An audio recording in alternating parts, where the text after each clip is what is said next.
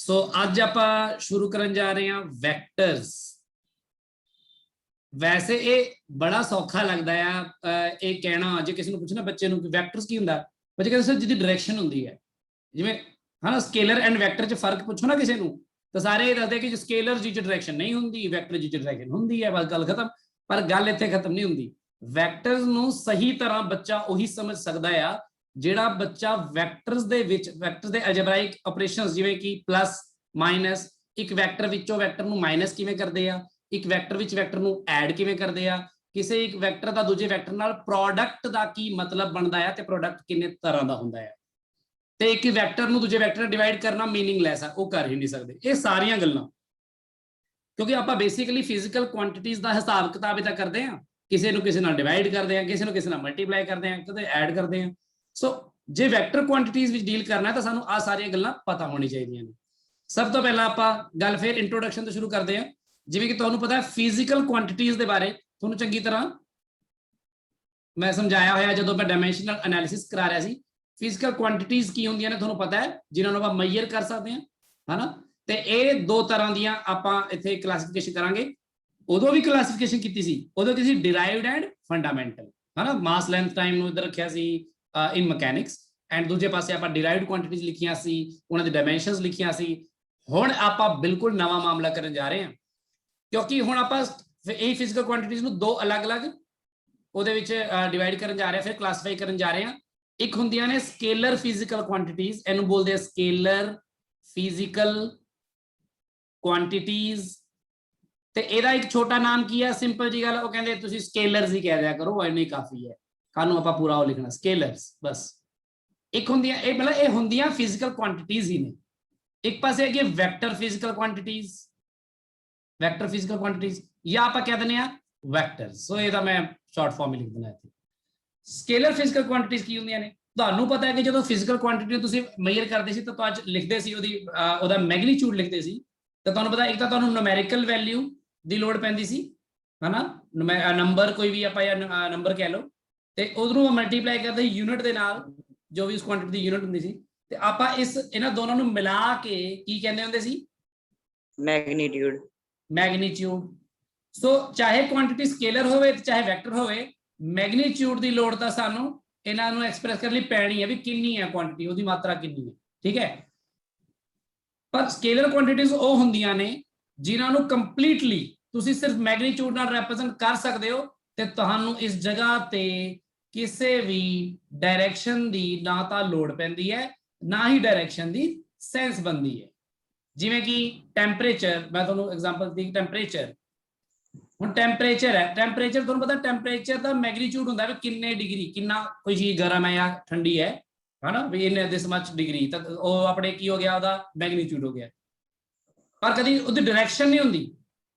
ਜਿਵੇਂ ਤੁਹਾਨੂੰ ਕੋਈ ਬੁਖਾਰ ਹੋਇਆ ਹੋਵੇ ਤਾਂ ਕੋਈ ਬੰਦਾ ਪੁੱਛੇ ਕਿੰਨਾ ਬੁਖਾਰ ਆ, ਤੁਸੀਂ ਕਹਿੰਦੇ 102 ਹੋਇਆ, ਕੋਈ ਪੁੱਛਦਾ ਬਾਅਦ ਕਿੱਧਰ ਨੂੰ ਹੋਇਆ ਬੁਖਾਰ ਤੁਹਾਨੂੰ, ਬਸ ਕਿੱਧਰ ਨੂੰ ਹੋਇਆ ਦਾ ਕੀ ਸੈਂਸ ਬਣਦੀ ਬਈ, ਕੋਈ ਮਤਲਬ ਹੀ ਨਹੀਂ ਬਣਦਾ। ਟੈਂਪਰੇਚਰ ਇੱਕ स्केलर फिजिकल क्वांटिटी है।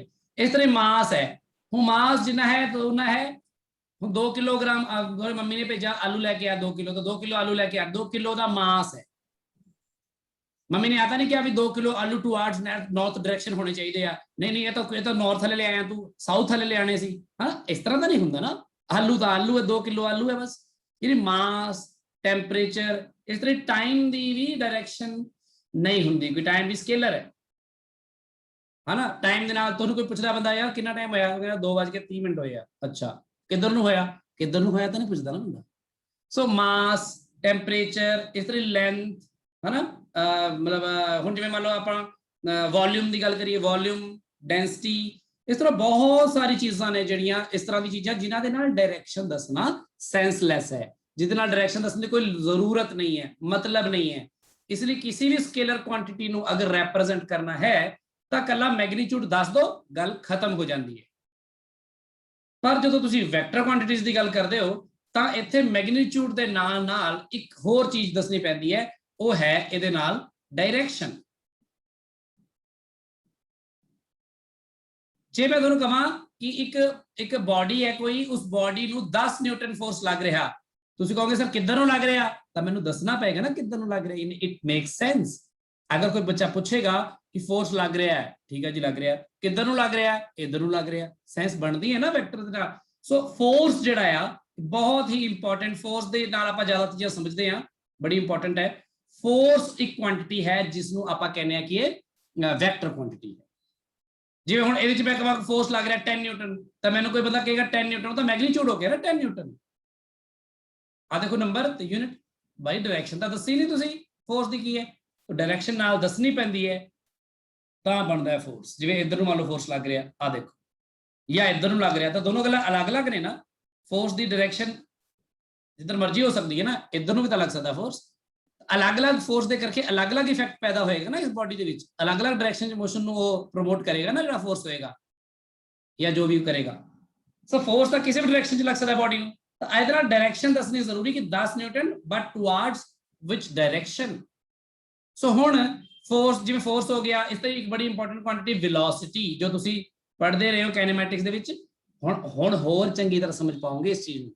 वेलोसिटी, सो वेलोसिटी भी इदां ही है कि बंदा कहे कि वेलोसिटी 40 मीटर पर सेकंड, मैं पूछूंगा किधर नूं, वो कहेगा इधर नूं या उधर नूं, मतलब कोई ना कोई डायरेक्शन तो दसेगा ना। तो वेलोसिटी भी की है एक वेक्टर क्वांटिटी, एदा भी मैग्नीट्यूड दस देगा कोई 40 मीटर पर सेकंड, तो पूछ सकते ना किधर, तो इधर डायरेक्शन भी तो दसनी पै सकती है ना। इस तरह ਅਸੀਂ बहुत ਵੱਡੀ लिस्ट बना सकते हैं स्केलर क्वांटिटीज ਦੀ ਵੀ ਤੇ ਵੈਕਟਰ ਕੁਆਂਟੀਟੀਜ਼ ਦੀ। कुछ एग्जांपल्स मैं लिख ਦਿੰਦਾ ਹਾਂ, ਬਾਕੀ ਜ਼ਿਆਦਾ ਇਹਦੀ ਡਿਟੇਲ ਚ ਨਹੀਂ ਜਾਵਾਂਗੇ, ਆਪਾਂ ਜੋ ਕੰਮ ਕਰਾਂਗੇ ਤਾਂ ਉਹ ਨਾਲ ਨਾਲ ਹੁੰਦਾ ਰਹੇਗਾ। ਜਿਵੇਂ ਕਿ ਸਕੇਲਰਸ, स्केलर क्वांटिटीज ਦੀ एग्जांपल ਦੇ ਵਿੱਚ ਦੇਖੋ, ਸਭ ਤੋਂ ਪਹਿਲਾਂ ਹੈਗਾ मास, फिर है लेंथ, फिर है टाइम, फिर है कुछ भी जिवें टेंपरेचर, हुणे आपां गल कर रहे सी स्पीड, ठीक है, की कह रहे हो स्पीड, यस स्पीड, बल्कि डिस्टेंस तो भी पहला डिस्टेंस की गल कर लो, डिस्टेंस, स्पीड, टाइम एंड जो क्वांटिटी तुसीं पढ़दे हो एनर्जी, वॉल्यूम, हाँ जी वॉल्यूम, एरिया, एरिया, हाँ एरिया भी, एरिया कुछ खास जगहों ते जाके असीं वैक्टर तरह ट्रीट करते हैं, पर अदरवाइज एरिया नू स्केलर किया जा सकता है आम अपनी नॉर्मल वेट की होया डेंसिटी, डेंसिटी, यस डेंसिटी। और की कह रहे हो सर? करंट एक स्केलर क्वांटिटी है ना? हाँ जी करंट एक स्केलर क्वांटिटी है। वो क्यों है ये भी अपन पता लगेगा। बच्चे कहते करंट की सर डायरेक्शन होती है, मैं कहा नहीं बच्चे डायरेक्शन का मतलब कुछ होर हुंदा है, इत्थे डायरेक्शन का मतलब की हुंदा है ये मैं अज हुणे दसूंगा तुहानूं थोड़ी देर बाद, 2 मिनट बाद।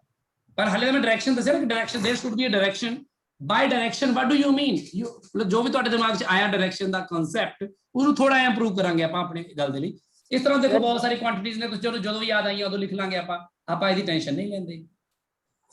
रेजिस्टेंस सर, हाँ रेजिस्टेंस भी है। एक मिनट मैंने ना देखो फिर गोल गोल घूमन लग गया कर्सर, पता नहीं की हो रहा है, ये पता नहीं मेरा पीसी स्लो होने दे करके हो रहा है या की हो रहा है। नवा डॉक्यूमेंट खुल गया, चलो वो पेज ही डिलीट हो गया, चलो जो भी है। सो जे मैं वैक्टर क्वांटिटीज की गल करा, वैक्टर क्वांटिटीज की गल करा तो वैक्टर्स की एग्जांपल भी सब तो पहली तो बड़ी इंपॉर्टेंट एग्जांपल है फोर्स, ठीक है। दूसरी इंपॉर्टेंट एग्जांपल है अपनी वेलोसिटी, यस डिस्प्लेसमेंट, मोमेंटम, हाँ जी एक्सेलरेशन, मोमेंटम, वेट, वर्क, हाँ जी वेट, बड़ी इंपॉर्टेंट गल है वेट, वेट भी एक वेक्टर क्वांटिटी है। एंगुलर मोमेंटम सर, हाँ जी हाँ इस तरह आप हुण इन्हां चीज़ां च जावांगे डिटेल च, पर आपां वैक्टर्स दा ट्रीटमेंट समझण लई ना एडिशन सबट्रैक्शन सब थोड़ा बहुत ज्योमेट्री दी आपां हेल्प लवांगे, डिस्प्लेसमेंट्स वगैरह दे नाल, कुछ आपां वेलोसिटी ना सीखांगे, कुछ फोर्स ना सीखांगे, बाकी चीज़ां ते आपां इंप्लीमेंट करदे रहांगे जिवें फिजिक्स च अगे बढ़ांगे। हाँ जी सर एनर्जी वेक्टर क्वांटिटी नहीं है? एनर्जी नहीं, एनर्जी एक स्केलर क्वांटिटी है सर। हाफ mv स्क्वायर उसदे विच वेलोसिटी आ गई। हाँ जी वेलोसिटी नहीं आई असल में, बेसिकली पता की आई है वो वेलोसिटी दे नाल डॉट प्रोडक्ट आया वेक्टर क्वांटिटी प्रोडक्ट डॉट। ये डॉट की हुंदा है तुहानूं अगे जाके पता लगेगा। सो ये डॉट हो जाता तो स्केलर बन जाती है, ओके ठीक है। सो जी ऐ तां हुण फोर्स जिवें हैगा देखो फोर्स इनटू डिस्प्लेसमेंट, फोर्स ते डिस्प्लेसमेंट दोनों वेक्टर क्वांटिटी है ना, ਇਹਦੇ ਨਾਲ ਵਰਕ ਬਣ ਜਾਂਦਾ ਹੈ ਤੇ ਇਹਦੇ ਵਿੱਚ ਡਾਟ ਲੱਗਦਾ ਆ।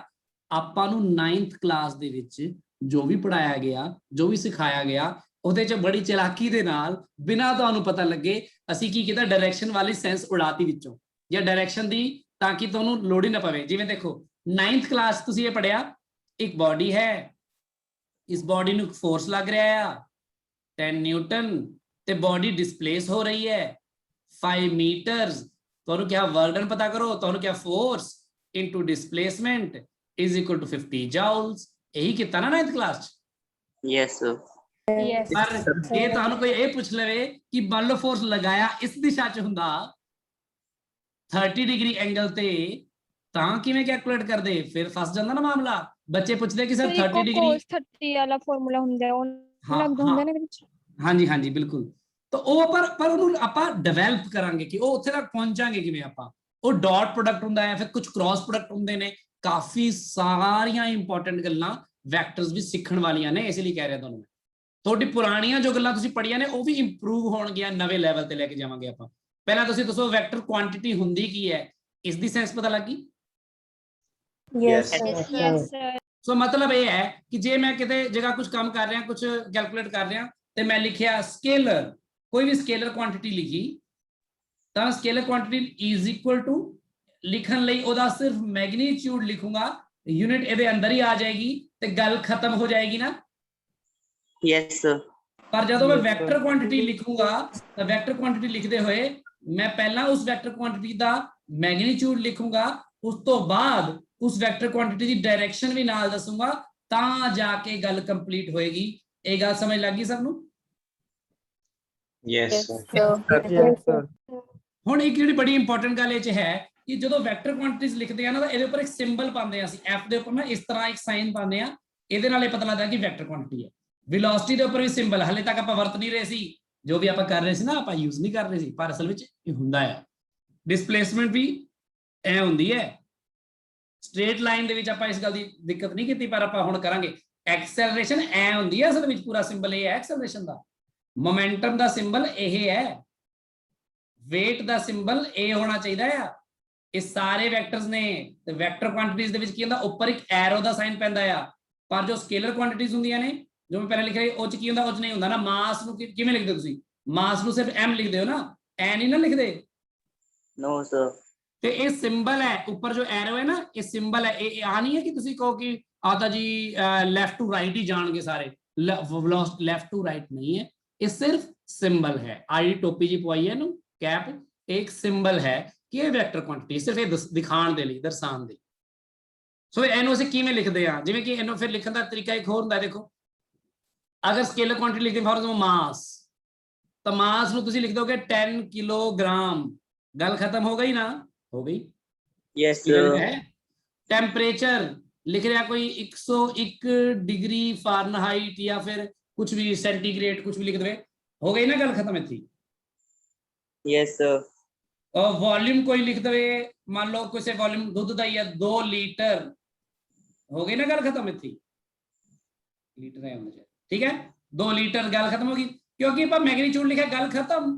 पर अगर मैनू लिखना पे फोर्स, ਤਾਂ ਮੈਂ ਐ ਲਿਖਦਾ ਵਾਂ, ਐਫ ਦੇ ਉੱਪਰ ਵੈਕਟਰ ਦਾ ਸਾਈਨ ਪਾਉਂਦਾ, ਉਹਦੇ ਨਾਲ ਫਿਰ ਦਾ ਮੈਗਨੀਟਿਊਡ ਲਿਖਦਾ 5 ਨਿਊਟਨ ਤੇ ਨਾਲ ਡਾਇਰੈਕਸ਼ਨ ਮੈਂਸ਼ਨ ਕਰਨੀ ਪੈਂਦੀ ਹੈ। ਕਿਵੇਂ ਕਰਾਂਗੇ ਆਪਾਂ ਦੇਖਦੇ ਹਾਂ, ਮੈਂਸ਼ਨ ਕਰਦੇ ਹਾਂ। ਅਗਰ ਕੋਈ ਬੱਚਾ ਫੋਰਸ ਐ ਲਿਖ ਰਿਹਾ, ਉੱਪਰ ਸਾਈਨ ਨਹੀਂ ਪਾ ਰਿਹਾ, ਇਹਦਾ ਮਤਲਬ ਉਹ ਕੱਲੇ ਮੈਗਨੀਟਿਊਡ ਦੀ ਗੱਲ ਕਰ ਰਿਹਾ, ਉਹ ਡਾਇਰੈਕਸ਼ਨ ਦੱਸਣਾ ਨਹੀਂ ਚਾਹ ਰਿਹਾ, ਜਾਂ ਉਸ ਬੱਚੇ ਨੂੰ ਲੱਗ ਰਿਹਾ ਉਸ ਜਗ੍ਹਾ ਤੇ ਕਿ ਬਈ ਇੱਥੇ ਡਾਇਰੈਕਸ਼ਨ ਦੀ ਕੋਈ ਸੈਂਸ ਨਹੀਂ ਬਣਦੀ ਜਾਂ ਲੋੜ ਨਹੀਂ ਹੈ, ਜਾਂ ਉਹਦੇ ਬਿਨਾਂ ਸਰਦਾ ਆ, ਜਾਂ ਫਿਰ ਮੈਂ ਸਿਰਫ ਮੈਗਨੀਟਿਊਡ ਹੀ ਦੱਸਣਾ ਚਾਹ ਰਿਹਾ ਜੀ, ਮੈਂ ਤਾਂ ਡਾਇਰੈਕਸ਼ਨ ਬਾਰੇ ਗੱਲ ਹੀ ਨਹੀਂ ਕਰ ਰਿਹਾ, ਤਾਂ ਮੈਂ ਕਹਾਂਗਾ ਫਿਰ ਤੂੰ ਠੀਕ ਲਿਖ ਰਿਹਾ ਵਾ ਇਸ ਤਰ੍ਹਾਂ, ਫੋਰਸ ਦੇ ਉੱਪਰ ਵੈਕਟਰ ਸਾਈਨ ਨਾ ਪਾ ਕੇ। ਜਾਂ ਫਿਰ ਕਈ ਬੱਚੇ ਫਿਰ ਐ ਕਰ ਸਕਦੇ ਆ, ਐਫ ਦੇ ਉੱਪਰ ਵੈਕਟਰ ਸਾਈਨ ਪਾ ਕੇ ਨਾ ਫਿਰ ਅੱਗੇ ਐ ਮੋਡ 2 ਲਾਈਨਾਂ ਪਾ ਦਿੰਦੇ, ਇਹਦਾ ਮਤਲਬ ਹੁੰਦਾ ਕਿ ਕੱਲਾ ਮੈਗਨੀਟਿਊਡ, ਤਾਂ ਵੀ ਉਹ ਲਿਖ ਸਕਦੇ ਨੇ 5 ਨਿਊਟਨ, ਫਿਰ ਡਾਇਰੈਕਸ਼ਨ ਦੱਸਣ ਦੀ ਕੋਈ ਲੋੜ ਨਹੀਂ, ਨਾ ਇੱਥੇ ਨਾ ਇੱਥੇ। ਡਾਇਰੈਕਸ਼ਨ ਉਦੋਂ ਦੱਸੋਗੇ ਜਦੋਂ ਵੈਕਟਰ ਦਾ ਸਾਈਨ ਪਾਇਆ ਹੋਏਗਾ ਉਹਦੇ ਉੱਪਰ, ਯਾਨੀ ਕਿ ਤੁਸੀਂ ਡਾਇਰੈਕਸ਼ਨ ਦੱਸਣਾ ਚਾਹ ਰਹੇ ਹੋ। ਇੱਥੇ ਫਿਰ ਤੁਹਾਡੀ ਮਰਜ਼ੀ ਤੇ ਗੱਲ ਆ ਜਾਂਦੀ ਹੈ that in case of a vector you want to tell its magnitude only or you want to talk about its direction also. So ਇੱਥੇ ਮੈਂ ਲਿਖ ਦੇਣਾ, ਇੱਕ ਗੱਲ ਐਡ ਕਰ ਦੇਣਾ ਕਿ ਅਗਰ ਤੁਸੀਂ ਕੋਈ ਵੈਕਟਰ ਕੁਆਂਟੀਟੀ ਦਾ ਸਿੰਬਲ ਲਿਖਿਆ, ਪੂਰਾ ਸਿੰਬਲ ਵੈਕਟਰ ਸਾਈਨ ਪਾ ਕੇ ਅੱਗੇ ਮੋਡ ਪਾ ਦਿੱਤਾ, ਇਹਦਾ ਮਤਲਬ ਤੁਸੀਂ ਉਹਦੇ ਸਿਰਫ ਮੈਗਨੀਟਿਊਡ ਬਾਰੇ ਗੱਲ ਕਰ ਰਹੇ ਹੋ, you are not interested in it's direction. ਇਹ ਨਹੀਂ ਹੈ ਕਿ ਉਹਦੀ ਡਾਇਰੈਕਸ਼ਨ ਦੀ ਸੈਂਸ ਨਹੀਂ ਬਣਦੀ, ਸੈਂਸ ਤਾਂ ਬਣ ਹੀ ਰਹੀ ਹੈ, ਪਰ ਤੁਸੀਂ ਉਹਦੇ ਵਿੱਚ ਇੰਟਰਸਟ ਨਹੀਂ ਲੈ ਰਹੇ। ਇਟ ਮੀਨਸ ਮੈਂ ਕਿਹਾ ਵੀ ਕੋਈ ਕਾਰ ਹੈ, ਉਹ ਨਾ 0 ਤੋਂ 200 ਕਿਲੋਮੀਟਰ ਪਰ ਆਰ ਜਾਂਦੀ ਹੈ, 10 ਸੈਕਿੰਡ ਵਿੱਚ ਚਲੀ ਜਾਂਦੀ ਹੈ, ਤਾਂ ਮੈਂ ਇਸ 'ਚ ਇੰਟਰਸਟਿਡ ਹੈ ਕਿ ਕਾਰ ਕਿੰਨੀ ਤੇਜ਼ ਐਕਸਲਰੇਟ ਹੁੰਦੀ ਹੈ।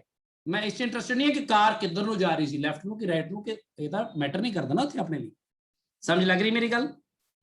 Yes, Yes. sir. Yes, sir. ਇਸ ਤਰ੍ਹਾਂ ਕੋਈ ਬੰਦਾ ਫੋਰਸ ਲਗਾ ਸਕਦਾ, ਕਿੰਨਾ ਜ਼ੋਰ ਦੀ ਫੋਰਸ ਲਗਾ ਸਕਦਾ ਹੈ, ਤਾਂ ਇਹਦੇ ਮਤਲਬ ਤੁਸੀਂ ਉਹਦੇ ਮੈਗਨੀਟਿਊਡ ਬਾਰੇ ਸੋਚ ਰਹੇ ਹੋ ਨਾ।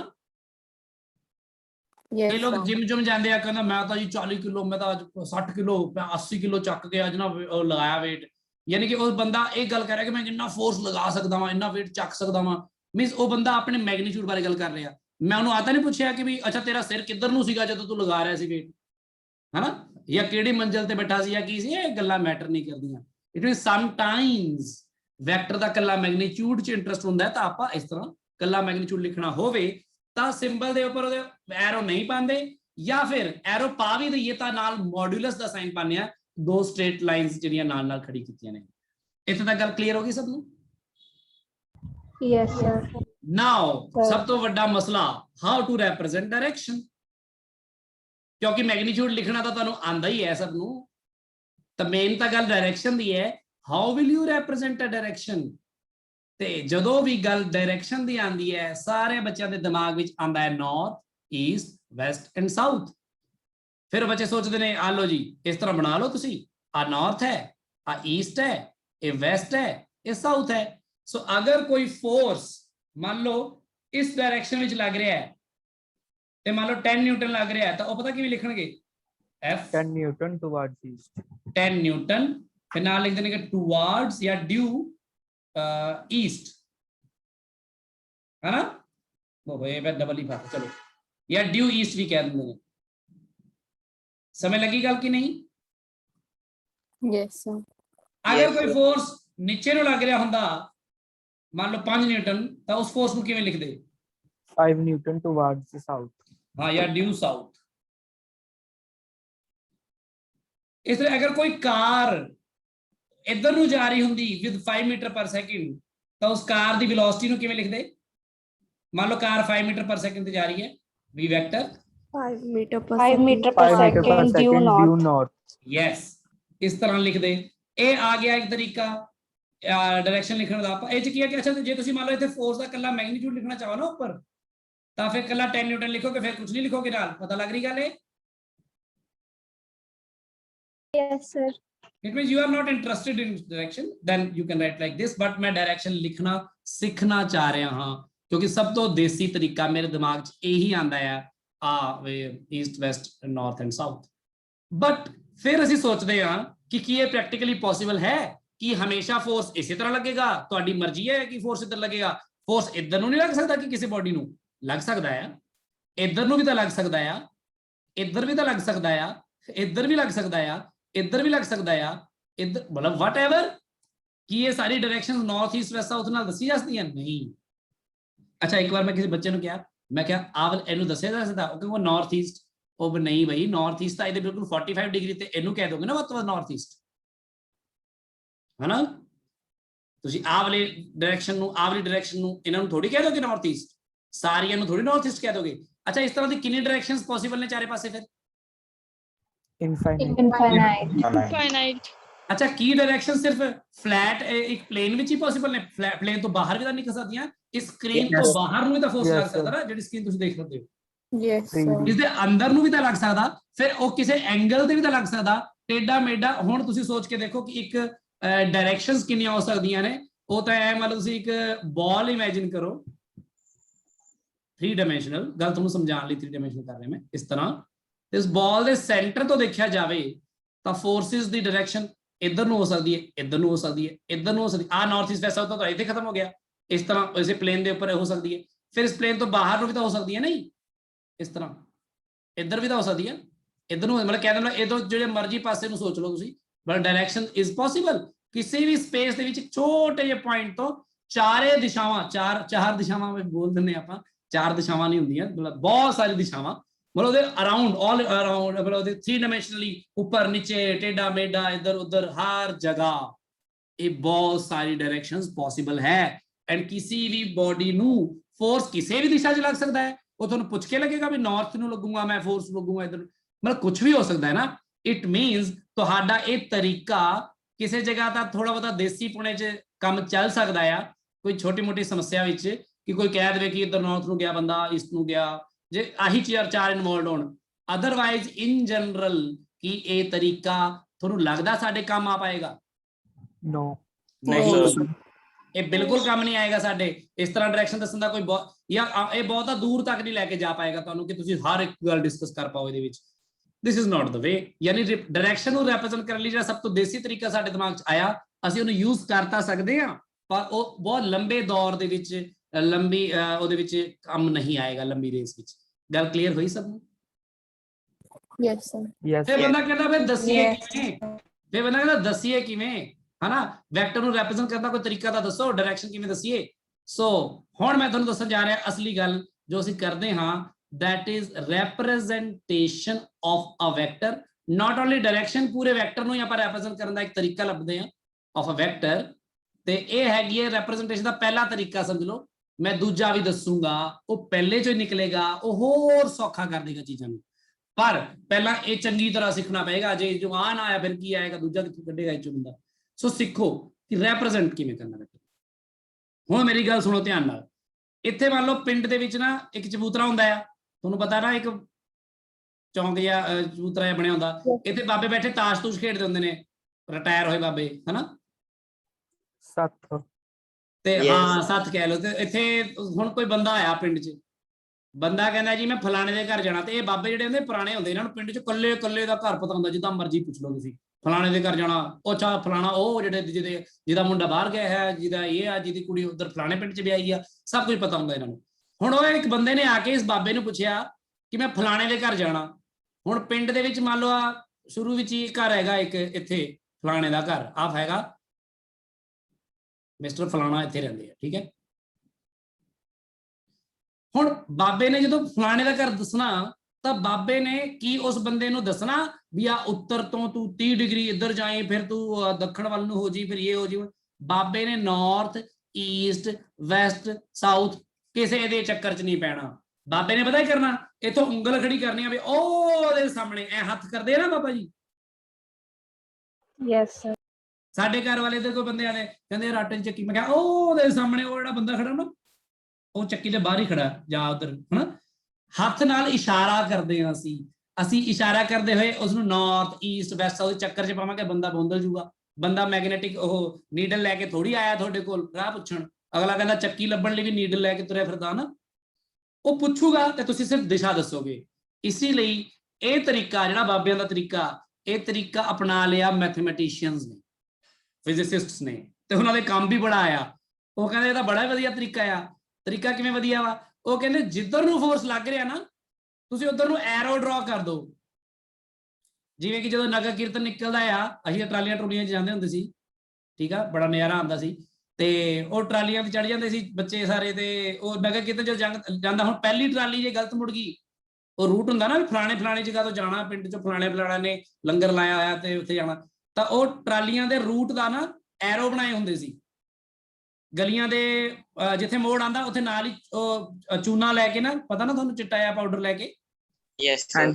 ਕਿੱਥੇ ਹੋਣਾ ਸਾਰੇ ਨੇ ਕਿਤੇ ਨਾ ਕਿਤੇ ਦੇਖਿਆ ਹੋਣਾ ਉਹ ਐਰੋ ਬਣਾ ਦਿੰਦੇ ਜਿਹਦੇ ਨਾਲ ਕਿ ਨਗਰ ਕੀਰਤਨ ਸਾਰਾ ਸਹੀ ਚੱਲੇ ਤੇ ਡਰਾਈਵਰ ਕਿਤੇ ਹੋਰ ਹੀ ਨਾ ਮੁੜ ਜਾਵੇ ਪਹਿਲਾਂ ਆਏ ਹਨਾ ਮੇਨ ਟਰਾਲੀ ਪਤਾ ਲੱਗਿਆ ਕਿਤੇ ਹੋਰ ਹੀ ਚਲੇਗੀ ਸੋ ਇਹਦਾ ਮਤਲਬ ਕੀ ਹੈ ਕਿ ਉਹ ਇਸ ਤਰ੍ਹਾਂ ਦੇ ਤਰੀਕੇ ਲੋਕ ਵਰਤਦੇ ਰਹੇ ਨੇ ਆਮ ਕਰਕੇ ਕਿ ਜਿੱਥੇ ਇਸ਼ਾਰਾ ਕਰਕੇ ਦਿਸ਼ਾ ਦੱਸਦੇ ਆ ਬਸ ਅਸੀਂ ਕੀ ਕਰਨਾ ਅਸੀਂ ਇਸ਼ਾਰਾ ਕਰਕੇ ਦਿਸ਼ਾ ਦੱਸਣਾ ਤੇ ਬਹੁਤ ਕਾਰਗਰ ਤਰੀਕਾ ਆ ਨਾਰਥ ਈਸਟ ਵੈਸਟ ਸਾਊਥ ਨਾਲ ਤਾਂ ਕਿਤੇ ਜ਼ਿਆਦਾ ਵਧੀਆ ਕਿਵੇਂ ਦੇਖੋ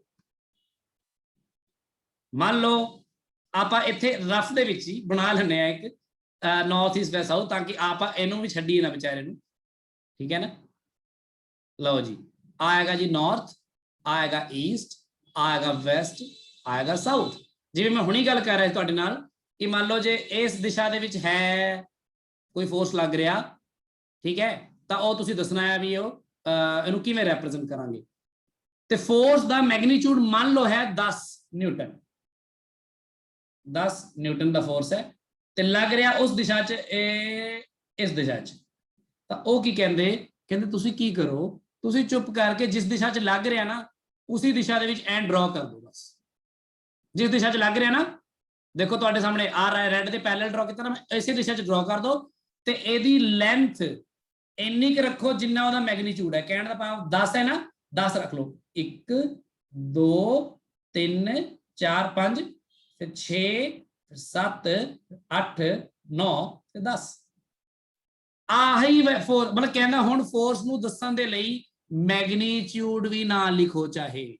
ਉਹ ਕਹਿ ਰਹੇ ਨੇ ਚੁੱਪ ਕਰਕੇ ਐਰੋ ਡਰਾ ਕਰ ਦੋ ਤੇ ਐਰੋ ਦੀ ਲੈਂਥ ਓਨੀ ਰੱਖ ਦੋ ਜਿੰਨਾ ਉਹਦਾ ਮੈਗਨੀਟਿਊਡ ਹੋਵੇ, ਤੇ ਐਰੋ ਇੱਕ ਪਾਸੇ ਲਾਣਾ, ਦੋਨੋਂ ਪਾਸੇ ਨਹੀਂ ਲਾਣਾ। ਇਹ ਲਾਈਨ ਨਹੀਂ ਗੀ, ਇਹ ਲਾਈਨ ਸੈਗਮੈਂਟ ਆ, ਇਸ ਲਈ ਇਹਦੀ ਕੋਈ ਲੈਂਥ ਪਾਰਟਿਕੂਲਰ ਹੈਗੀ ਆ। ਅੱਛਾ, ਹੁਣ ਉਹ ਕਹਿੰਦੇ ਜੇ ਮੰਨ ਲਓ ਕਾਰ ਨੀਚੇ ਨੂੰ ਜਾ ਰਹੀ ਹੈ 5 ਮੀਟਰ ਪਰ ਸੈਕਿੰਡ ਤੇ, ਉਹਨੂੰ ਕਿਵੇਂ ਰਿਪਰੈਜ਼ੈਂਟ ਕਰੋਗੇ? ਮੈਂ ਗੱਲ ਹੈ ਫਿਰ ਨੀਚੇ ਨੂੰ ਐਰੋ ਡਰਾ ਕਰ ਦੋ, ਪਰ ਇਹਦੀ ਲੈਂਥ ਕਿੰਨੀ ਰੱਖੋਗੇ ਹੁਣ? 5 1 2 3 4 5, ਇਹ ਆਪਣੇ ਆਪ ਆਪਾਂ ਚੂਜ਼ ਕਰ ਸਕਦੇ ਹੋ ਕਿੰਨੀ ਯੂਨਿਟ ਲੈਣੀ ਆ। ਆ ਹੋ ਗਈ ਕਾਰ ਦੀ ਵੈਲੋਸਿਟੀ। ਸੋ ਇੱਥੇ ਦੇਖੋ ਮੈਨੂੰ ਨੂਮੈਰੀਕਲ ਵੈਲਿਊ ਤੇ ਯੂਨਿਟ ਲਿਖਣ ਦਾ ਜੱਬ ਵੀ ਨਹੀਂ ਰੱਖਿਆ, ਆਪਾਂ ਸਿਰਫ ਕੀ ਕੀਤਾ, ਜਿਸ ਦਿਸ਼ਾ 'ਚ ਕੋਈ ਚੀਜ਼ ਲੱਗ ਰਹੀ ਹੈ, ਐਕਟ ਕਰ ਰਹੀ ਹੈ ਹਨਾ, ਬਸ ਉਸ ਦਿਸ਼ਾ 'ਚ ਤੁਸੀਂ ਇੱਕ ਐਰੋ ਲਾਈਨ ਸੈਗਮੈਂਟ ਡਰਾ ਕਰਨਾ ਹੈ ਤੇ ਉਹਦੇ ਨਾਲ ਹੀ ਸਾਰਾ ਕੰਮ ਚੱਲ ਜਾਏਗਾ। ਸੋ ਹੁਣ ਆਪਾਂ ਇਸ ਰਿਪਰੈਜ਼ੈਂਟੇਸ਼ਨ ਨੂੰ ਲਿਖਤੀ ਰੂਪ 'ਚ ਕੀ ਲਿਖਦੇ ਹਾਂ, ਦੇਖੋ ਇਸ ਇਹਨੂੰ ਕਹਿੰਦੇ ਆ ਡਾਇਰੈਕਟਿਡ, ਇਹ ਤੁਸੀਂ ਨੋਟਸ 'ਚ ਲਿਖਣਾ ਆ, line segment representation of a vector।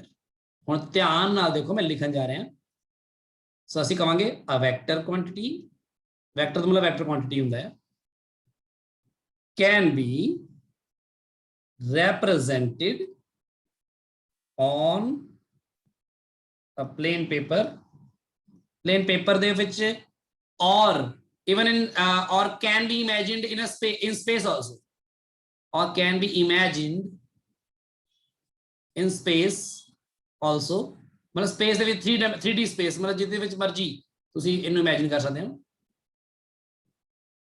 ਕਿਵੇਂ represent ਕਰਦਾ ਹੈ? can be directed by a directed line segment, the magnitude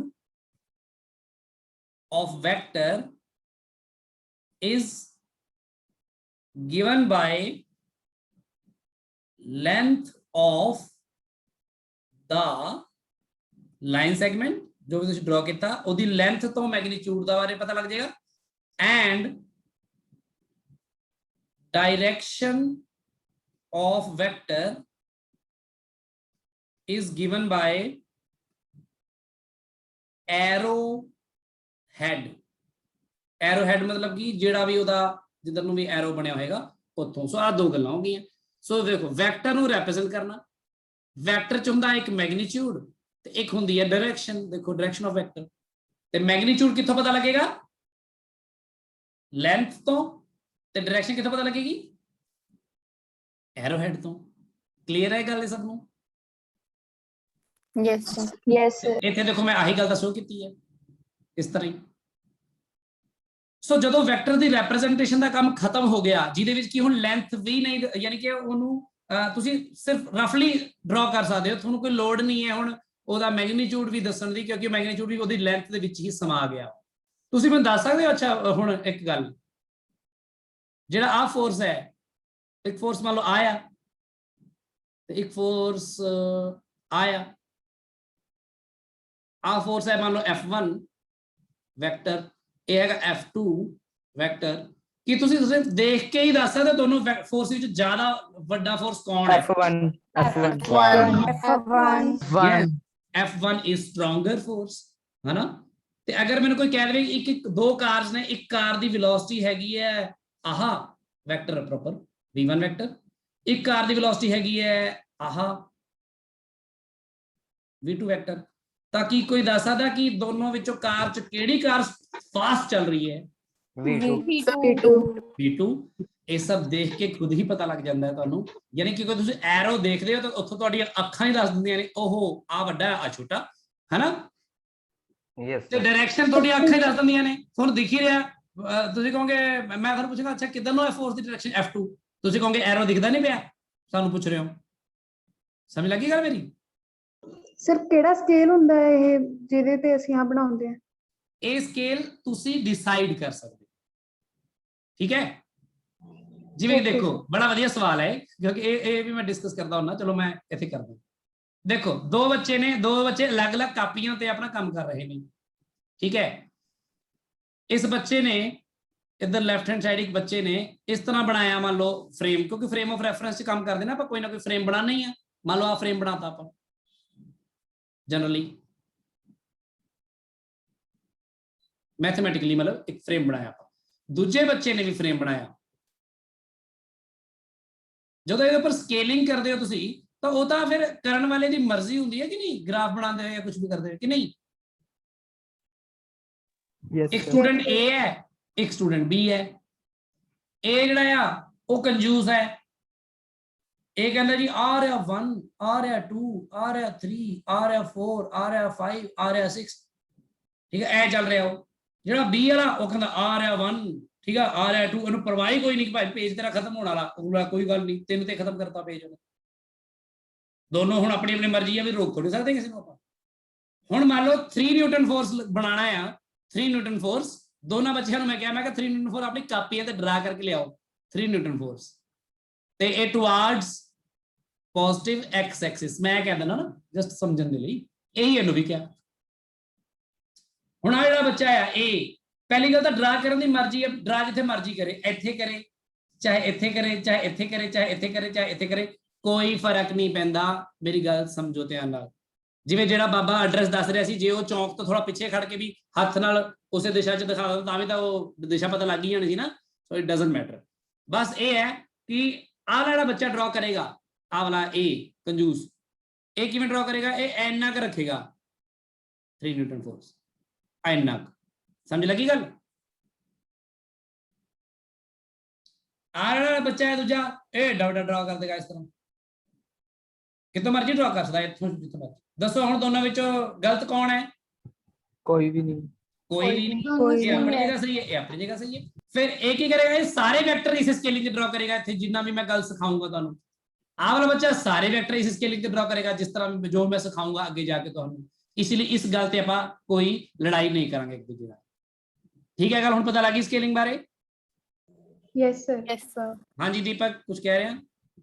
sir ਇਹ ਤਾਂ ਆਪਾਂ ਜੇ ਵੀ ਕਿਸੇ ਦੇ ਸਾਹਮਣੇ ਖੜੇ ਆ ਤਾਂ ਵੀ ਆਪਾਂ ਇਦਾਂ ਡਾਇਰੈਕਸ਼ਨ ਦੱਸ ਸਕਦੇ ਆ ਹੱਥ ਖੜੇ ਕਰਕੇ। ਹਾਂ, ਪਰ ਜੇ ਆਪਾਂ ਕਿਸੇ ਨਾਲ ਫੋਨ ਤੇ ਗੱਲ ਕਰ ਰਹੇ ਆ ਤਾਂ ਕਿਵੇਂ ਦੱਸਾਂਗੇ? ਤੇ ਫੋਨ ਤੇ ਗੱਲ ਕਰਕੇ ਹੁਣ ਤੂੰ ਕਿਸੇ ਬਾਬੇ ਨੂੰ ਥੋੜਾ ਪੁੱਛੇਗਾ ਕਿ ਫਲਾਣੇ ਦਾ ਘਰ ਕਿੱਥੇ ਹੈ। ਅਗਰ ਫੋਨ ਤੇ ਆ ਕਹੂਗਾ ਇੱਧਰ ਨੂੰ, ਤੈਨੂੰ ਹੱਥ ਦਿਖਣਾ ਨਹੀਂ ਉਹਦਾ, obviously ਉਸ ਤੇ ਗੱਲ ਸੈਂਸ ਨਹੀਂ ਬਣੇਗੀ। And we are dealing with the physics, problems in the physics.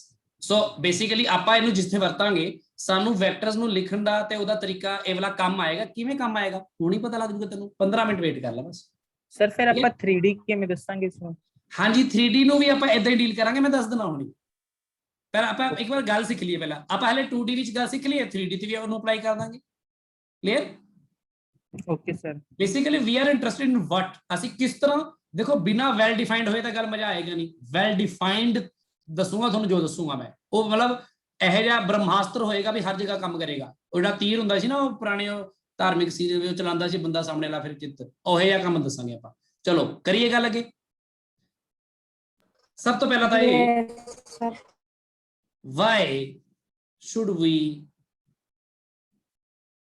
learn vector algebra? ਹੁਣ ਸਭ ਤੋਂ ਪਹਿਲਾਂ ਤਾਂ ਗੱਲ ਕਰੀਏ ਕਿ ਇਹਦਾ ਸਿਆਪਾ ਕਰਨਾ ਹੀ ਕਿਉਂ ਆ, ਅਸੀਂ ਵੈਕਟਰ ਅਲਜੈਬਰਾ ਕਿਉਂ ਸਿੱਖੀਏ, ਅਸੀਂ ਕਿਉਂ ਵੈਕਟਰਸ ਨੂੰ ਵੈਕਟਰ 'ਚ ਐਡ ਕਰਨਾ ਸਿੱਖੀਏ। ਸਾਨੂੰ ਐਡ ਕਰਨਾ ਤਾਂ ਆਉਂਦਾ ਹੀ ਹੈ ਨਾਰਮਲ, ਤਾਂ ਅਸੀਂ ਵੈਕਟਰ ਅਲਜੈਬਰਾ ਕਿਉਂ ਸਿੱਖੀਏ? ਦੇਖੋ ਜਦੋਂ ਅਸੀਂ ਸਕੇਲਰ ਕੁਆਂਟੀਟੀਜ਼ 'ਚ ਗੱਲ ਕਰਦੇ ਹਾਂ ਤਾਂ ਆਪਾਂ ਨੂੰ ਨਾਰਮਲ ਜੋ ਮੈਥਮੈਟਿਕਸ 10ਵੀਂ ਕਲਾਸ ਤੱਕ ਸਿੱਖਿਆ ਉਹ ਕੰਮ ਆਉਂਦਾ ਹੈ ਬਹੁਤ ਹੀ ਵਧੀਆ ਤਰ੍ਹਾਂ।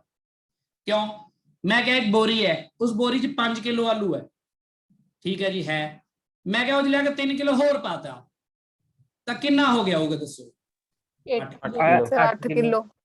ਠੀਕ ਹੈ ਨਾ ਗੱਲ, ਸਿੰਪਲ ਜਿਹਾ ਅਲਜੈਬਰਾ ਹੈ।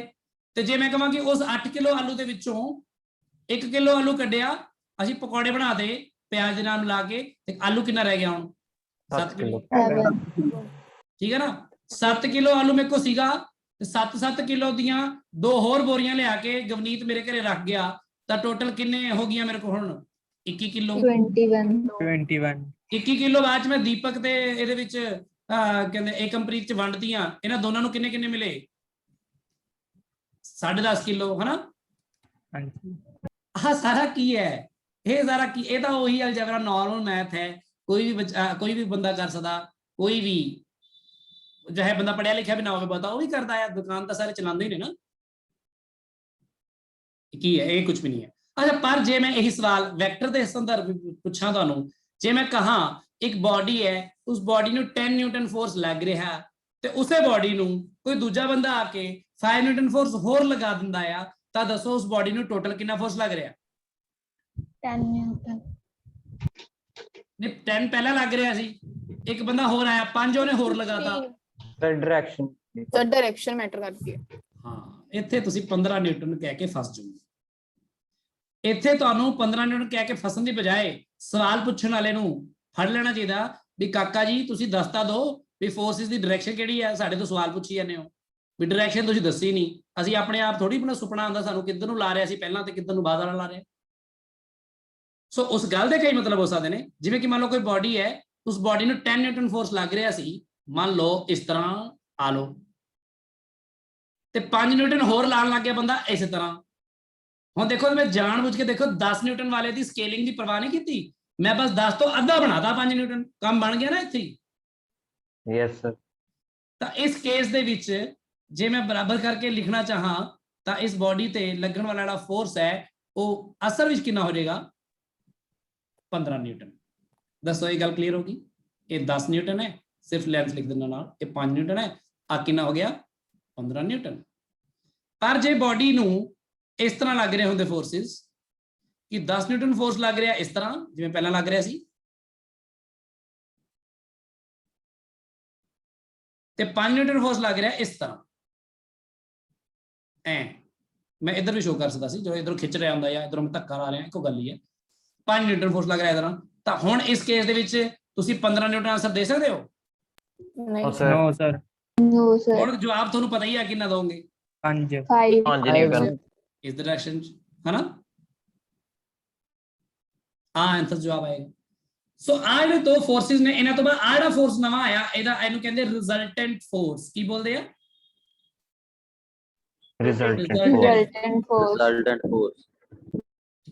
ਹੁਣ ਆਹ ਵਾਲੀ ਤੇ ਆਹ ਵਾਲਾ ਹਿਸਾਬ ਤਾਂ ਲੱਗ ਗਿਆ ਬੜਾ, ਇਹ ਤਾਂ ਕੋਈ ਦੇਸੀ ਬੰਦਾ ਵੀ ਦੱਸ ਦੂਗਾ ਯਾਰ, ਇਹਦੇ ਲਈ ਤਾਂ ਮੈਥ ਜਾਂ ਫਿਜ਼ਿਕਸ ਵਿੱਚ ਬਹੁਤ ਜ਼ਿਆਦਾ ਉਹਦੇ ਹੋਣ ਦੀ ਲੋੜ ਨਹੀਂ ਹੈ, ਆ ਵੀ ਕੋਈ ਵੀ ਦੱਸ ਦੂਗਾ। ਜੇ 10 ਵਾਲਾ ਇਧਰੋਂ ਲੱਗ ਰਿਹਾ ਹੁੰਦਾ, 5 ਇਧਰੋਂ, ਤਾਂ ਆਂਸਰ ਇਧਰ ਨੂੰ ਆਣਾ ਸੀ, ਕੋਈ ਵੀ ਦੱਸ ਦੂਗਾ, ਇਹ ਕੋਈ ਬਹੁਤ ਵੱਡੀ ਗੱਲ ਥੋੜੀ ਹੈ, ਹਨਾ? ਚਲੋ ਹੁਣ ਜੇ ਇਸ ਬਾਡੀ ਨੂੰ 10 ਨਿਊਟਨ ਲੱਗ ਰਿਹਾ ਹੋਵੇ ਇਸ ਤਰ੍ਹਾਂ, ਤੇ 5 ਨਿਊਟਨ ਲੱਗ ਰਿਹਾ ਹੋਵੇ ਬਿਲਕੁਲ ਇਸ ਤਰ੍ਹਾਂ, ਹੁਣ ਉਹਨੂੰ ਕਿੰਨਾ ਫੋਰਸ ਲੱਗ ਰਿਹਾ ਹੋਏਗਾ? 5 ਤੇ 15 ਤਾਂ ਨਹੀਂ ਲੱਗੇਗਾ, ਪਰ ਕਿੰਨਾ ਲੱਗੇਗਾ? ਕੀ ਇਹ ਦੱਸਣ ਦਾ ਸਾਡੇ ਕੋਲ ਕੋਈ ਹਲੇ ਤੱਕ ਹੈ ਕੋਈ ਆਈਡੀਆ, ਫੀਨੋਮੀਨਾ ਕੋਈ? ਪਾਈਥਾਗੋਰਸ ਨਹੀਂ, ਪਰ ਪਾਈਥਾਗੋਰਸ ਦਾ ਸੈਂਸ ਹੋਤਾ, ਚਲੋ ਆਪਾਂ ਲੈਂਥ ਦੱਸਦੀ ਹੈ ਉਹ ਤਾਂ ਗੱਲ ਠੀਕ ਹੈ, ਪਰ ਜੇ ਮੰਨ ਲਓ ਮੈਂ ਕਹਿ ਦਵਾਂ ਚਲੋ ਇੱਥੇ ਪਾਈਥਾਗੋਰਸ ਲੱਗ ਜਾਏਗੀ, ਵੈਸੇ ਹਾਲਾਂਕਿ ਮੈਂ ਲੈ ਕੇ ਉੱਥੇ ਜਾਊਂਗਾ ਤੈਨੂੰ, ਪਰ ਜੇ ਮੰਨ ਐ ਹੋ ਜਾਵੇ, ਚਲੋ ਐ 10 ਨਿਊਟਨ ਫੋਰਸ ਲੱਗ ਰਿਹਾ ਹੋਵੇ ਐ, ਤੇ ਇਸ ਤਰ੍ਹਾਂ ਲੱਗ ਰਿਹਾ ਹੋਵੇ ਦੂਜਾ 5 ਨਿਊਟਨ, ਤੇ ਇਹਨਾਂ ਦੇ ਵਿੱਚ ਚਲੋ ਇਹਦੇ ਵਿੱਚ ਐਂਗਲ ਵੀ ਜਿਹੜਾ ਹੈਗਾ 5 ਨਿਊਟਨ ਦੀ ਡਾਇਰੈਕਸ਼ਨ ਤੇ ਉਹਦੀ ਡਾਇਰੈਕਸ਼ਨ ਵਿੱਚ ਐਂਗਲ ਮੰਨ ਲਓ 30 ਡਿਗਰੀ ਹੋ, ਆ ਵੀ ਗਿਵਨ ਹੈ। ਹੁਣ ਇੱਥੇ ਪਾਈਥਾਗੋਰਸ ਲੱਗ ਜਾਏਗੀ? ਨਹੀਂ ਲੱਗੀ ਨਾ ਪਾਈਥਾਗੋਰਸ। ਸੋ ਇੱਥੇ ਸਾਨੂੰ ਇਹ ਪਤਾ ਲੱਗ ਰਿਹਾ ਕਿ ਇਹ ਨਾ ਤਾਂ ਆਂਸਰ 15 ਆਉਣ ਵਾਲਾ ਹੈ, ਇਹ ਪੱਕੀ ਗੱਲ ਹੈ, 15 ਨਹੀਂ ਆਏਗਾ, 5 ਵੀ ਨਹੀਂ ਆਏਗਾ, ਉਹ ਪਿਛਲੇ ਕੇਸ ਵਾਲਾ ਥਰਡ ਕੇਸ ਵਾਲਾ ਵੀ ਨਹੀਂ ਆਏਗਾ, ਕੁਝ ਹੋਰ ਹੀ ਆਏਗਾ। ਐਂਗਲ 45 ਕਰ ਦੋ, 52 ਕਰ ਦੋ, 33 ਕਰ ਦੋ, 32 ਕਰ ਦੋ, 19 ਡਿਗਰੀ, 1 ਡਿਗਰੀ, 99 ਡਿਗਰੀ, 81, 82, 83 ਡਿਗਰੀ, ਹਰ ਇੱਕ ਦੇ ਲਈ ਆਂਸਰ ਵੱਖਰਾ ਆਏਗਾ। ਮਤਲਬ ਇਹੀ ਦੋ ਫੋਰਸ 10 ਤੇ 5 ਮਿਲ ਕੇ 5 ਵੀ ਬਣਾ ਸਕਦੇ ਨੇ, 15 ਵੀ, ਤੇ ਪਤਾ ਨਹੀਂ ਕਿੰਨੀਆਂ ਵੈਲਿਊਜ਼ ਹੋ ਸਕਦੀਆਂ ਨੇ, ਡਿਪੈਂਡਿੰਗ ਅਪਨ ਕਿ ਇਹ ਦੋਨੋਂ ਇੱਕ ਦੂਸਰੇ ਦੇ ਨਾਲ ਕਿੰਨੇ ਐਂਗਲ ਤੇ ਐਕਟ ਕਰ ਰਹੇ ਨੇ। ਸੋ ਇੱਥੇ 10 ਤੇ 5 ਨੂੰ ਆਪਾਂ ਆਲੂ ਦੀ ਬੋਰੀ ਵਾਂਗੂ ਨਹੀਂ ਡੀਲ ਕਰ ਸਕਦੇ, ਕਿਉਂਕਿ ਇੱਥੇ ਡਾਇਰੈਕਸ਼ਨਸ ਨੇ ਤੇ ਡਾਇਰੈਕਸ਼ਨ ਦੇ ਨਾਲ ਅਸਲੀ ਜੋ ਰਿਜ਼ਲਟੈਂਟ ਹੈ ਉਸ ਤੇ ਅਸਰ ਪੈਂਦਾ ਹੈ। ਇਸ ਲਈ ਸਾਨੂੰ ਐਲਜੈਬਰਾ ਸਿੱਖਣਾ ਚਾਹੀਦਾ ਹੈ। ਕਲੀਅਰ ਹੈ ਗੱਲ? Yes, sir. ਸਰ ਅੱਛਾ ਤੁਸੀਂ ਦੱਸੋ ਚੇਂਜ ਇਨ ਵੈਲੋਸਿਟੀ ਨੂੰ ਕੀ ਕਹਿੰਦੇ ਹੋ ਤੁਸੀਂ? ਚੇਂਜ ਇਨ ਵੈਲੋਸਿਟੀ ਆਪਾਂ ਇਨ ਜਨਰਲ ਜੇ ਗੱਲ ਕਰੀਏ, ਚੇਂਜ ਇਨ ਵੈਲੋਸਿਟੀ ਨੂੰ ਤੁਸੀਂ ਕੀ ਲਿਖਦੇ ਹੋ? v - u ਲਿਖਦੇ ਹੋ ਨਾ? Yes, sir. ਜਾਂ Yes, sir. Final velocity minus initial. ਤੇ ਵੈਲੋਸਿਟੀ ਦੇ ਵਿੱਚ ਤਾਂ ਡਾਇਰੈਕਸ਼ਨ ਵੀ ਹੁੰਦੀ ਹੈ ਹਨਾ? Yes, sir. ਤੇ ਹੁਣੀ ਤੱਕ ਤੁਸੀਂ ਪੜ੍ਹ ਰਹੇ ਸੀ ਮੋਸ਼ਨ ਇਨ ਸਟ੍ਰੇਟ ਲਾਈਨ ਨਾ, ਪਰ ਅਗਰ ਕੋਈ ਕਾਰ ਇਸ ਤਰ੍ਹਾਂ ਚੱਲ ਰਹੀ ਹੋਵੇ ਕਿ ਜਾਂ ਇੱਧਰ ਹੀ ਹੋਵੇ, ਹੁਣ ਮੋਸ਼ਨ ਇਨ ਸਟ੍ਰੇਟ ਲਾਈਨ ਨਾ ਹੋ ਕੇ ਮੋਸ਼ਨ ਇਨ ਪਲੇਨ ਹੋ ਗਿਆ ਤੇ ਕਾਰ ਮੁੜ ਕੇ ਇੱਧਰ ਮੁੜ ਗਈ ਹੈ, ਇੱਧਰ ਨੂੰ ਮੁੜ ਗਈ ਹੈ ਮੰਨ ਲਓ, ਤਾਂ ਹੁਣ ਇੱਥੇ ਡਾਇਰੈਕਸ਼ਨ ਦਾ ਫਰਕ ਪਏਗਾ ਨਾ, ਕਿਉਂਕਿ ਹੁਣ ਇੱਥੇ ਫਾਈਨਲ ਵੈਲੋਸਿਟੀ ਦੇ ਵਿੱਚੋਂ ਇਨੀਸ਼ੀਅਲ ਵੈਲੋਸਿਟੀ ਨੂੰ ਡਾਇਰੈਕਟਲੀ ਐਡ ਨਹੀਂ, ਮਾਈਨਸ ਨਹੀਂ ਕਰਨਾ, ਸਟ੍ਰੇਟ ਲਾਈਨ ਮੋਸ਼ਨ ਨਹੀਂ ਹੈ। Now you have to worry about the directions also. Now ਇਸ ਨੂੰ ਮਾਈਨਸ ਕਿਵੇਂ ਕਰਾਂਗੇ? ਇਹਦੀ ਕੋਈ ਟੈਕਨੀਕ ਨਹੀਂ ਹੈ ਤੁਹਾਡੇ ਕੋਲ, ਬਿਲਕੁਲ ਵੀ ਨਹੀਂ ਹੈ। ਸਿੱਧਾ ਹੀ ਮਾਈਨਸ ਨਾ ਕਰਦੇ ਹੋ ਵੀ ਆ 5 ਆ ਮੰਨ ਲਓ 7 ਹੈ ਤੇ ਇਹ 10 ਹੈ ਤੇ 3 ਹੋ ਗਿਆ। ਨੋ ਨੋ ਨੋ, 3 ਆਨਸਰ ਨਹੀਂ ਆਏਗਾ। ਬਲਕਿ ਕਈ ਵਾਰ ਇਹ ਵੀ ਤਾਂ ਹੁੰਦਾ ਨਾ, ਦੇਖੋ ਜੇ ਵੈਲੋਸਿਟੀ ਇੱਧਰ ਨੂੰ ਹੈ ਮੰਨ ਲਓ, ਬਿਲਕੁਲ ਇੰਨੀ ਹੀ ਵੈਲੋਸਿਟੀ ਇੱਧਰ ਨੂੰ ਹੋ ਗਈ, ਮਤਲਬ ਲੈਂਥ ਦੇਖੋ, ਦੇਖੋ ਲੈਂਥ ਤੇ ਧਿਆਨ ਦਿਓ, ਦੋਨਾਂ ਦੀ ਬਰਾਬਰ ਹੀ ਲੈਂਥ। Yes, sir. ਹੁਣ ਜਿਹੜਾ ਬੰਦਾ ਸਿਰਫ ਸਕੇਲਰ ਦੇ ਹਿਸਾਬ ਨਾਲ ਸੋਚ ਰਿਹਾ ਹੈਗਾ, ਉਹ ਕੋਈ ਗੱਲ ਹੈ ਇਹ ਤਾਂ ਕੋਈ ਬਦਲਾਅ ਵੀ ਨਹੀਂ ਆਇਆ, ਫਾਈਨਲ ਵੈਲੋਸਿਟੀ ਵੀ ਉਨੀ ਹੈ, ਇਨੀਸ਼ੀਅਲ ਵੈਲੋਸਿਟੀ ਵੀ ਉਨੀ ਹੈ। ਮੈਂ ਕਹੂੰਗਾ ਕਾਕਾ ਜੀ ਇੱਥੇ ਤੁਸੀਂ ਗਲਤੀ ਕਰ ਰਹੇ ਹੋ, ਬਦਲਾਅ ਆਇਆ ਹੈ, ਡਾਇਰੈਕਸ਼ਨ ਬਦਲੀ ਹੈ, ਇਸ ਨੂੰ ਕੈਲਕੂਲੇਟ ਕਿਵੇਂ ਕਰੋਗੇ? ਤਾਂ ਹੀ ਤਾਂ ਦੱਸੋਗੇ ਕਿ ਇਹਦੇ ਵਿੱਚ ਚੇਂਜ ਇਨ ਵੈਲੋਸਿਟੀ ਕਿੰਨੀ ਹੈ, ਤਾਂ ਹੀ ਤਾਂ ਪਤਾ ਲੱਗੇਗਾ ਕਿ ਐਕਸਲਰੇਸ਼ਨ ਕਿੱਧਰ ਨੂੰ ਹੈ, ਤਾਂ ਹੀ ਤਾਂ ਪਤਾ ਲੱਗੇਗਾ ਕਿ ਫੋਰਸ ਕਿੱਧਰ ਲੱਗਿਆ ਹੋਏਗਾ। ਇਹ ਸਾਰੀਆਂ ਗੱਲਾਂ ਜੁੜੀਆਂ ਹੋਈਆਂ ਨੇ। ਸੋ ਜੇ ਤੁਹਾਨੂੰ ਵੈਕਟਰ ਕੁਆਂਟੀਟੀਜ਼ ਨੂੰ ਸਬਟਰੈਕਟ ਕਰਨਾ ਨਾ ਆਇਆ ਤਾਂ ਫੇਰ ਪੰਗਾ, ਉਹ ਇਸ ਤਰ੍ਹਾਂ ਐਡ ਕਰਨਾ ਨਾ ਆਇਆ ਫੇਰ ਪੰਗਾ। ਤੇ ਪ੍ਰੋਡਕਟ ਕਰਨ ਦਾ ਮਤਲਬ ਕੀ ਹੁੰਦਾ ਹੈ ਤੇ ਉਹ ਕਿਵੇਂ ਆਏਗਾ? ਇਹ ਫਿਰ ਇਹਦਾ ਮਤਲਬ ਆਪਾਂ ਦਿਮਾਗੀ ਤੌਰ ਤੇ ਪਹਿਲਾਂ ਤਿਆਰ ਹੋ ਜਾਈਏ, ਸਾਨੂੰ ਸਿੱਖਣਾ ਪਏਗਾ ਵੈਕਟਰ ਐਲਜਬਰਾ। ਸਮਝ ਲੱਗੀ ਗੱਲ? ਫਿਜ਼ਿਕਸ ਚ ਕਿੱਥੇ ਕਿੱਥੇ ਕਿਵੇਂ ਕਿਵੇਂ ਵਰਤਾਂਗੇ ਆਪਾਂ ਇਹਨੂੰ? Yes, sir. Yes, sir. ਚਲੋ ਫਿਰ ਆਪਾਂ ਕਰ ਹੀ ਲਈਏ ਕਿ ਕਿਵੇਂ ਕਰਾਂਗੇ ਆਪਾਂ। ਸੋ ਸਭ ਤੋਂ ਪਹਿਲਾਂ ਬੜਾ ਇੰਪੋਰਟੈਂਟ, ਬਹੁਤ ਇੰਪੋਰਟੈਂਟ, ਸਕੂਲ ਐਗਜ਼ਾਮ ਲਈ ਵੀ, ਬੋਰਡ ਐਗਜ਼ਾਮ ਲਈ ਵੀ, ਕੰਪੀਟੀਸ਼ਨ ਲਈ ਵੀ, edition of two vectors. Simply ਅਸੀਂ ਐਡੀਸ਼ਨ ਕਰਨਾ ਸਿੱਖੀਏ। ਹੁਣ ਸਾਨੂੰ ਇਹ ਤਾਂ ਪਤਾ ਲੱਗ ਹੀ ਚੁੱਕਿਆ ਆ ਕਿ ਵੈਕਟਰ ਨੂੰ ਰੈਪਰੈਜ਼ੈਂਟ ਕਿਵੇਂ ਕਰਨਾ ਆ। ਅਸੀਂ ਬਸ ਐਡੀਸ਼ਨ ਆਫ ਟੂ ਵੈਕਟਰਸ ਦੀ ਗੱਲ ਕਰਾਂਗੇ। ਇਹਦੇ ਲਈ ਸਾਡੇ ਕੋਲ 2 ਲਾਜ਼ ਨੇ, ਪਰ ਦੋਨਾਂ ਦਾ ਸੇਮ ਹੀ ਰਿਜ਼ਲਟ ਹੁੰਦਾ ਹੈ, ਕੋਈ ਬਹੁਤ ਵੱਡੀ ਫਰਕ ਨਹੀਂ ਹੈਗਾ। ਮੈਂ ਪਹਿਲਾਂ ਇੱਕ ਸਮਝਾ ਦੇਣਾ, ਦੂਜਾ ਬਾਅਦ ਸਟੇਟ ਕਰ ਦੂੰਗਾ। ਬਸ ਇਹ ਹੈਗਾ ਜੀ triangle law of vector addition. Triangle law of vector addition.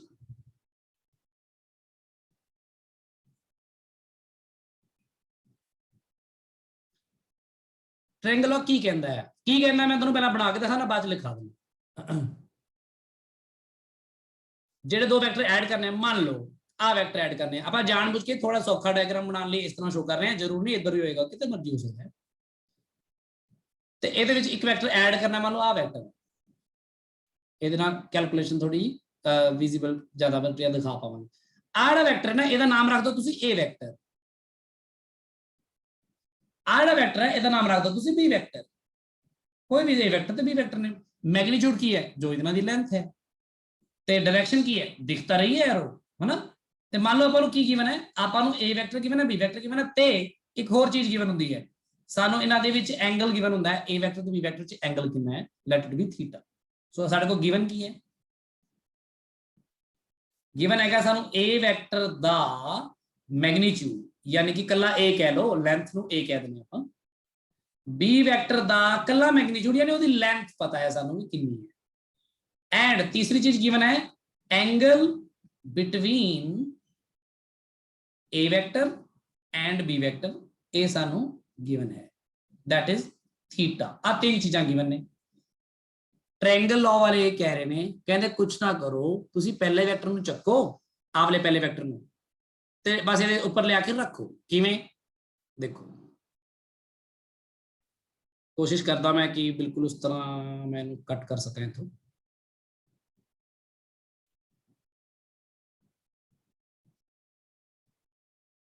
ਇਸ ਤਰ੍ਹਾਂ ਕਹਿੰਦੇ ਪਹਿਲੇ ਵੈਕਟਰ ਨੂੰ ਚੱਕੋ ਤੇ ਇੱਥੇ ਰੱਖ ਦੋ, ਬਸ ਕਿਤੇ ਮਰਜ਼ੀ ਲਿਆ ਕੇ, ਜਿੱਥੇ ਮਰਜ਼ੀ, ਇੱਥੇ ਇੱਥੇ ਇੱਥੇ ਇੱਥੇ ਮਰਜ਼ੀ।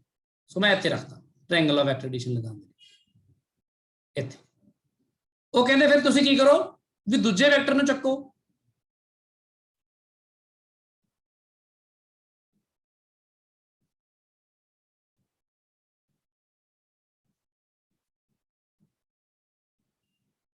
ਤੇ ਉਹਦੀ ਡਾਇਰੈਕਸ਼ਨ ਬਦਲਣੀ ਨਹੀਂ ਹੈ। ਦੇਖੋ A ਨੂੰ ਮੈਂ A ਦੇ ਪਾਸੇ ਰੱਖਿਆ, ਦੂਜੇ ਵੈਕਟਰ ਨੂੰ ਚੱਕ ਕੇ ਕਹਿੰਦੇ ਲਿਆ ਕੇ ਇਹਨੇ ਫਿੱਟ ਕਰੋ। ਆ ਦੇਖੋ ਇੱਥੋਂ ਚੱਕਿਆ, ਆ ਦੇਖੋ ਇੱਥੋਂ ਚੱਕਿਆ, ਆ ਲਿਆ ਕੇ ਐ ਸੱਚ ਦੇਖੋ ਡਾਇਰੈਕਸ਼ਨ ਬਦਲੀ ਨਹੀਂ ਮੈਂ ਦੀ, ਐਂ ਚੱਕਿਆ ਐਂ ਲਿਆ ਕੇ ਇੱਥੇ ਫਿੱਟ ਕਰ ਦਿਓ, ਫਿੱਟ ਹੋ ਗਿਆ। ਉਹ ਕਹਿੰਦੇ ਜਦੋਂ ਵੀ ਤੁਸੀਂ ਦੋ ਕੋ ਵੈਕਟਰ ਐਡ ਕਰਨੇ ਆ ਤਾਂ ਤੁਸੀਂ ਕੀ ਕਰਨਾ ਹੈ, ਪਹਿਲਾਂ ਪਹਿਲੇ ਵੈਕਟਰ ਨੂੰ ਚੱਕ ਕੇ ਰੱਖੋ, ਫਿਰ ਦੂਜੇ ਨੂੰ ਉੱਥੇ ਪਹਿਲੇ ਵੈਕਟਰ ਜਿੱਥੇ ਖਤਮ ਹੁੰਦਾ ਨਾ, ਦੂਜੇ ਵੈਕਟਰ ਸ਼ੁਰੂ ਉੱਥੋਂ ਹੋਣਾ ਚਾਹੀਦਾ। ਆ ਇੰਪੋਰਟੈਂਟ ਗੱਲ ਹੈ। ਤਾਂ ਉਹ ਕਹਿੰਦੇ ਕਿ ਇਹ ਦੋਨੋਂ ਨੂੰ ਮਿਲਾਉਣ ਦੇ ਨਾਲ ਇੱਕ ਟ੍ਰਾਇੰਗਲ ਦੀਆਂ ਦੋ ਸਾਈਡਸ ਨਹੀਂ ਬਣ ਗਈਆਂ। ਦੇਖੋ ਐਡਜਸੈਂਟ, Yes, sir.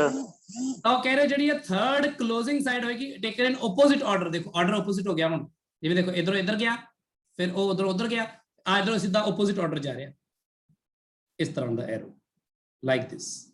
ਇਧਰੋਂ ਵਾਪਸ ਨਹੀਂ ਨਾ ਆਇਆ, ਦੇਖੋ ਇਹਦਾ ਆਰਡਰ ਸੇਮ ਸੀ ਨਾ, ਇਹ ਇਧਰੋਂ ਇੱਧਰ ਗਿਆ, ਬੀ ਇਧਰੋਂ ਇੱਧਰ ਗਿਆ, ਹੁਣ ਉਹ ਇਧਰੋਂ ਵਾਪਸ ਇੱਧਰ ਨਹੀਂ ਆਇਆ ਵਾਪਸ, ਬਲਕਿ ਉਹਦੇ ਉਲਟਾ ਟੇਕਨ ਇਨ ਆਪੋਜ਼ਿਟ ਆਰਡਰ। ਆ ਜੋ ਰੈਡ ਕਲਰ ਦਾ ਵੈਕਟਰ ਬਣਿਆ ਨਾ, ਉਹ ਕਹਿੰਦੇ ਇਹੀ ਹੈ ਤੁਹਾਡਾ A vector plus B vector.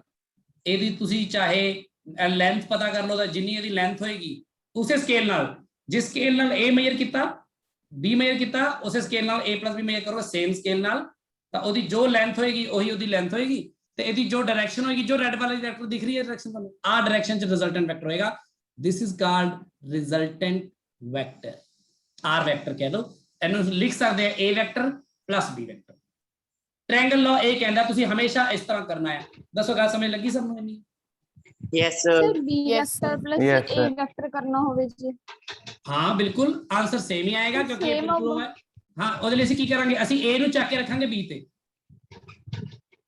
Sir ਮਤਲਬ ਉਹ ਉੱਪਰ ਆ ਜਾਊਗਾ A ਵੈਕਟਰ। ਆ ਦੇਖੋ, ਹਾਂ ਫਿਰ B ਵੈਕਟਰ ਪਹਿਲਾਂ ਲਿਖਿਆ ਹੋਇਆ, ਤੁਸੀਂ ਲਿਖਿਆ ਰਹਿਣ ਦਿਓ, ਮੈਂ ਤੇ ਅਲੱਗ ਹੀ ਬਣਾ ਦਿੰਦਾ, ਚਾਹੇ ਡਾਇਰੈਕਸ਼ਨ ਬਦਲ ਦੇਵੇ। A ਵੈਕਟਰ ਇੱਥੇ ਜਾ ਕੇ ਰੱਖਣਾ ਪੈਣਾ ਤੁਹਾਨੂੰ ਫਿਰ, ਠੀਕ ਹੈ। Yes sir. ਜਿਹਨੂੰ ਮਰਜ਼ੀ ਪਹਿਲਾਂ ਚੱਕ ਲਓ, ਪਰ ਜਿਹੜਾ R ਵੈਕਟਰ ਹੈ ਤੁਹਾਡਾ ਬਿਲਕੁਲ ਸੇਮ ਹੀ ਬਣਨ ਵਾਲਾ ਹੈ, ਦੇਖ ਲਿਓ ਕਰ। ਉਹ ਚ ਕੀ ਸੀਗਾ, ਉਹ ਚ ਆਹੀ ਵਾਲਾ A ਜਿਹੜਾ ਆ ਉਹ ਨੀਚੇ ਰੱਖਿਆ ਹੋਇਆ ਸੀ, ਦੇਖ ਕਿਸ ਤਰ੍ਹਾਂ, ਹਨਾ, ਤੇ B ਇੱਥੇ ਰੱਖਿਆ ਹੋਇਆ ਸੀ, ਤਾਂ ਵੀ ਆਨਸਰ ਉਹੀ ਆ ਰਿਹਾ ਸੀ ਕਿ ਨਹੀਂ? Yes sir. Answer Yes. Same ਹੀ ਆਏਗਾ। ਇਹੀ ਤਾਂ ਪੈਰੈਲਲੋਗ੍ਰਾਮ ਲਾਅ ਬਣ ਗਿਆ ਜਿਹੜਾ ਮੈਂ ਹੁਣ ਬਣਾ ਰਿਹਾ, ਤੁਹਾਨੂੰ ਬਣਾਉਂਗਾ ਬਾਅਦ ਸਿਖਾਉਂਗਾ, ਪਰ ਪਹਿਲਾਂ ਤੁਸੀਂ ਇਹ ਸਿੱਖੋ ਜੋ ਸਿਖਾ ਰਿਹਾ। ਆ ਵਾਲੀ ਗੱਲ ਸਮਝ ਲੱਗੀ ਸਭ ਨੂੰ? Yes, sir. Yes, Yes, sir. sir. ਹੋਊਗਾ ਕਿ ਇਹਦੀ ਜਿਹੜੀ ਸਟੇਟਮੈਂਟ ਹੈ ਕਰਵਾਉਣ ਨੂੰ ਮੈਂ ਹੁਣੇ ਲਿਖਾਂ, ਪਰ ਆਪਣੇ ਕੋਲ ਜਿੰਨਾ ਕੁ ਟਾਈਮ ਹੈਗਾ ਮੈਂ ਚਾਹੁੰਦਾ ਜ਼ਿਆਦਾ ਤੋਂ ਜ਼ਿਆਦਾ ਮੇਨ ਗੱਲਾਂ ਡਿਸਕਸ ਹੋਣ। ਇਹਦੀ ਸਟੇਟਮੈਂਟ ਮੈਂ ਬਿਲਕੁਲ ਤੁਹਾਡੇ ਤੇ ਛੱਡਦਾ, ਤੁਸੀਂ ਬਿਲਕੁਲ ਬੁੱਕ ਤੋਂ ਐਸ ਸੱਚ ਲਿਖ ਸਕਦੇ ਹੋ, ਮੈਂ ਬੋਲ ਦਿੰਨਾ ਵਾ। ਉਹ ਕੀ ਕਹਿ ਰਹੇ ਨੇ, ਉਹ ਕਹਿ ਰਹੇ ਨੇ if we want to add any two vectors A vector and B vector, ਠੀਕ ਹੈ, then if A vector and B vector are represented by the two adjacent sides of a triangle taken in same order, then the resultant of these two vectors is represented by the third closing side of the triangle taken in opposite order. ठीक है गल? Yes, sir. आ गल हुण तुसीं statement book चों लिख लियो। मैं हुण तुहानूं बस इहदा एनालिटिक ट्रीटमेंट करके दिखाना, क्योंकि तुसीं हमेशा इस गल नूं इस तरह ड्रॉ भी नहीं करन लगे। मान लो A वैक्टर हो गए 4000 न्यूटन, B वैक्टर हो गए 2523 न्यूटन। ਹੁਣ 4000 ਤੇ 2523, ਹੁਣ 4000 ਨਿਊਟਨ ਡਰਾ ਕਰਨ ਲਈ ਬੰਦਾ ਮੋਟਰਸਾਈਕਲ ਤੇ ਨਿਕਲ ਜੇ ਮਾਰਕਰ ਲੈ ਕੇ ਘਸਾਉਂਦਾ ਹੋਇਆ ਅੱਗੇ ਨੂੰ, ਇੰਨੀ ਦੂਰ ਥੋੜੀ ਜਾਊਗਾ ਉਹ। ਆਪਾਂ ਕਹਿੰਦੇ ਯਾਰ ਕੋਈ ਛੋਟਾ ਮੋਟਾ ਮੈਥਡ ਦੱਸੋ ਯਾਰ, ਕੋਈ ਫਾਰਮੂਲਾ ਦੱਸੋ ਜਿਹਦੇ ਨਾਲ ਸਿੱਧਾ ਸਿੱਧਾ ਹੀ ਆ ਜਾਇਆ ਕਰੇ ਕੰਮ।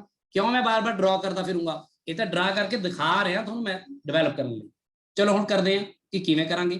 ਇਸ ਨੂੰ ਬੋਲਦੇ ਹਾਂ ਜੋ ਮੈਂ ਕਰਵਾਉਣ ਜਾ ਰਿਹਾ, it is called analytic treatment ਜਾਂ mathematical treatment of triangle law of vector addition। So vector ਕਿਵੇਂ ਦਿੱਤਾ ਸੀ ਤੁਹਾਨੂੰ ਪਤਾ ਹੀ ਹੈ, ਉਹਨਾਂ ਨੂੰ ਆਪਾਂ ਡਰਾ ਕਿਵੇਂ ਕੀਤਾ ਤੁਹਾਨੂੰ ਪਤਾ ਹੀ ਹੈ। ਆਪਾਂ ਹੁਣ ਥੋੜਾ ਹੋਰ ਇੰਪਰੂਵਡ ਵਰਜ਼ਨ ਇੱਥੇ ਡਰਾ ਕਰ ਦਿੰਦੇ ਪਹਿਲਾਂ, ਤੇ ਆਰ ਵੈਕਟਰ ਦੀ ਮੈਗਨੀਟਿਊਡ ਤੇ ਡਾਇਰੈਕਸ਼ਨ ਬਾਰੇ ਪਤਾ ਕਰਨ ਦੀ ਕੋਸ਼ਿਸ਼ ਕਰਦੇ ਹਾਂ। ਬਾਅਦ ਵਿੱਚ ਮੈਂ ਉਹਨੂੰ ਅਪਲਾਈ ਕਰਕੇ ਦਿਖਾਉਂਗਾ। ਆ ਦੇਖੋ, ਆ A ਵੈਕਟਰ ਸੀਗਾ ਆਪਣਾ, ਮੰਨ ਲਓ ਆਹੀ ਹੈ। B ਵੈਕਟਰ ਇੱਥੋਂ ਇੱਧਰ ਨੂੰ ਮੈਂ ਮੰਨ ਲਓ ਐਂ ਸੀਗਾ ਨਾ ਕੁਝ। ਸੋ ਹੁਣ ਚਾਹੇ ਵੱਡੇ ਪਹਿਲਾਂ ਨਾਲ ਬਣ ਗਏ, ਪਰ ਤੁਸੀਂ ਤਾਂ ਬਸ ਇਦਾਂ ਹੀ ਲੈ ਲਓ। ਆ A ਵੈਕਟਰ ਹੈ, ए वैक्टर है पर ਇਹਦੀ ਲੈਂਥ ਕਿੰਨੀ ਹੈ ਕੱਲੀ a ਹੈ ਕਹ ਲੋ ਹੈ ਨਾ ਰਿਪਰੈਜ਼ੈਂਟੇਸ਼ਨ ਲਈ ਆ ਵੀ b ਵੈਕਟਰ ਹੈ ਪਰ ਇਹਦੀ ਲੈਂਥ ਕਿੰਨੀ ਹੈ b ਕਹ ਲੋ ਤੇ a ਤੇ b ਵਿਚਕਾਰ ਐਂਗਲ ਕਿੰਨਾ ਗਿਵਨ ਸੀ ਥੀਟਾ ਨਾ थीटा ਉਹ ਥੀਟਾ ਤੁਸੀਂ ਦੱਸੋ ਨੰਬਰ 1 ਇੱਥੇ ਆਏਗਾ ਜਾਂ ਨੰਬਰ 2 ਇੱਥੇ ਆਏਗਾ सर नंबर 2 तो ਨੰਬਰ ਤੁਹਾਨੂੰ ਸ਼ਾਇਦ ਮੈਂ ਪਹਿਲਾਂ ਸਮਝਾਈ ਹੋਈ ਨਾ ਇਹ ਗੱਲ ਯੈਸ ਸਰ ਕਿ ਐਂਗਲ ਬਿਟਵੀਨ ਟੂ ਲਾਈਨਸ ਕਿਵੇਂ ਦੇਖਦੇ ਆ एंगल जो देखते हैं दोनों वेक्टर्स या तो उस पॉइंट तो बाहर जाने चाहिए आउटसाइड या दोनों अंदर ਨੂੰ ਆਣੇ ਚਾਹੀਦੇ ਆ ਹਨਾ इसलिए a ਤੇ b ਵਿਚਕਾਰ ਜਿਹੜਾ ਐਂਗਲ ਹੈ ਨਾ ਉਹ ਆ ਵਾਲਾ ਐਂਗਲ ਨਹੀਂ ਹੈ ਉਹ ਬਾਹਰ ਵਾਲਾ ਆ so this is the angle theta ਇਹ ਗੱਲ ਸਭ ਨੂੰ ਸਮਝ ਲੱਗੀ ਕਿ ਨਹੀਂ ਲੱਗੀ ਦੱਸੋ Yes. Yes. यस सर ਤੇ ਹੁਣ ਰਿਜ਼ਲਟੈਂਟ ਮੈਂ ਪਹਿਲਾਂ ਡਰਾ ਕਰ ਦਵਾਂ ਜਿਹਦੀ ਮੈਨੂੰ ਲੈਂਥ ਪਤਾ ਕਰਨ ਦੀ ਜ਼ਰੂਰਤ ਹੈ ਐਂਡ ਉਹ ਬੇਸਿਕਲੀ ਆ ਹੈ ਦਿਸ ਇਜ਼ ਦਾ ਲੈਂਥ ਐਂਡ ਇਸ ਦਾ ਨਾਮ ਰੱਖ ਦਿੰਦੇ ਆ r ਵੈਕਟਰ ਤੇ r ਵੈਕਟਰ ਦੇ ਮੈਗਨੀਟਿਊਡ ਨੂੰ ਮੈਂ ਕੱਲਾ r ਕਹਿ ਦਿਆ ਕਰੂੰਗਾ ਠੀਕ ਹੈ ਉਹ ਜ਼ਿਆਦਾ ਸੌਖਾ ਰਹੇਗਾ ਪਰ ਵੈਸੇ r ਵੈਕਟਰ ਦਾ ਮਤਲਬ ਕੀ ਹੈ a ਵੈਕਟਰ ਤੇ b ਵੈਕਟਰ ਨੂੰ ਐਡ ਕਰਨ ਦਾ ਮਤਲਬ ਹੈ ਹੁਣ ਮੈਨੂੰ ਇਹਦੇ ਵਿੱਚ ਮੈਨੂੰ r ਦਾ ਮੈਗਨੀਟਿਊਡ ਚਾਹੀਦਾ ਤੇ ਡਾਇਰੈਕਸ਼ਨ ਚਾਹੀਦੀ ਹੈ I want the magnitude of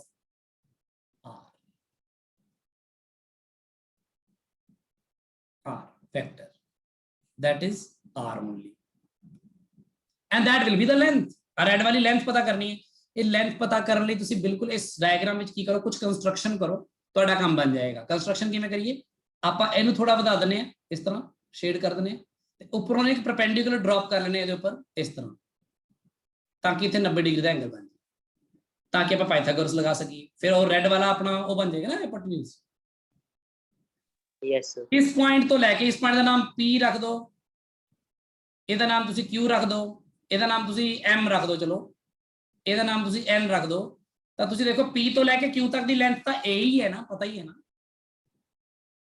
Yes, sir. Q ਤੋਂ ਲੈ ਕੇ M ਤੱਕ ਦੀ ਲੈਂਥ B ਹੈ ਪਰ Q ਤੋਂ ਲੈ ਕੇ N ਤੱਕ ਦੀ ਲੈਂਥ ਨਹੀਂ ਪਤਾ ਪਰ ਪਤਾ ਹੋ ਸਕਦੀ ਹੈ ਨਾ ਤਾਂ ਟ੍ਰਿਗੋਨੋਮੈਟਰੀ ਹੈ ਸਿੰਪਲ ਆ ਲੈਂਥ यस Q ਤੋਂ ਲੈ ਕੇ N ਤੱਕ ਦੀ ਲੈਂਥ ਕਿੰਨੀ ਆਏਗੀ ਦੱਸ ਸਕਦੇ ਹੋ Sin theta. नहीं b cos theta Cos theta.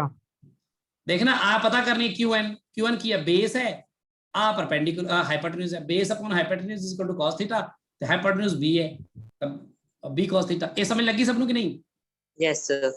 ते m तो n तक जो Yes. आ आएगी आ वाली लेंथ आ कितनी आएगी B sin theta. B sin Sin theta. sin theta. हाँ सो जे मैंने कोई कवे रिजल्टेंट दा हुन मैग्नीट्यूड पता करो तो मैं सीधा ही पता कर सकता ना कि मैं कह सकता कि रिजल्टेंट दा मैग्नीट्यूड जो है that is r the square square क्योंकि मैं कल मैग्नीट्यूड ले रहा देखो ए वेक्टर नहीं पा रहा मैं देखो ना नहीं तो मैं लिखदा आ भी ठीक सी पर मैं क्यों लिखा मैं नहीं मोड़ पाना चाहता मैं कल r लिखता था सौखा है ना ये काम लो जी की लिखा हुन मैं बेस कितना है दसो A plus B cos theta. b cos theta Cos perpendicular कितना है B sin theta. B sin theta. ਤੇ a ਤੇ b ਦਾ ਮੈਗਨੀਟਿਊਡ ਵੀ ਗਿਵਨ ਹੈ ਥੀਟਾ ਵੀ ਗਿਵਨ ਹੈ ਸੋ ਇਹਨੂੰ ਥੋੜਾ ਸਵਾਰ ਕੇ ਲਿਖ ਲਓ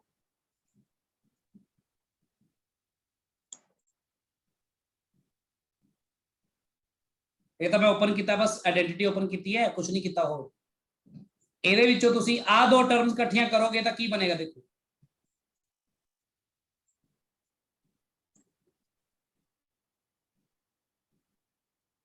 ਆ ਬਣੇਗਾ One. Yes, sir. ਇਹ 1 बन जाएगा ना Yes, sir. ये बन जाएगा फिर आ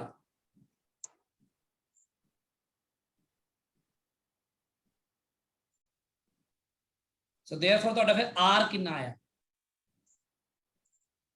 Square root Under of root of A square plus B square 2AB cos theta. B cos theta. ਇਹਦੇ ਚ ਤੁਹਾਨੂੰ a ਵੀ ਗਿਵਨ ਹੈ ਹਨਾ a ਵੀ ਗਿਵਨ ਹੈ b ਵੀ ਗਿਵਨ ਹੈ B भी given है ਤੇ theta ਥੀਟਾ ਵੀ भी ਗਿਵਨ ਹੈ ਤਾਂ ਰਿਜ਼ਲਟੈਂਟ ਆ ਗਿਆ ਨਾ ਸਿੱਧਾ ਹੀ ਬਹੁਤ ਇੰਪੋਰਟੈਂਟ ਇਨਫੋਰਮੇਸ਼ਨ ਆ ਗਈ ਸਾਡੇ ਕੋਲ ਹੁਣ ਮੈਨੂੰ ਡਰਾ ਕਰਨ ਦੀ ਕੀ ਲੋੜ ਹੈ ਮੈਂ ਡਰਾ ਕਰਨਾ ਹੀ ਨਹੀਂ ਮੈਂ ਕਹਣਾ ਯਾਰ ਤੁਸੀਂ ਦੱਸੋ ਦੋ ਫੋਰਸ ਕਿਹੜੇ ਕਿਹੜੇ ਆ ਉਹ ਕਹਿੰਦਾ 10 ਨਿਊਟਨ 5 ਨਿਊਟਨ ਮੈਂ ਕਹਾਂ ਦੱਸੋ ਐਂਗਲ ਕਿੰਨਾ ਕਹਿੰਦਾ 30 ਡਿਗਰੀ ਮੈਂ ਕਹਾਂ ਸਿੱਧੇ ਦੱਸ ਦੇਣਾ ਯਾਰ ਕਿੰਨਾ ਹੋਊਗਾ ਰਿਜ਼ਲਟੈਂਟ ਮੈਨੂੰ ਕੀ ਪਤਾ ਹੀ ਡਰਾ ਕਰਨ ਦੀ ਲੋੜ ਪਈ ਹੈ ਆ ਫਾਰਮੂਲੇ ਤੋਂ ਦੱਸ ਦੂੰਗਾ ਮੈਂ ਸਿੱਧਾ ਹੀ ਹੈ ਕਿ ਨਹੀਂ ਹੁਣ ਆਂਦੀ ਹੈ ਇੱਕ ਬੜੀ ਇੰਪੋਰਟੈਂਟ ਗੱਲ ਉਹ ਕਹਿੰਦਾ ਕਿ ਡਾਇਰੈਕਸ਼ਨ ਵੀ ਤਾਂ ਦੱਸੋ ਵੀ ਡਾਇਰੈਕਸ਼ਨ ਕੀ ਹੋਈ ਇਹਦੀ ਰਿਜ਼ਲਟੈਂਟ ਦੀ। ਹੁਣ ਇੱਥੇ ਡਾਇਰੈਕਸ਼ਨ ਦੱਸਣ ਦੇ ਲਈ ਤੁਹਾਨੂੰ ਇੱਕ ਤਾਂ ਹੈਗਾ ਕਿ ਤੁਹਾਨੂੰ ਐਰੋ ਪਤਾ ਹੀ ਹੈ, ਪਰ ਮੈਂ ਜੇ ਮੂੰਹ ਜ਼ਬਾਨੀ ਕਿਸੇ ਨੂੰ ਦੱਸਣਾ ਹੋਵੇ ਮੈਨੂੰ ਐਂਗਲ ਦੱਸਣਾ ਪੈਣਾ ਨਾ ਉਹਦਾ, ਪਰ ਮੈਂ ਰਿਜ਼ਲਟੈਂਟ ਦਾ ਐਂਗਲ ਕਿਹਦੇ ਨਾਲ ਦੱਸਾਂ? ਦੇਖੋ ਬਹੁਤ ਧਿਆਨ ਨਾਲ ਸਮਝੋ, ਰਿਜ਼ਲਟੈਂਟ ਦਾ ਐਂਗਲ ਅਗਰ ਮੈਂ ਇਸ ਆਹ ਵਾਲਾ ਐਂਗਲ ਦੱਸ ਦਵਾਂ ਜਿਹੜਾ Q ਨਾਲ ਬਣ ਰਿਹਾ, ਐਂਡ ਇਹ ਐਂਗਲ ਥੀਟਾ ਤੇ ਇਹ ਥੀਟਾ ਨਹੀਂ ਹੈਗਾ, ਇੱਕ ਕੁਝ ਹੋਰ ਹੋਏਗਾ, ਇਹਦਾ ਨਾਮ ਐਲਫਾ ਰੱਖ। ਤਾਂ ਹੁਣ ਮੈਂ ਜੇ ਡਾਇਰੈਕਸ਼ਨ ਆਫ R ਦੱਸਣੀ ਹੈ ਤਾਂ ਡਾਇਰੈਕਸ਼ਨ ਆਫ ਰਿਜ਼ਲਟੈਂਟ ਮੈਂ ਕਿਵੇਂ ਦੱਸੂਗਾ? ਮੈਂ ਕਹੂੰਗਾ let R vector makes angle alpha with A vector, है ना? ते अगर मैं अल्फा दस दिता तो बन गई ना गल। तो कोई ना कोई तो फिक्स करना पैंदा ना। जिवें मान लो कोई मैनूं कह दे भी मान लो आ कितनी डायरेक्शन है, मैं कहूँगा यार किवें दसां मैं कह चलो ऐ दस दिंदे आ हॉरिजॉन्टल नाल 30 डिग्री, तो ठीक है ना? कोई कहता नहीं वर्टिकल तो दसो, मैं कहूँ ठीक है फिर वर्टिकल तो ला लो, वर्टिकल तो 60 डिग्री कह दो, है ना?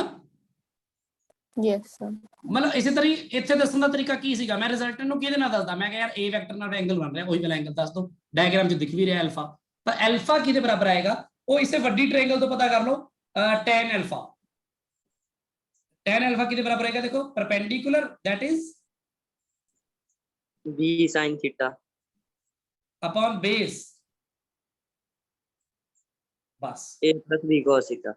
अल्फा एंगल ਤੁਹਾਨੂੰ ਇੱਥੋਂ ਤੁਹਾਡਾ ਅਗਰ ਸਾਇੰਟਿਫਿਕ ਕੈਲਕੂਲੇਟਰ ਵਿੱਚ ਹੀ ਪੁੱਟ ਕਰ ਲੈਣੇ ਕੁਝ ਬਹੁਤ ਅਜੀਬ ਵੈਲਿਊ ਵੀ ਆ ਜਾਵੇ, ਬਾਕੀ ਤੁਹਾਨੂੰ ਹੌਲੀ ਹੌਲੀ ਬਹੁਤ ਪਤਾ ਲੱਗ ਜਾਏਗਾ ਟ੍ਰਿਗਨੋਮੈਟਰੀ ਦਾ, ਹਲੇ ਮੈਂ ਕਰਾਉਂਗਾ ਵੀ। ਇੱਥੋਂ ਅਲਫਾ ਪਤਾ ਲੱਗ ਜਾਏਗਾ ਨਾ, ਦੇਖੋ a ਵੀ ਗਿਵਨ ਹੈ, b ਵੀ ਗਿਵਨ ਹੈ, ਥੀਟਾ ਵੀ ਗਿਵਨ ਹੈ, ਸਭ ਗਿਵਨ ਹੈ, ਤਾਂ ਅਲਫਾ ਪਤਾ ਲੱਗ ਜਾਏਗਾ। ਯਾਨੀ ਮੈਨੂੰ ਇਹ ਪਤਾ ਲੱਗ ਜਾਏਗਾ ਕਿ ਰਿਜ਼ਲਟੈਂਟ ਲੱਗੇਗਾ ਕਿੰਨਾ ਤੇ ਲੱਗੇਗਾ a ਤੋਂ ਕਿੰਨੇ ਐਂਗਲ ਤੇ, ਇੱਥੋਂ ਪਤਾ ਲੱਗ ਜਾਏਗਾ। ਦੱਸੋ ਗੱਲ ਸਮਝ ਲੱਗੀ ਸਭ ਨੂੰ? yes sir। सर इत्थे tan -1 ਦਾ ਮਤਲਬ ਕੀ ਆ? tan इनवर्स बोलते हैं ना, tan उधर जाके इनवर्स हो गया, जिवें आ tan उधर जाके f फंक्शन ਹੁੰਦਾ ना, मान लो f of x is equal to y है, ਤਾਂ ਆਪਾਂ x ਨੂੰ ਲਿਖ ਦਿੰਨੇ ਆ f इनवर्स of y, ਇਹ ਉਧਰ ਜਾਕੇ ਜਿਵੇਂ ਫੰਕਸ਼ਨ ਕਰਾਇਆ ਸੀ ਨਾ ਲੋਗੈਰਿਥਮ ਵੇਲੇ ਜੋ ਪਾਵਰ ਫਾਰਮੂਲਾ, ਉਹ ਵਈ ਸਮਝ ਲਓ। ਤੁਸੀਂ ਇੱਥੇ ਛੱਡ ਸਕਦੇ ਹੋ, ਕਿਸੇ ਬੱਚੇ ਨੇ ਇੱਥੇ ਛੱਡਤਾ ਨਾ, ਮੈਂ ਕਹੂੰਗਾ ਵੀ ਠੀਕ ਹੈ ਮੈਂ ਪੂਰੇ ਨੰਬਰ ਦਊਂਗਾ, ਮੈਂ ਕਹੂੰਗਾ ਜੋ ਦੱਸਤਾ ਦਿੱਤਾ ਉਹਨੇ tan ਅਲਫਾ ਇੰਨਾ ਹੋ ਵੀ ਅਲਫਾ ਜਿੰਨਾ ਵੀ ਹੋਏਗਾ ਉਹਦਾ tan ਇੰਨਾ ਹੋਏਗਾ, ਬਸ ਕਲੀਅਰ? Yes sir. ਤੇ ਹੁਣ ਤੁਸੀਂ ਸੋਚੋ ਕਿ ਇਹ ਜਿਹੜਾ ਮੈਥਡ ਅਸੀਂ ਕੀਤਾ ਇਹ ਸਿੱਧਾ ਹੀ ਆਪਾਂ ਫਾਰਮੂਲੇ ਤੱਕ ਪਹੁੰਚ ਗਏ।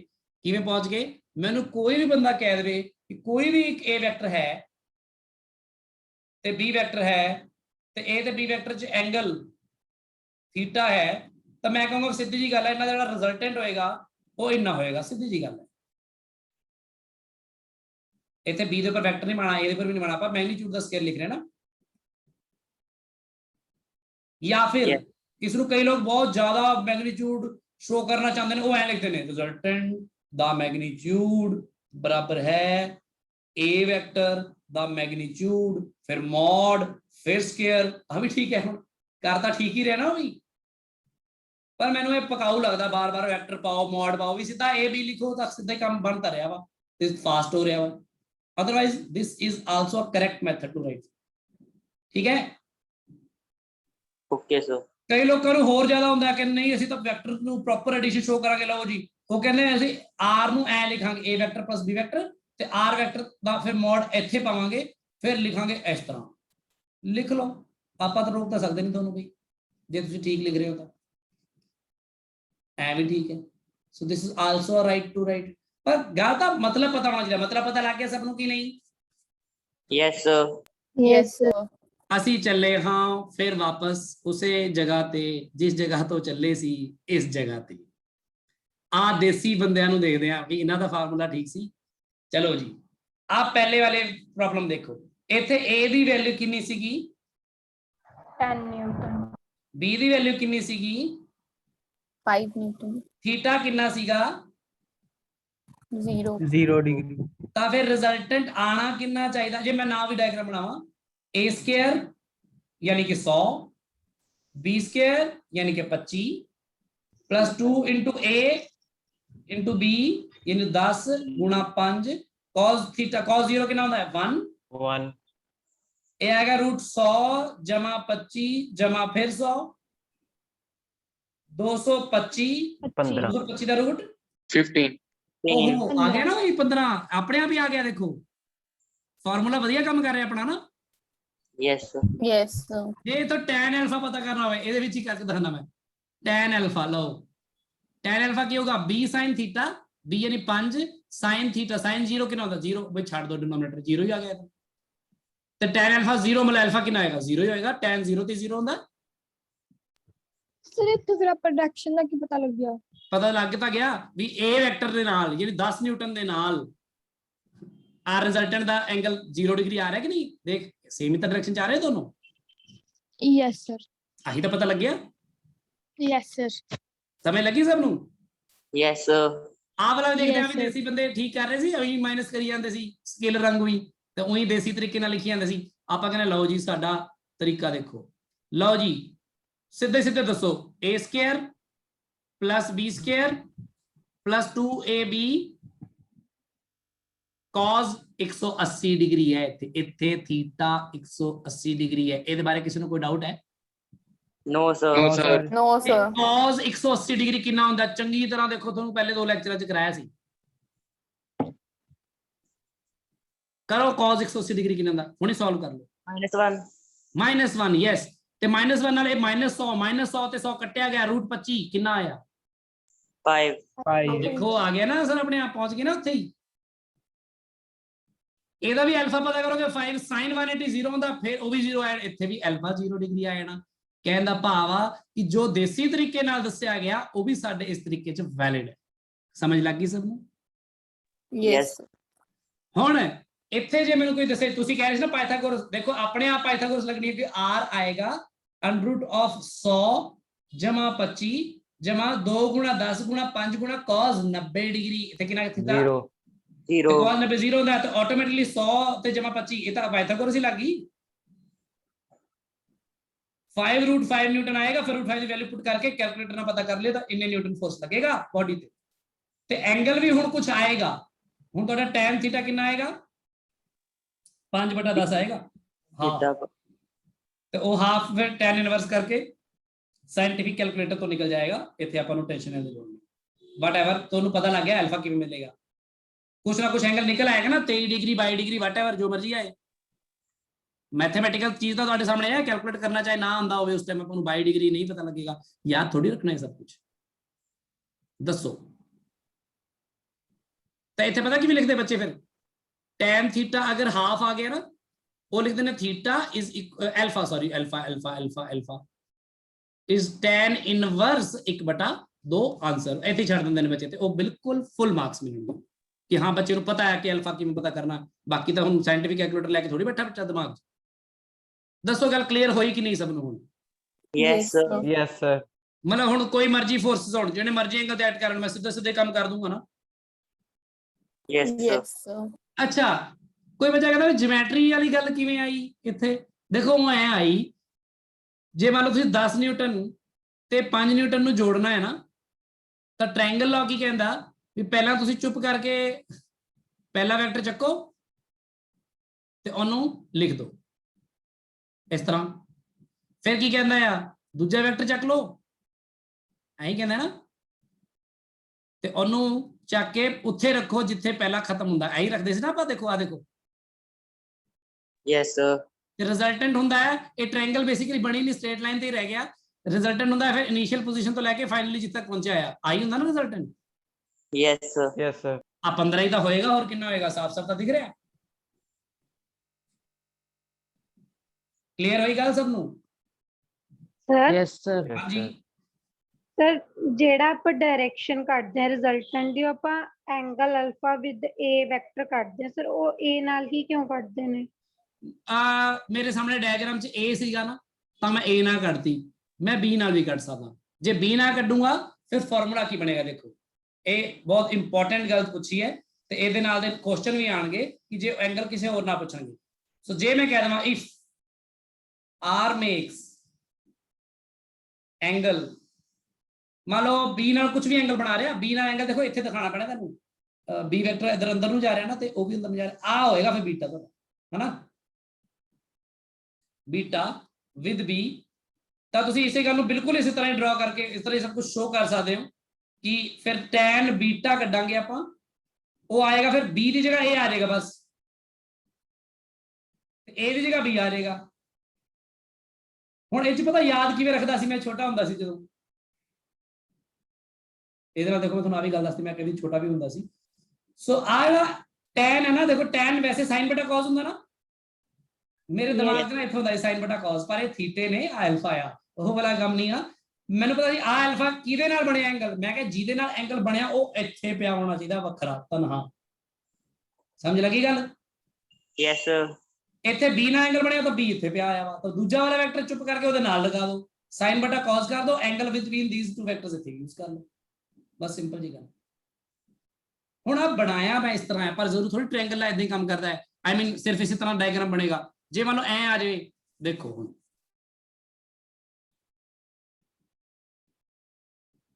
ਅਗਲੇ ਪੇਜ ਤੇ ਆ, ਮੰਨ ਲਓ ਕੋਈ ਕਹਿ ਰਿਹਾ ਜੀ ਆ ਵੈਕਟਰ ਹੈ ਇੱਕ a ਵੈਕਟਰ, ਆ ਹੈਗਾ ਹੈ ਜੀ b ਵੈਕਟਰ, ਇਹ ਦੋਨਾਂ ਨੂੰ ਐਡ ਕਰਨਾ ਹੈ। ਹੁਣ ਤੁਹਾਨੂੰ ਪਤਾ ਹੈ ਇਹਨਾਂ ਦੋਨਾਂ ਨੂੰ ਐਡ ਕਰਨਾ ਆ, ਤਾਂ a ਵੈਕਟਰ ਤੇ b ਵੈਕਟਰ ਲਈ ਤੁਸੀਂ ਜਾਂ ਤਾਂ a ਵੈਕਟਰ ਨੂੰ b ਦੀ ਜਗ੍ਹਾ ਤੇ ਰੱਖੋ ਜਾਂ b ਨੂੰ, ਹੁਣ b ਨੂੰ ਇੱਥੋਂ ਕੱਢ ਕੇ ਮੈਨੂੰ ਇੱਥੇ ਥੋੜਾ ਔਖਾ ਲੱਗ ਰਿਹਾ, ਮੈਂ a ਨੂੰ ਚੱਕ ਕੇ ਰੱਖਾਂ, ਫਿਰ Yes, sir. a ਨੂੰ ਚੱਕ ਲੈਣੇ ਇਥੋਂ, ਲਓ ਜੀ ਇਹ ਚੱਕ ਲਿਆ, ਤੇ a ਨੂੰ ਚੱਕ ਕੇ ਮੈਂ ਕਿੱਥੇ ਰੱਖਾਂ, ਇੱਥੇ ਨਹੀਂ, ਇੱਥੇ ਨਹੀਂ, ਕਿੱਥੇ ਰੱਖਣਾ ਹੋਇਆ, ਜਿੱਥੇ b ਖਤਮ ਹੋ ਰਿਹਾ ਨਾ, Yes, sir. ਇੱਥੇ ਆਣਾ ਬੇਸਿਕਲੀ।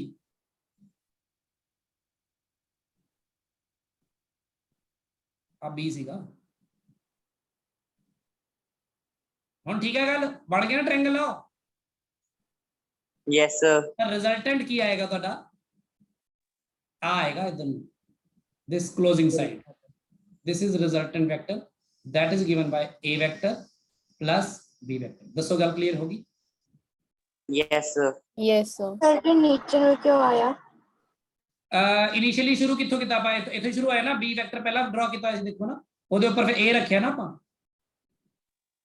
Yes, sir. ਇਨੀਸ਼ੀਅਲੀ ਤਾਂ ਆਈ ਸੀ ਨਾ ਪੋਜੀਸ਼ਨ ਆਪਣੀ, ਸਮਝ ਲਓ ਇੱਥੋਂ b ਵੈਕਟਰ ਡਰਾ ਕੀਤਾ ਇੱਧਰ ਨੂੰ, ਫਿਰ ਉੱਥੇ ਫਿਰ a ਰੱਖਿਆ, ਤਾਂ ਫਿਰ ਆਹੀ ਹੋਏਗੀ ਕਲੋਜ਼ਿੰਗ ਸਾਈਡ ਆਪਣੀ।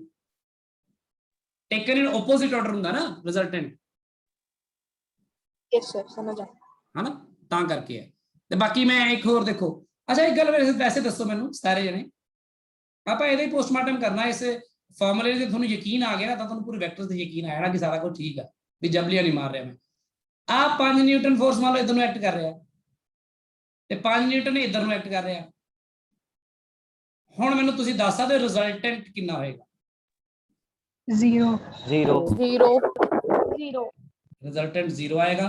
ਤੁਸੀਂ ਚਾਹੋ ਤਾਂ ਇਸ ਨੂੰ ਫਾਰਮੂਲੇ 'ਚ ਵੀ ਪੁੱਟ ਕਰਕੇ ਦੇਖ ਸਕਦੇ ਹੋ, ਠੀਕ ਹੈ, cos 180 ਉਹ ਕਰਕੇ ਉਹ ਆਪਣੇ ਆਪ ਹੀ ਖਤਮ ਹੋ ਜਾਣਾ, ਤੁਸੀਂ ਦੇਖ ਲਿਓ ਕਰ ਕਰਾ ਕੇ। ਦੂਸਰੀ ਗੱਲ ਤੁਸੀਂ ਚਾਹੋ ਤਾਂ ਇਸ ਨੂੰ a ਤੇ 5 a5 b5 ਤੇ cos 180 ਲੈ ਕੇ ਵੀ ਹੋ ਜਾਊਗਾ।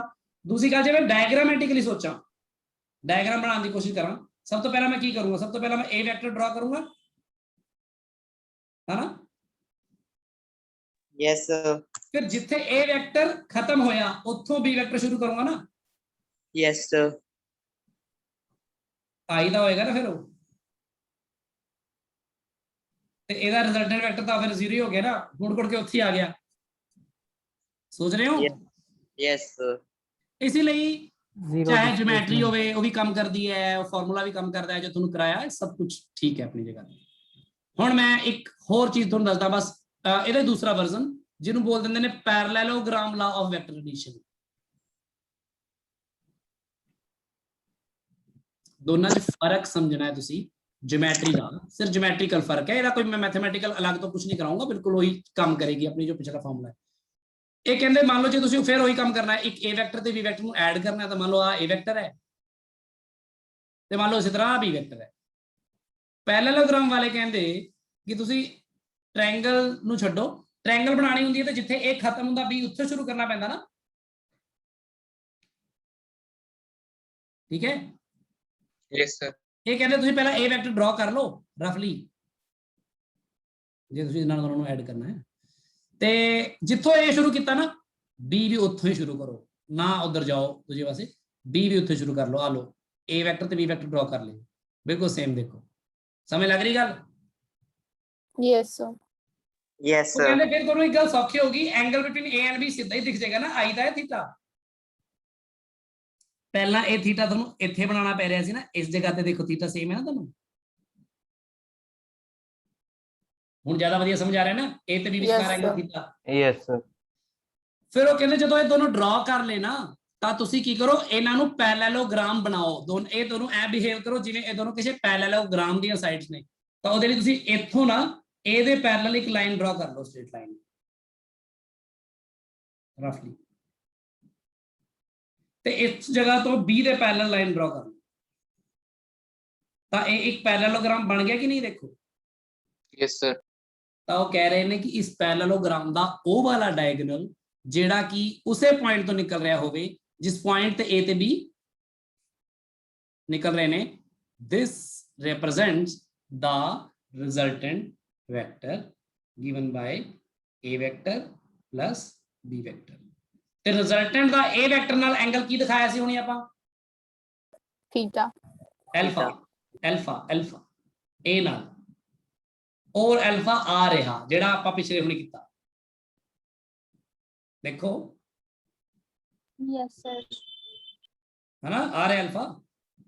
Yes, sir. ਤੇ ਬੀਟਾ ਐਂਗਲ ਮੈਂ ਜਿਹੜਾ ਹੁਣੀ ਬੱਚੇ ਨੇ ਪੁੱਛਿਆ ਤਾਂ ਮੈਂ ਕਿਹਾ ਸੀ ਨਾ ਬੀਟਾ B ਨਾਲ ਬਣ ਆ ਰਿਹਾ, ਬੀਟਾ ਵੀ ਇੱਥੇ ਸ਼ੋ ਹੋਗਾ। ਲਓ ਮਤਲਬ A ਵੈਕਟਰ ਨਾਲ ਕਿੰਨਾ ਐਂਗਲ ਬਣਾ ਰਿਹਾ, B ਨਾਲ ਵੀ ਕਿੰਨਾ ਬਣਾ ਰਿਹਾ, ਸਭ ਪਤਾ ਲੱਗ ਜਾਂਦਾ ਹੈ। ਇੱਕ ਵੀ ਪਤਾ ਲੱਗ ਗਿਆ ਤਾਂ ਰਿਜ਼ਲਟੈਂਟ ਨੂੰ ਪਲੇਸ ਕਰ ਲਓਗੇ ਤੁਸੀਂ ਤੇ ਸਮਝ ਲਓਗੇ ਆ ਆਪਣਾ ਪੈਰਲਲੋਗ੍ਰਾਮ ਲਾਅ ਆਫ ਵੈਕਟਰ ਐਡੀਸ਼ਨ ਹੈ। ਤੇ ਤੁਸੀਂ ਸੋਚ ਕੇ ਦੇਖੋ ਕਿ ਜੇ ਮੈਂ ਇਹਨੂੰ ਟ੍ਰਾਇੰਗਲ ਲਾਅ ਦੀ ਤਰ੍ਹਾਂ ਲਗਾਉਣਾ ਹੁੰਦਾ, ਪ੍ਰੂਵ ਕਰਨਾ ਹੁੰਦਾ, ਤਾਂ ਬੇਸਿਕਲੀ ਮੈਂ ਕੁਝ ਨਹੀਂ ਕੀਤਾ ਹੁੰਦਾ। ਮੈਂ ਆਹ ਜਿਹੜਾ B ਵੈਕਟਰ ਹੈਗਾ ਆਹ ਵਾਲਾ A ਵੈਕਟਰ, ਜਿਵੇਂ ਮੰਨ ਲਓ ਆ A ਵੈਕਟਰ ਹੈ, ਇਹਨੂੰ ਚੱਕ ਕੇ ਇੱਥੇ ਰੱਖਣਾ ਸੀ ਤਾਂ B ਨਾਲ A ਐਡ ਹੋ ਜਾਣਾ ਸੀ, ਜਾਂ ਇਹਨੂੰ ਚੱਕ ਕੇ ਇੱਥੇ ਰੱਖਦਾ ਤਾਂ ਵੀ ਤਾਂ ਟ੍ਰਾਇੰਗਲ ਲਾਉਣਾ, ਆਹੀ ਆਨਸਰ ਆਣਾ ਸੀ ਕਿ ਨਹੀਂ? Yes, sir. ਸੋ ਇਹ ਪੈਰਲਲੋਗ੍ਰਾਮ ਲਾ ਸਿਰਫ ਤੁਹਾਡੀ ਕਨਵੀਨੀਅੰਸ ਤੇ ਹੈ ਕਿ ਤੁਸੀਂ ਡਰਾ ਕਰਕੇ ਡਾਇਗਰਾਮ ਦੇ ਵਿੱਚ ਸਮ ਟਾਈਮਸ ਡਿਊਰਿੰਗ ਡੈਰੀਵੇਸ਼ਨਸ ਬਹੁਤ ਅੱਛੀ ਤਰ੍ਹਾਂ ਦਿਖਾ ਪਾਓਗੇ। ਹੋਰ ਇਹਦਾ ਕੋਈ ਬਹੁਤਾ ਉਹ ਨਹੀਂਗਾ, ਇਹਦਾ ਕੋਈ ਅਲੱਗ ਤੋਂ ਮੈਥਮੈਟੀਕਲ ਐਨਾਲਿਟਿਕਲ ਟ੍ਰੀਟਮੈਂਟ ਨਹੀਂਗਾ। ਇਹ ਵੀ ਉਹੀ ਫਾਰਮੂਲੇ ਤੇ ਕੰਮ ਕਰਦਾ ਹੈ, ਇਹਦਾ ਵੀ ਰਿਜ਼ਲਟੈਂਟ ਉਹੀ ਹੁੰਦਾ ਆ, a² + b² + 2ab cos θ। ਬਸ ਯਾਦ ਰੱਖੋ ਥੀਟਾ ਕੌਣ ਹੈ? ਥੀਟਾ ਉਹ ਹੈ ਜੋ A ਤੇ B ਵਿੱਚ ਐਂਗਲ ਬਣਦਾ ਹੈ। ਤੇ ਇਹਨਾਂ ਜਿਹੜਾ ਐਲਫਾ ਐਂਗਲ ਬਣਦਾ ਹੈ tan ਐਲਫਾ, ਉਹ ਕੌਣ ਹੈ? tan ਐਲਫਾ ਕਿਹਦੇ ਨਾਲ ਬਣ ਰਿਹਾ? A ਨਾਲ ਨਾ, ਤਾਂ A ਨੂੰ ਇੱਥੇ ਰੱਖਾਂਗੇ। ਯਾਦ ਰੱਖਣ ਦਾ ਤਰੀਕਾ ਬਸ B sin θ ਬਟਾ B cos θ। ਤੇ ਅਗਰ ਬੀਟਾ ਲਿਖਣਾ ਹੈ ਤਾਂ tan ਬੀਟਾ ਕਿਵੇਂ ਲਿਖਾਂਗਾ? ਬੀਟਾ ਕਿਹਦੇ ਨਾਲ ਬਣ ਰਿਹਾ? B ਨਾਲ ਨਾ, ਤਾਂ B ਨੂੰ ਇੱਥੇ ਰੱਖਾਂਗੇ, ਫਿਰ ਉੱਪਰ A sin θ ਬਟਾ A cos θ। ਹੁਣ ਆ ਸਾਰੀਆਂ ਗੱਲਾਂ ਦੱਸੋ ਯਾਦ ਰਹਿਣਗੀਆਂ ਸਭ ਨੂੰ? ਸਮਝ ਆ ਗਈਆਂ ਸਭ ਨੂੰ? Yes, yes sir. sir, Yes, sir. ਸੋ ਇਹ ਵਾਲਾ ਤਰੀਕਾ ਕੰਮ ਕਰਦਾ, ਨਾ ਨਾਰਥ ਦਾ ਚੱਕਰ, ਨਾ ਸਾਊਥ ਦਾ ਚੱਕਰ, ਨਾ ਕੋਈ ਟੈਨਸ਼ਨ ਕਿਸੇ ਵੀ ਤਰ੍ਹਾਂ ਦੀ। ਤੇ ਹੁਣ ਮੇਰੀ ਗੱਲ ਸੁਣੋ, ਜਿਵੇਂ ਕਿ ਜਦੋਂ ਤੁਸੀਂ ਸਪੇਸ ਦੀ ਗੱਲ ਕਰਦੇ ਹੋ ਕਿ ਸਪੇਸ ਵਿੱਚ ਕੋਈ ਵੈਕਟਰ ਅਗਰ ਐਕਟ ਕਰ ਰਿਹਾ ਹੈ, ਫੋਰਸ ਐਕਟ ਕਰ ਰਿਹਾ, ਤਾਂ ਉਹਨੂੰ ਤੁਸੀਂ ਕਾਪੀ ਤੇ ਕਿਵੇਂ ਦਿਖਾਓਗੇ? ਹੁਣ ਮੇਰੀ ਗੱਲ ਨੂੰ ਬਹੁਤ ਧਿਆਨ ਨਾਲ ਸਮਝੋ। ਪਹਿਲੀ ਗੱਲ ਕਿ ਜਦੋਂ ਤੁਸੀਂ ਗੱਲ ਕਰਦੇ ਹੋ ਨਾ ਸਪੇਸ ਦੀ, ਮਤਲਬ ਕੋਈ ਵੀ ਸਪੇਸ ਵਿੱਚ ਕੋਈ ਦੋ ਵੈਕਟਰ ਦੀ, ਬੇਸਿਕਲੀ ਉਹ ਦੋਨੋਂ ਵੈਕਟਰ ਇੱਕ ਪਲੇਨ ਵਿੱਚ ਹੀ ਹੁੰਦੇ ਨੇ। ਤੇ ਉਹਨਾਂ ਨੂੰ ਸਮਝਣ ਦੇ ਲਈ ਜਾਂ ਉਹਨਾਂ ਦੇ ਉਹ ਐਂਗਲਸ ਤੇ ਮੈਗਨੀਟਿਊਡ ਕੈਲਕੂਲੇਟ ਕਰਨ ਲਈ ਉਹਨਾਂ ਨੂੰ ਪੇਪਰ ਤੇ ਡਰਾ ਕੀਤਾ ਜਾ ਸਕਦਾ ਹੈ। ਮੈਂ ਪ੍ਰੂਵ ਕਰਦਾ ਕਿਵੇਂ। ਮੈਂ ਇਹਦੇ ਲਈ ਥੋੜੀ ਦੇਰ ਲਈ ਨਾ ਕੈਮਰਾ ਔਨ ਕਰਨ ਜਾ ਰਿਹਾ, ਤੁਸੀਂ ਦੇਖਿਓ ਮੇਰੇ, ਮੈਂ ਇਸ਼ਾਰੇ ਕਰੂੰਗਾ ਕੁਝ ਸਮਝਾਉਣ ਲਈ। ਵਿਜ਼ੀਬਲ ਹੋ ਗਿਆ ਤੁਹਾਨੂੰ? Yes, sir. yes sir, ਇੱਕ ਮਿੰਟ,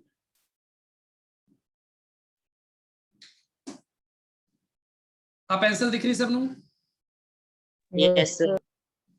ਆ ਰੈਡ ਪੈਨ, ਆ ਦੋ ਵੈਕਟਰਸ ਨੇ, ਦੇਖੋ ਆ ਦੋ ਵੈਕਟਰਸ ਨੇ, ਠੀਕ ਹੈ? Yes, ਇਹ sir. ਟੇਢੇ ਮੇਢੇ ਐ ਜਿਵੇਂ ਮਰਜ਼ੀ ਹੋ ਸਕਦੇ ਨੇ, ਹਨਾ, ਸਪੇਸ ਵਿੱਚ ਕਿਤੇ ਵੀ ਹੋ ਸਕਦੇ ਨੇ। ਮੈਂ ਇਹ ਕਹਿ ਰਿਹਾ ਇਹ ਸਪੇਸ 'ਚ ਜਿੱਥੇ ਮਰਜ਼ੀ ਹੋਣ, ਇਹ ਦੋਨੋਂ ਨੂੰ ਇੱਕ ਪਲੇਨ ਤੇ ਰੈਪਰੈਜ਼ੈਂਟ ਕੀਤਾ ਜਾ ਸਕਦਾ ਹੈ। ਉਹ ਪਲੇਨ ਕੋਈ ਵੀ ਹੋ ਸਕਦਾ ਹੈ। ਜਿਵੇਂ ਮੰਨ ਲਓ ਆ ਵੈਕਟਰ ਇੱਧਰ ਐਕਟ ਕਰ ਰਿਹਾ ਤੇ ਆ ਇੱਧਰ ਐਕਟ ਕਰ ਰਿਹਾ, ਠੀਕ ਹੈ? ਤਾਂ ਆਹ ਦੋਨੋਂ ਇੱਕ ਪਲੇਨ ਤੇ ਐਕਟ ਕਰ ਰਹੇ ਨੇ, ਦੇਖੋ ਦਿਖ ਰਿਹਾ? Yes, sir. ਪਰ ਜੇ ਆਹ ਵਾਲਾ ਵੈਕਟਰ ਥੋੜਾ ਤੁਹਾਡੇ ਵੱਲ ਨੂੰ ਇੱਧਰ ਨੂੰ ਹੋ ਜਾਵੇ ਇਸ ਤਰ੍ਹਾਂ, ਹਜੇ ਵੀ ਦੋਨੋਂ ਇੱਕ ਪਲੇਨ ਤੇ ਹੀ ਨੇ, ਦੇਖੋ। Yes, sir. Yes. ਇਹ ਥੋੜਾ ਜਿਹਾ ਆਹ ਵਾਲਾ ਇੱਧਰ ਹੋ ਜਾਵੇ, ਹਜੇ ਵੀ ਦੋਨਾਂ ਦਾ ਇੱਕ ਪਲੇਨ ਹੈਗਾ ਆ, ਕੋਈ ਨਾ ਕੋਈ ਕਾਮਨ ਪਲੇਨ। ਇਮੇਜਿਨ ਕਰਕੇ ਦੇਖੋ ਕਿ ਸਪੇਸ ਦੇ ਵਿੱਚ ਇੱਕ ਹੀ ਪੁਆਇੰਟ ਤੋਂ ਤੁਸੀਂ ਇੱਕ ਪੁਆਇੰਟ ਤੋਂ ਡਰਾ ਕਰ ਸਕਦੇ ਨਾ, ਪੈਰਲਲੋਗ੍ਰਾਮ ਲਾਅ ਲਗਾਉਣ ਲਈ ਦੇਖੋ ਕਰ ਸਕਦੇ ਕਿ ਨਹੀਂ, ਇੱਥੇ ਤੁਸੀਂ ਦੇਖੋ ਸਾਹਮਣੇ ਹਨਾ। Yes, sir.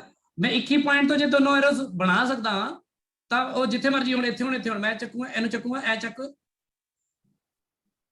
ਇੱਥੇ ਲੈ ਕੇ ਆਉਂਗਾ, ਬਣ ਗਿਆ ਨਾ ਇੱਕ ਪਲੇਨ। ਸਮਝ ਲੱਗੀ ਗੱਲ? ਹਾਂਜੀ।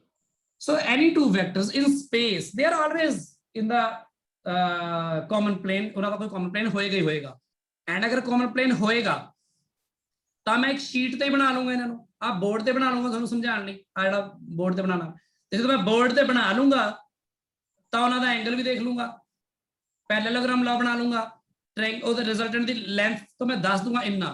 ਹੁਣ ਮੈਨੂੰ ਸਪੇਸ ਕਿਸੇ ਬੰਦੇ ਨੇ ਪੁੱਛਿਆ, ਹੁਣ ਦੇਖੋ ਉਹਨੇ ਸਵਾਲ ਐ ਪੁੱਛਿਆ ਜਿਵੇਂ ਖਬਰਾਂ ਨਹੀਂ ਪੜ੍ਹਦੇ ਹੁੰਦੇ, ਐ ਲੈਟ ਕੇ ਸਾਹਮਣੇ ਪੁੱਛਿਆ ਕਿ that there is a vector of magnitude 20 Newton, there is another vector of magnitude 10 Newton, then and angle between them is 30 degree, then what will be the resultant of the two vectors? ਐ ਪੁੱਛ ਲਿਆ ਖਬਰਾਂ ਵਾਂਗੂ। ਹੁਣ ਉਹਨੇ ਮੈਨੂੰ ਦਿਖਾਇਆ ਥੋੜੀ ਆ ਰਿਹਾ ਵੈਕਟਰ, ਆ ਰਿਹਾ ਵੈਕਟਰ, ਉਹਨੇ ਦਿਖਾਇਆ, ਉਹਨੇ ਨਹੀਂ ਦਿਖਾਇਆ, मैं ਉਹਨੂੰ ਜਵਾਬ ਵੀ ਨਹੀਂ ਦਊਂਗਾ। ਮੈਂ ਕੋ ठीक है, if a vector is of 20 Newton, another vector of 5 Newton, and angle between them is 30 degree, then resultant of those two vectors will be given by under root of 400 plus कितना सीगा 5 25 plus 2 into 20 into 5 into cos 30 degree। Calculate करके मैं इन्ने Newton लगूगा। ਹੁਣ ਉਹ ਬੰਦਾ ਕਹਿ ਰਿਹਾ ਕਿ ਠੀਕ ਆ ਇੰਨੇ ਨਿਊਟਨ ਲੱਗੂਗਾ ਕਿਹੜੀ ਡਾਇਰੈਕਸ਼ਨ ਚ, ਮੈਂ ਆ tan alpha ਪੁੱਟ ਕਰਕੇ ਨਾ ਮੈਂ ਕਹੂੰਗਾ ਇਹ ਵੈਕਟਰ ਨਾਲ ਇੰਨੇ ਐਂਗਲ ਤੇ ਲੱਗੂਗਾ। ਹੁਣ ਤੁਸੀਂ ਕਹੋਗੇ ਫਿਰ ਤੁਹਾਨੂੰ ਕਿ ਮੈਂ ਕਿਹਾ ਦੇਖੋ ਨਾ ਇਹ ਉਹਨੇ ਮੈਨੂੰ ਪੁੱਛਿਆ ਸੀ ਨਾ ਕਿ 20 ਨਿਊਟਨ ਹੈ, ਇੱਕ 5 ਨਿਊਟਨ ਹੈ, ਮੈਂ ਕਹੂੰਗਾ ਜਿੱਧਰ ਨੂੰ ਵੀ ਤੂੰ 20 ਨਿਊਟਨ ਡਰਾ ਕਰੇਗਾ ਵਟਐਵਰ, ਤੇ 20 ਨਿਊਟਨ ਜਿੱਧਰ ਨੂੰ ਮਰਜ਼ੀ ਡਰਾ ਕਰ ਲਾ ਤੂੰ, ਜਿੱਧਰ ਮਰਜ਼ੀ, ਉਸ ਤੋਂ ਬਾਅਦ 5 ਨਿਊਟਨ ਡਰਾ ਕਰੇਗਾ ਨਾ 30 ਡਿਗਰੀ ਤੇ, ਹਨਾ, ਤਾਂ ਮੈਂ ਉਹਨੂੰ ਬਸ ਇਹ ਦੱਸੂਗਾ ਕਿ ਫਿਰ 20 ਨਿਊਟਨ ਨਾਲ ਐਲਫਾ ਐਂਗਲ ਤੇ ਇੰਨਾ ਰਿਜ਼ਲਟੈਂਟ ਐਕਟ ਕਰੇਗਾ, ਦੈਟਸ ਇਟ। ਮੈਂ ਸਵਾਲ ਦਾ ਜਵਾਬ ਦੇਤਾ, ਮੈਨੂੰ ਕੀ ਲੋੜ ਆ ਉਹ ਕਿੱਥੇ ਡਰਾ ਕਰੂਗਾ, ਕਰੀ ਜਾਊਗਾ ਜਿੱਥੇ ਕਰਨਾ ਹੋਊਗਾ। ਸਮਝ ਲੱਗੀ ਗੱਲ ਕਿ ਨਹੀਂ ਦੱਸੋ? Yes, Yes, sir. sir. Because it will always work, it's just a methodology to answer, ਕਿ ਤੁਹਾਨੂੰ ਕੋਈ ਕੁਐਸਚਨ ਪੁੱਛੇਗਾ ਉਹਦਾ ਆਨਸਰ ਹੈ ਕਰਨਾ ਤੁਸੀਂ। ਹੁਣ ਸਮਝ ਲੱਗੀ? Yes, sir. Yes. Camera off कर दे। चलो सो ਇਹ ਸੀਗਾ ਪੈਰਲਲੋਗ੍ਰਾਮ ਲਾ ਜਸਟ ਤੁਹਾਨੂੰ ਚਲੋ ਇਹ ਵੀ ਮੈਂ ਬੋਲ ਦਿੰਦਾ, ਇਹਦੀ ਸਟੇਟਮੈਂਟ ਵੀ ਬੁੱਕ ਚੋਂ ਪੜ੍ਹ ਲੈਣੀ ਹੈ, ਤੁਸੀਂ ਲਿਖ ਲੈਣੀ ਹੈ, ਇਹਦੇ ਨਾਲ ਹੀ ਨੋਟਸ ਵਿੱਚ ਅੱਜ ਹੀ ਲਿਖ ਲੈਣੀ ਹੈ, ਬੁੱਕ ਦੇ ਵਿੱਚੋਂ ਕਰਨੀ ਹੈ ਸਟੇਟਮੈਂਟ। ਮੈਂ ਸਟੇਟਮੈਂਟ ਬੋਲਣ ਜਾ ਰਿਹਾ ਬਸ ਤੁਹਾਡੇ ਸਾਹਮਣੇ। ਸੋ ਸਟੇਟਮੈਂਟ ਕੀ ਹੈ? If any two vectors starting from the same point, ਹੈ ਨਾ, ਇੱਕ ਪੁਆਇੰਟ ਤੋਂ ਸਟਾਰਟ ਕੀਤੇ ਆਪਾਂ ਇਹ ਦੋਨੋਂ, represent in magnitude and direction the two adjacent sides of a parallelogram, then the ਕੀ ਕਹਿੰਦੇ ਇਹਨੂੰ diagonal ਹੀ ਬੋਲਦੇ ਨਾ ਮੇਰੇ, diagonal passing through the same point will represent in magnitude and direction the resultant of the two vectors। clear ਹੈ ਗੱਲ? Yes, sir. ਬਸ ਫਿਰ ਉਹ ਕੁਝ ਨਹੀਂ ਹੈ, ਉੱਥੇ ਟ੍ਰਾਇੰਗਲ ਦੇ ਕੇਸ ਚ ਆਪਾਂ third closing side taken in opposite order ਬੋਲਦੇ ਆ, ਇੱਥੇ ਆਪਾਂ diagonal passing from the same point ਬੋਲਦੇ ਆ। ਕਲੀਅਰ? ਸੋ ਅਸੀਂ ਬਹੁਤ ਇੰਪੋਰਟੈਂਟ ਚੀਜ਼ ਸਿੱਖ ਲਈ ਕਿ ਦੋ ਵੈਕਟਰਸ ਨੂੰ ਐਡ ਕਰਨਾ ਸਿੱਖ ਲਿਆ, ਜਿਹੜੇ ਮਰਜ਼ੀ ਜਿੱਧਰ ਮਰਜ਼ੀ ਦੱਸੇ ਹੋਣ ਤੇ ਮੈਂ ਉਹਨਾਂ ਨੂੰ ਐਡ ਕਰ ਸਕਦਾ ਵਾਂ। ਤੇ ਹੁਣ ਆਪਾਂ ਕਰਨ ਜਾ ਰਹੇ ਹਾਂ ਬਹੁਤ ਇੰਪੋਰਟੈਂਟ ਚੀਜ਼। ਸਰ ਹਾਂਜੀ ਸਰ ਟ੍ਰਾਇੰਗਲ ਦੇ ਕੇਸ 'ਚ ਜੋ ਆਪੋਜ਼ਿਟ ਆਰਡਰ ਦੱਸਿਆ ਸੀ ਤੁਸੀਂ, ਉਹਦਾ ਮਤਲਬ ਕੀ ਹੈ? ਉਹਦਾ ਮਤਲਬ ਹੈ ਟ੍ਰਾਇੰਗਲ ਦੇ ਕੇਸ ਆ ਦੇ ਪਹਿਲਾਂ ਆ ਵੈਕਟਰ ਡਰਾ ਕਰ ਲਿਆ ਇੱਕ, ਹਾਂਜੀ ਸਰ। ਹੁਣ ਆਰਡਰ ਇਹ ਤਾਂ ਪੁੱਠਾ ਨਹੀਂ ਲੈ ਕੇ ਜਾਣਾ, ਮੈਂ ਇੱਥੋਂ ਹੀ ਅੱਗੇ ਆਰਡਰ ਲੈ ਕੇ ਜਾਣਾ ਜਿੱਧਰ ਨੂੰ ਲੈ ਕੇ ਜਾਣਾ। ਮਤਲਬ ਬੀ ਵੈਕਟਰ ਸੀ ਐਂਡ ਡਰਾ ਕਰ ਲਿਆ, ਆ ਸੇਮ ਆਰਡਰ ਹੋ ਗਿਆ ਕਿ ਨਹੀਂ? ਦੇਖ ਚੱਲੀ ਜਾ ਰਿਹਾ ਨਾ ਇਸ ਤਰ੍ਹਾਂ ਹੀ, ਹਾਂਜੀ ਸਰ। ਤੇ ਇਹਦਾ ਆਪੋਜ਼ਿਟ ਹੁੰਦਾ ਹੈ ਫਿਰ ਇਹਦੇ ਵਿੱਚ ਜੇ ਇੱਧਰ ਨੂੰ ਜਾਂਦਾ ਇੱਧਰੋਂ, ਹੁਣ ਫਿਰ ਸੇਮ ਆਰਡਰ ਰਹਿਣਾ ਸੀ ਨਾ, ਉਹ ਯੈਸ ਸਰ। ਨਹੀਂ ਜਾਣਾ, ਇਹਦਾ ਪੁੱਠਾ ਜਾਣਾ, ਆਪੋਜ਼ਿਟ ਆਰਡਰ। ਠੀਕ ਹੈ? Okay sir. ਤੇ ਤੁਸੀਂ ਦੇਖੋ ਤੁਹਾਨੂੰ ਟ੍ਰਾਇੰਗਲ ਲਾਅ ਦੇ ਨਾਲ ਹੁਣ ਐਡ ਕਰਨਾ ਜੇ ਆ ਗਿਆ ਤਾਂ ਹੁਣ ਮੈਂ ਤੁਹਾਨੂੰ ਕੁਝ ਬੇਸਿਕ ਗੱਲਾਂ ਸਮਝਾਣਾ। ਜੇ ਮੰਨ ਲਓ ਕਿਸੇ ਨੇ ਮੈਨੂੰ ਕਿਹਾ 3 ਵੈਕਟਰ ਐਡ ਕਰਕੇ ਦਿਖਾਓ, ਕਿਸੇ ਨੇ ਕਿਹਾ ਆ A ਵੈਕਟਰ ਹੈ ਤੇ ਆ B ਵੈਕਟਰ ਹੈ ਤੇ ਆ C ਵੈਕਟਰ ਹੈ, ਤੇ ਕਿਸੇ ਨੇ ਕਿਹਾ ਆ A ਵੈਕਟਰ ਵਿੱਚ ਐਡ ਕਰੋ ਆ B ਵੈਕਟਰ ਵਿੱਚ ਐਡ ਕਰੋ ਆ C ਵੈਕਟਰ। मैं डायग्राम ਤੇ ਇਹਨੂੰ ਰਿਪਰੈਜ਼ੈਂਟ ਕਿਵੇਂ ਕਰ ਸਕਦਾ ਦੇਖੋ मैं ਕੀ ਕਰੂੰਗਾ ਪਹਿਲਾਂ मैं a ਵੈਕਟਰ ਡਰਾ ਕਰ ਲੂੰਗਾ ਇਸ ਤਰ੍ਹਾਂ ਜਿੱਥੇ a ਖਤਮ ਹੋਇਆ ਉੱਥੋਂ ਡਰਾ ਕਰ ਲੂੰਗਾ ਇਸ ਤਰ੍ਹਾਂ b ਵੈਕਟਰ ਜਿੱਥੇ b ਖਤਮ ਹੋਇਆ ਉੱਥੋਂ ਡਰਾ ਕਰ ਲੂੰਗਾ c ਵੈਕਟਰ ਸਮਝ ਲੱਗ ਰਹੀ ਗੱਲ yes sir तो आ a ਵੈਕਟਰ ਹੋ ਗਿਆ ਆ b ਵੈਕਟਰ ਹੋ ਗਿਆ ਆ c ਵੈਕਟਰ ਹੋ ਗਿਆ ਤੇ ਇਹਦੇ ਬਾਅਦ ਜਿਹੜੀ ਕਲੋਜ਼ਿੰਗ ਸਾਈਡ ਬਣੇਗੀ ਨਾ ਤੁਹਾਡੀ ਹੁਣ ਆਪੋਜ਼ਿਟ ਆਰਡਰ ਹੁਣ ਕਿਹੜਾ ਆਏਗਾ ਇਧਰੋਂ ਇਧਰ ਆਇਆ ਤਾਂ ਸੇਮ ਆਰਡਰ ਹੋਇਆ ਨਾ ਉਹ ਆਪਾਂ Yes, ਇਧਰ ਨਹੀਂ ਆਣਾ ਇਧਰ ਜਾਣਾ ਉਲਟਾ ਆ ਹੋਏਗਾ ਆਪਣਾ ਰਿਜ਼ਲਟੈਂਟ ਤੇ ਇਸ ਨੂੰ ਕੀ ਕਵਾਂਗੇ a plus b plus c vector ਇਸ ਲਾਅ ਨੂੰ ਹੁਣ ਟ੍ਰਾਇੰਗਲ ਲਾਅ ਨਹੀਂ ਕਵਾਂਗੇ ਹੁਣ ਇਹਨੂੰ ਕਹਿਣਾ ਸ਼ੁਰੂ ਕਰ ਦਵਾਂਗੇ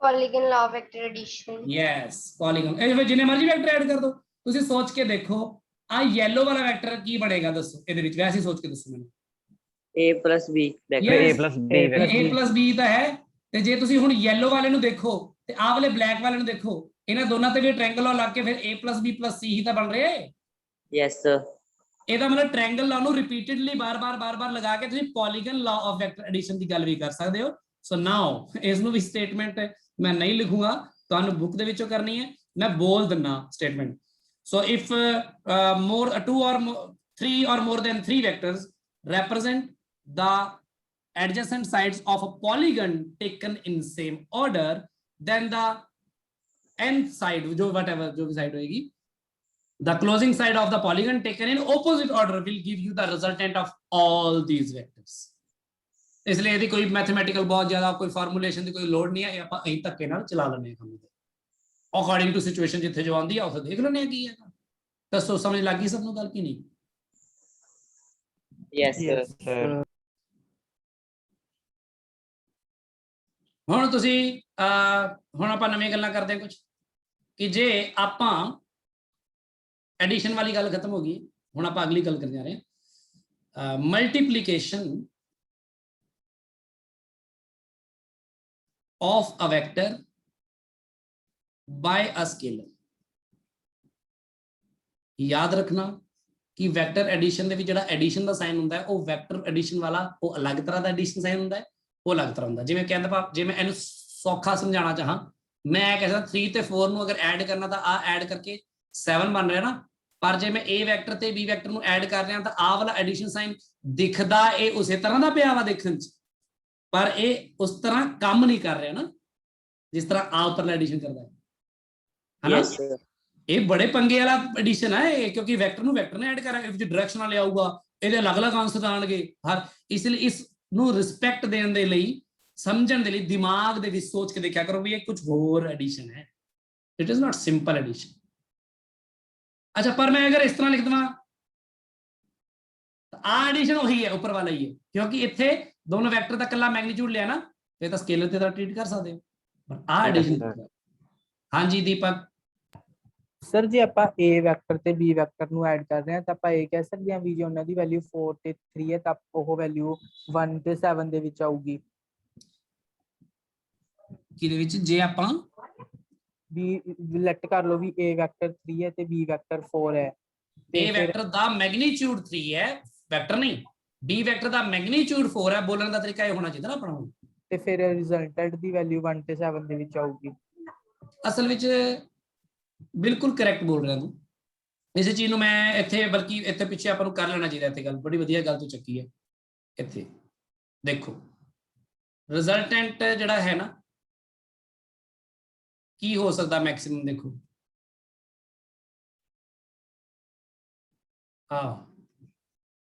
ਸੋ ਆਪਾਂ ਗੱਲ ਕਰੀਏ r ਮੈਕਸਿਮਮ ਕਦੋਂ ਹੁੰਦਾ ਆ ਜਦੋਂ cos ਥੀਟਾ ਮੈਕਸਿਮਮ ਹੋਏਗਾ ਤੇ cos ਥੀਟਾ ਦੀ ਮੈਕਸਿਮਮ ਵੈਲਿਊ ਕਦੋਂ ਹੁੰਦੀ ਹੈ ਜਦੋਂ ਥੀਟਾ ਕਿੰਨਾ ਹੁੰਦਾ ਹੈ 0 ਡਿਗਰੀ 2 degree ਫਿਰ cos 0 1 ਹੁੰਦਾ ਨਾ ਸੋ ਫਿਰ r ਦੀ ਵੈਲਿਊ ਕੀ ਆ ਜਾਂਦੀ ਹੈ ਤੁਹਾਡੀ ਦੇਖੋ √a² + b² + 2ab ਫਿਰ ਆਟੋਮੈਟਿਕਲੀ a + b ਹੀ ਬਣ ਜਾਂਦਾ ਹੈ ਰਿਜ਼ਲਟੈਂਟ ਤੇ ਇਹ ਇਹਦੀ ਮੈਕਸਿਮਮ ਵੈਲਿਊ ਹੈ ਯਾਨੀ r ਦੀ ਮੈਕਸਿਮਮ ਰਿਜ਼ਲਟ ਹੈ 10 ਤੇ 5 ਨੂੰ ਐਡ ਕਰਕੇ ਵੱਧ ਤੋਂ ਵੱਧ ਇੱਕੋ ਡਾਇਰੈਕਸ਼ਨ ਚ ਆ ਜਾਣਗੇ ਤਾਂ 15 ਹੋ ਜਾਊਗਾ ਹੋਰ ਉਸ ਤੋਂ ਜ਼ਿਆਦਾ ਥੋੜੀ ਹੋ ਜਾਊਗਾ ਹੈਨਾ ਤੇ ਮਿਨੀਮਮ ਕਦੋਂ ਹੁੰਦਾ ਹੈ ਜਦੋਂ cos ਦੀ ਵੈਲਿਊ ਸਭ ਤੋਂ ਮਿਨੀਮਮ ਹੁੰਦੀ ਹੈ ਤੇ ਉਹ ਕਦੋਂ ਹੁੰਦੀ ਜਦੋਂ ਥੀਟਾ ਕਿੰਨਾ ਹੁੰਦਾ 180 ਡਿਗਰੀ ਜੋ ਬਿਲਕੁਲ ਆਪੋਜ਼ਿਟ ਹੋਣ ਤਾਂ ਫਿਰ r ਦੀ ਵੈਲਿਊ ਕੀ ਹੋਏਗੀ cos θ -1 ਹੋਏਗਾ ਤਾਂ ਬੇਸਿਕਲੀ a² + b² -2 ਵੀ ਬਣ ਜਾਂਦਾ ਹੈ ਤਾਂ ਬੇਸਿਕਲੀ a - b ਆ ਜਾਂਦਾ ਹੈ ਪਰ ਇਹਦਾ ਵੀ ਮੋਡ ਲੈਣੇ ਆਪਾਂ ਡਿਪੈਂਡਿੰਗ ਅਪਨ ਜਿਹੜਾ ਜ਼ਿਆਦਾ ਵੱਡਾ ਹੋਵੇ ਨਾ ਉਹ ਲਿਖ ਲੈਂਦੇ ਆਪਾਂ ਯਾਨੀ ਜੇ a ਵੱਡਾ ਹੈ ਕਿ b ਵੱਡਾ ਪਤਾ ਨਹੀਂ ਨਾ ਹੁੰਦਾ ਆਪਾਂ ਨੂੰ ਜਿਹੜਾ ਵੱਡਾ ਹੋਏਗਾ ਉਸ ਪਾਸੇ ਨੂੰ ਆ ਜਾਏ ਸੋ ਆ ਬਿਲਕੁਲ ਕਰੈਕਟ ਬੋਲ ਰਿਹਾ ਹੈ ਦੀਪਕ ਕਿ ਅਗਰ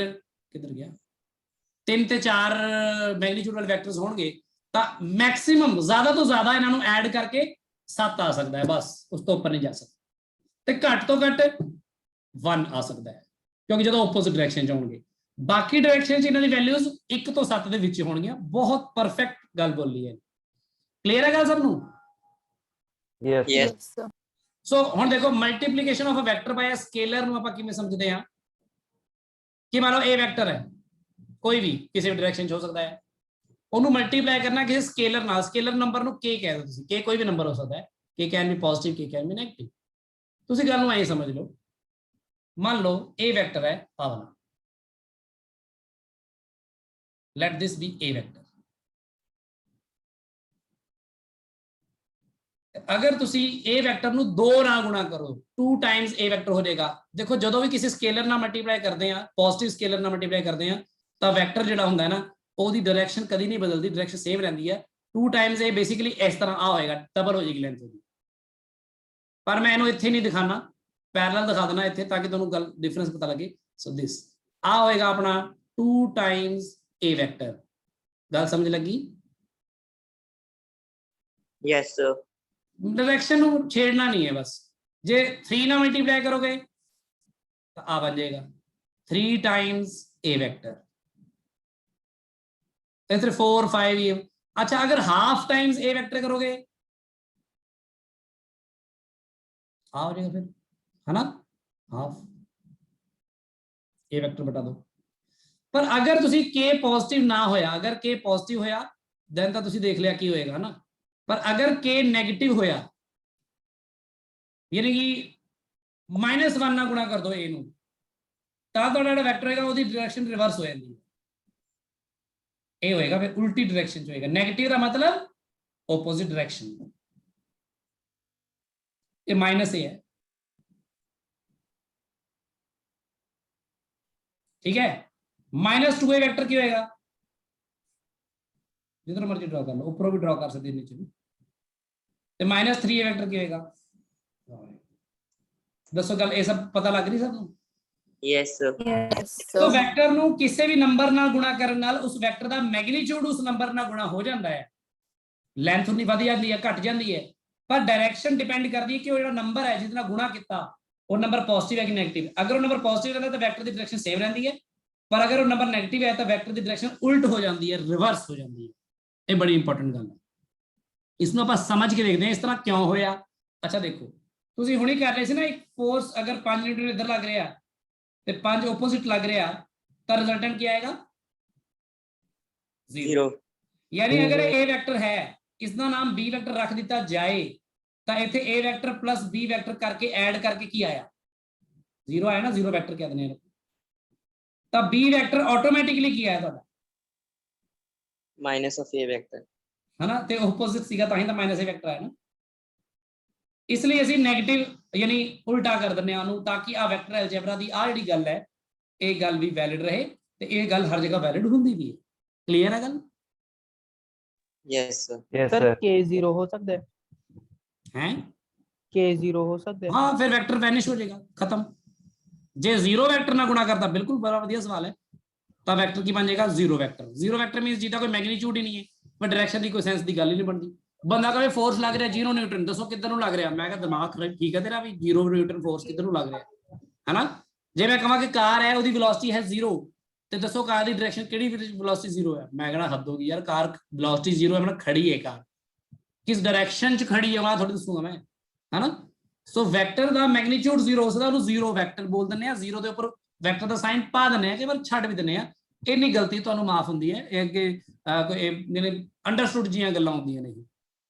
ਦੱਸੋ ਗੱਲ ਕਲੀਅਰ ਹੋਈ ਹੁਣ ਸਭ ਨੂੰ ਸਰ ਇਹ ਮਤਲਬ ਕੋਈ ਵੀ ਰੀਅਲ ਨੰਬਰ ਹੋ ਸਕਦਾ ਹੈ k ਹੋ ਸਕਦਾ ਹੈ ਮਤਲਬ ਹਾਂ k ਕੋਈ ਵੀ ਰੀਅਲ ਨੰਬਰ ਹੋ ਸਕਦਾ ਹੈ ਇਰੈਸ਼ਨਲ ਨੰਬਰ ਵੀ ਹਾਂਜੀ ਇਰੈਸ਼ਨਲ ਵੀ ਹੋ ਸਕਦਾ ਬਿਲਕੁਲ ਹੋ ਸਕਦਾ √2 ਟਾਈਮ ਵੀ ਹੋ ਸਕਦਾ √2 ਟਾਈਮਸ ਹੀ ਓਕੇ ਸਰ ठीक है ना, मैग्नीट्यूड ही है, मतलब वो है। हुण जिवें आ देख ला तू, जे मान ला कोई ए वैक्टर होवे, आ ए वैक्टर मान ला इधर नूं है, ए वैक्टर दा मैग्नीट्यूड मान ला ए है, ते दूजा वैक्टर ए ही है, ते ओदा मैग्नीट्यूड भी उन्ना ही है। तो हुण आ ए, एदा मैग्नीट्यूड ए है, एदा मैग्नीट्यूड भी ए है, ठीक है। पर इस वैक्टर ਨੂੰ ए वैक्टर नहीं कह सकदा, पर ਇਹਨੂੰ ए वैक्टर कहता, ਇਹਨੂੰ ए वैक्टर नहीं कह सकदा ਹੁਣ ਦੂਜੇ ਨੂੰ, ਕਿਉਂਕਿ ਇਹਦਾ ਨਾਮ b वैक्टर ਰੱਖਣਾ ਹੀ ਪੈਣਾ ਮੈਨੂੰ ਨਾ, ਕਿਉਂਕਿ ਸੇਮ ਡਾਇਰੈਕਸ਼ਨ ਥੋੜੀ ਹੈ ਜੋ a वैक्टर ਕਹਿ ਦਵਾਂ ਉਹਨੂੰ। ਬਸ ਇਹ ਹੈ ਕਿ a वैक्टर ਦਾ ਮੈਗਨੀਟਿਊਡ ਤੇ b वैक्टर ਦਾ ਮੈਗਨੀਟਿਊਡ ਹੈ ਉਹ a ਹੀ ਹੈ, ਸੇਮ ਨੰਬਰ ਸੇਮ ਲੈ ਲਿਆ ਆਪਾਂ। ਤਾਂ ਰਿਜ਼ਲਟੈਂਟ ਦਾ ਮੈਗਨੀਟਿਊਡ ਦੱਸੋ ਕਿੰਨਾ ਹੋਏਗਾ, √2a ਹੀ ਹੋਏਗਾ ਨਾ। Yes, sir. तो मैग्नीट्यूड ਵਿੱਚ इरेशनल आ सकते हैं, कोई दिक्कत नहीं, ठीक है। Yes sir. सो ਉਹਦੀ ਕੋਈ ਪ੍ਰੋਬਲਮ ਨਹੀਂ। ਸਭ ਨੂੰ ਸਮਝ ਲੱਗ ਗਿਆ ਨੈਗੇਟਿਵ ਦਾ ਮਤਲਬ ਕੀ ਹੁੰਦਾ ਹੈ। yes sir. ਇसी ਤੋਂ ਬੜੀ ਇੰਪੋਰਟੈਂਟ ਚੀਜ਼ ਆਪਾਂ ਸਿੱਖ ਲਵਾਂਗੇ ਜਿਹਨੂੰ ਕਹਿੰਦੇ ਸਬਟ੍ਰੈਕਸ਼ਨ ਆਫ ਟੂ ਵੈਕਟਰਸ। ਦੇਖਿਓ ਇਹਦੇ ਵਿੱਚੋਂ ਹੀ ਨਿਕਲੇਗਾ ਸਬਟ੍ਰੈਕਸ਼ਨ ਆਫ ਟੂ ਵੈਕਟਰਸ। मतलब मैंने कुछ नहीं पता वैक्टर्स कौन ने, वेलोसिटीज ने कि फोर्सेस ने, मैं जस्ट वैक्टर्स की गल कर रहा how to subtract two vectors. Obviously velocity changes ਲਈ ਆਪਾਂ ਨੂੰ ਇਹਦੀ ਲੋੜ ਪੈਂਦੀ ਹੈ, ਮੈਂ ਹੁਣੀ ਸਮਝਾਈ ਚੁੱਕਾ ਸੀ ਤੁਹਾਨੂੰ। ਇਹਦੇ ਲਈ ਸਾਨੂੰ ਇਸ ਗੱਲ ਦਾ ਵੀ ਫਾਇਦਾ ਹੋਏਗਾ ਜਿਹੜੀ ਮੈਂ ਹੁਣੀ ਗੱਲ ਕਰ ਰਿਹਾ ਸੀ। ਅੱਛਾ ਤੁਸੀਂ ਮੈਨੂੰ ਗੱਲ ਸੁਣੋ, ਅਗਰ ਨੰਬਰਸ ਨੂੰ ਐਡ ਕਰਦੇ ਆਪਾਂ, ਮੰਨ ਲਓ 10 ਦੇ ਵਿੱਚ 7, 10 ਵਿੱਚ 7 ਮਾਈਨਸ ਕਰਕੇ ਦੱਸੋ ਕਿੰਨਾ ਆਏਗਾ। 3. Sir 10. 3 ਇੱਕ ਦਾ ਬੰਦਾ ਮੇਰੇ ਕੋ ਆਇਆ, ਉਹ ਕਹਿੰਦਾ ਮੈਨੂੰ ਯਾਰ ਮਾਈਨਸ ਕਰਨਾ ਨਹੀਂ ਆਉਂਦਾ। ਮੈਂ ਕਿਹਾ ਤੈਨੂੰ ਪਲੱਸ ਕਰਨਾ ਆਉਂਦਾ? ਕਹਿੰਦਾ ਹਾਂ ਪਲੱਸ ਕਰਨਾ ਆਉਂਦਾ। ਮੈਂ ਕਿਹਾ ਕਿਹੜੇ ਮਰਜ਼ੀ 2 ਨੰਬਰ ਪਲੱਸ ਕਰ ਲੇਗਾ? ਕਹਿੰਦਾ ਹਾਂ ਨੰਬਰ ਜਿਹੜੇ ਮਰਜ਼ੀ 2 ਪਲੱਸ ਕਰ ਲੂੰਗਾ। ਮੈਂ ਕਹਾਂ ਠੀਕ ਹੈ ਫਿਰ 10 ਨੂੰ ਤੂੰ -7 ਵਿੱਚ ਪਲੱਸ ਕਰਕੇ ਦੱਸ ਕਿੰਨਾ ਹੈ। ਉਹ ਕਹਿੰਦਾ 3। ਮੈਂ ਕਿਹਾ ਕਾਕਾ ਆਂਦਾ ਤਾਂ ਹੈ ਤੈਨੂੰ ਸਬਟ੍ਰੈਕਸ਼ਨ, ਇਹੀ ਤਾਂ ਕਹਿੰਦੇ ਸਬਟ੍ਰੈਕਸ਼ਨ। ਮਤਲਬ ਉਹ ਕਹਿੰਦਾ ਵੀ ਮੈਨੂੰ ਐਡ ਕਰਨਾ ਤੇ ਸਾਰਾ ਕੁਝ ਪਤਾ ਹੈ, ਦਿਮਾਗ ਮੇਰਾ ਐਡੀਸ਼ਨ 'ਚ ਕੰਮ ਕਰਦਾ, ਸਬਟ੍ਰੈਕਸ਼ਨ ਵੇਲੇ ਮੇਰਾ ਦਿਮਾਗ ਹੀ ਬੰਦ ਹੋ ਜਾਂਦਾ। ਮੈਂ ਕਿਹਾ ਤੈਨੂੰ ਨੈਗੇਟਿਵ ਨੰਬਰ ਦੀ ਪਛਾਣ ਹੈ? ਉਹ ਕਹਿੰਦਾ ਹਾਂ ਉਹ ਪਛਾਣ ਹੈਗੀ ਹੈ, सब कुछ वो करना था, हाँ वो आंदा। मैं कहा बस ठीक है, तू सबट्रैक्शन वाला काम मेरे ते छड़ दे, मैं तेनों एडिशन का सवाल दूंगा, सबट्रैक्शन का नहीं दिंदा। वो कहता ठीक है। मैं उन्हें कह लिया 10 दे विच फिर ऐड करके दिखा दे -7, उन्हें ऐड करके दिखाता 3। आंसर तो ठीक ही दस्या ना उन्हें। समझ लगी गल की नहीं? Yes, sir. हाँ यस जी सर। यही गल मैं वैक्टर वेले केस किया। मैं बच्चों को पूछा, बच्चे तुहानू वैक्टर ऐड करने आंदे आ? वो कहंदे हाँ जी आंदे आ। मैं कहा किन्ने तरीके पता? कहंदे सर काफी तरीके पता ने, पैरेललोग्राम लॉ पता है, ट्रायंगल लॉ पता है, सारा कुछ पता है।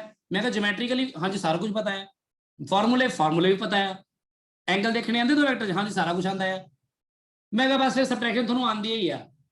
पर बच्चे कहंदे नहीं सर सानू किवें आंदी है, आ देखो किवें आंदी है। मैं बच्चों नू कहा ए वैक्टर नू सबट्रैक्ट करके दिखाओ, सर ए वैक्टर विचों सबट्रैक्ट करो बी वैक्टर नू। अपना सवाल विच हुण एडिशन नहीं है, सबट्रैक्शन है। ते उन्हां बच्चों ने कहा भी सानू नहीं आउंदी। मैं कहा तुहाडा सवाल बदल दिना है, मैं ए वैक्टर दे विचों बी वैक्टर सबट्रैक्ट करने की बजाय मैं कह रहा कि बच्चे तुसीं ऐड कर दो अपने उही ट्रायंगल लॉ, पैरेललोग्राम लॉ दे नाल -b वैक्टर नू, ਤਾਂ ਆਟੋਮੈਟਿਕਲੀ ਤੁਹਾਡਾ ਆਨਸਰ ਉਹੀ ਆਏਗਾ ਜੋ ਸਬਟ੍ਰੈਕਟ ਕਰਕੇ ਆਣਾ ਸੀ, ਅਦਰਵਾਈਜ਼ ਇਹਦੀ ਸੈਂਸ ਉੱਥੇ ਹੀ ਬਣੇਗੀ। ਕਲੀਅਰ ਹੈ ਗੱਲ? yes sir. ਬੱਚੇ ਕਹਿੰਦੇ ਆ ਸਾਨੂੰ ਨਹੀਂ ਆਉਂਦਾ। ਮੈਂ ਕਿਹਾ ਐ ਕਰੋ ਤੁਸੀਂ ਹੁਣ ਆ ਸਵਾਲ ਕਰਕੇ ਦਿਖਾ ਸਕਦੇ ਹੋ? ਓ ਯਾਰ b ਦੀ ਡਾਇਰੈਕਸ਼ਨ ਚੇਂਜ ਕਰ ਦਾਂਗੇ ਆਪਾਂ। a ਵੈਕਟਰ, ਮੈਂ ਕਿਹਾ ਤੁਹਾਨੂੰ ਐਰੋਜ਼ ਵਿੱਚ ਡੀਲ ਕਰਨਾ ਆਉਂਦਾ ਨਾ, ਸਾਰਾ ਕੁਝ ਤਾਂ ਐਰੋ ਦੇਖ ਕੇ ਕੰਮ ਕਰਦੇ ਹੋ। ਕਰੋ ਐਡ ਕਰੋ। देखो बच्चे ने पहला आप ही थोनू पता लग गया की करना है। आ वाले वैक्टर नू ऐड कर दो, तो इस वैक्टर का नाम पर ना बदलो, नाम एदा -b वैक्टर रखना पैना तुहानू। हुण जे ए b वैक्टर सी तां -b वैक्टर होया कि नहीं, इनू सोचो, बोलो। Yes sir. Yes, sir. सो इनू आपां आराम नाल शो कर सकते हां इस तरह, इस जगह ते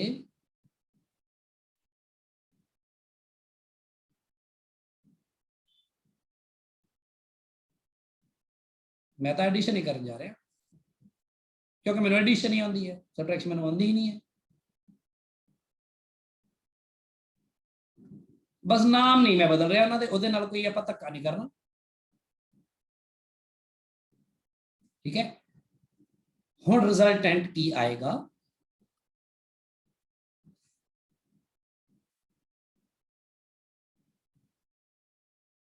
इस रिजल्टेंट ਨੂੰ ਕੀ ਕਹਾਂਗਾ ਮੈਂ है एडिशन ही है ना दो वैक्टर ऐड ही कितने ने पर हुण इन्हूं मैं की कह सकदा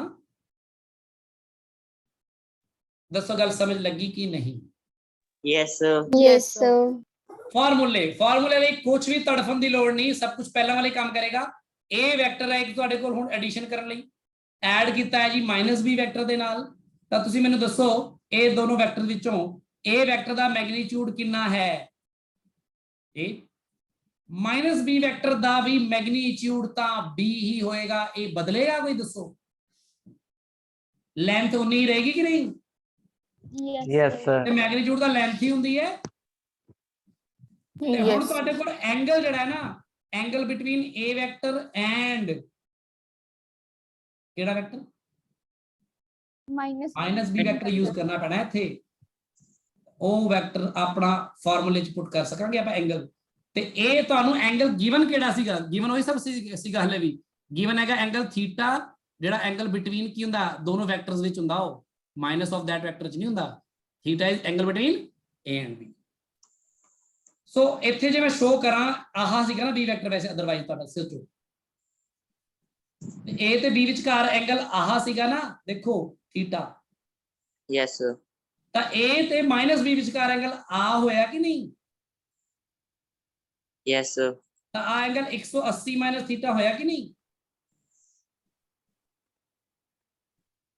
ਮਤਲਬ ਤੁਹਾਡੇ ਐਡੀਸ਼ਨ ਵਾਲੇ ਫਾਰਮੂਲੇ ਵਿੱਚ ਹੀ ਅਗਰ ਤੁਸੀਂ ਮੈਗਨੀਟਿਊਡਸ ਨੂੰ ਤਾਂ ਉਹੀ ਰਹਿਣ ਦਵੋ ਪਰ ਅਗਰ ਥੀਟਾ ਦੀ ਬਜਾਏ ਥੀਟਾ ਜਿੱਥੇ ਲਿਖਿਆ ਸੀ 180 ਮਾਈਨਸ ਥੀਟਾ ਲਿਖ ਦਵੋ ਤਾਂ ਤੁਹਾਡਾ ਸਾਰਾ ਕੰਮ ਬਣ ਜਾਏਗਾ ਕਲੀਅਰ ਹੈ Yes, sir. Yes, sir. यानी इत्थे रिजल्टेंट लिखा जावे तो a vector plus -b vector दा मैग्नीट्यूड हुण मैं मॉड लिख रहा उस तरह ही होएगा under root of a vector दे मैग्नीट्यूड दा square plus b vector -b vector दे मैग्नीट्यूड दा स्क्वायर ये तो प्लस ही रहेगा प्लस 2 टाइम्स a वेक्टर दा मैग्नीट्यूड लो जी -b वेक्टर दा मैग्नीट्यूड तो वही है एंड cos ऑफ की आएगा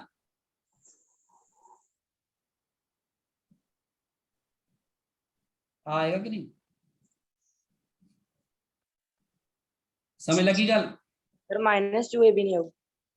क्यों आऊगा -2ab ਉੱਥੇ ਆਪਾਂ 2 Times a the magnitude into b the magnitude ਲਿਖਦੇ हैं ना ਤੇ Yes, b sir. ਦੀ ਜਗ੍ਹਾ -b ਦਾ ਮੈਗਨੀਟਿਊਡ ਕਰੋਗੇ -b ਮੈਗਨੀਟਿਊਡ ਉਨਾ ਹੀ b ਹੀ ਆਏਗਾ ਉਹ ਕਿਤੇ -b ਨਹੀਂ ਹੋ ਜਾਏਗਾ magnitude is always positive length ਹੈ length you are dealing with the length only Okay, sir.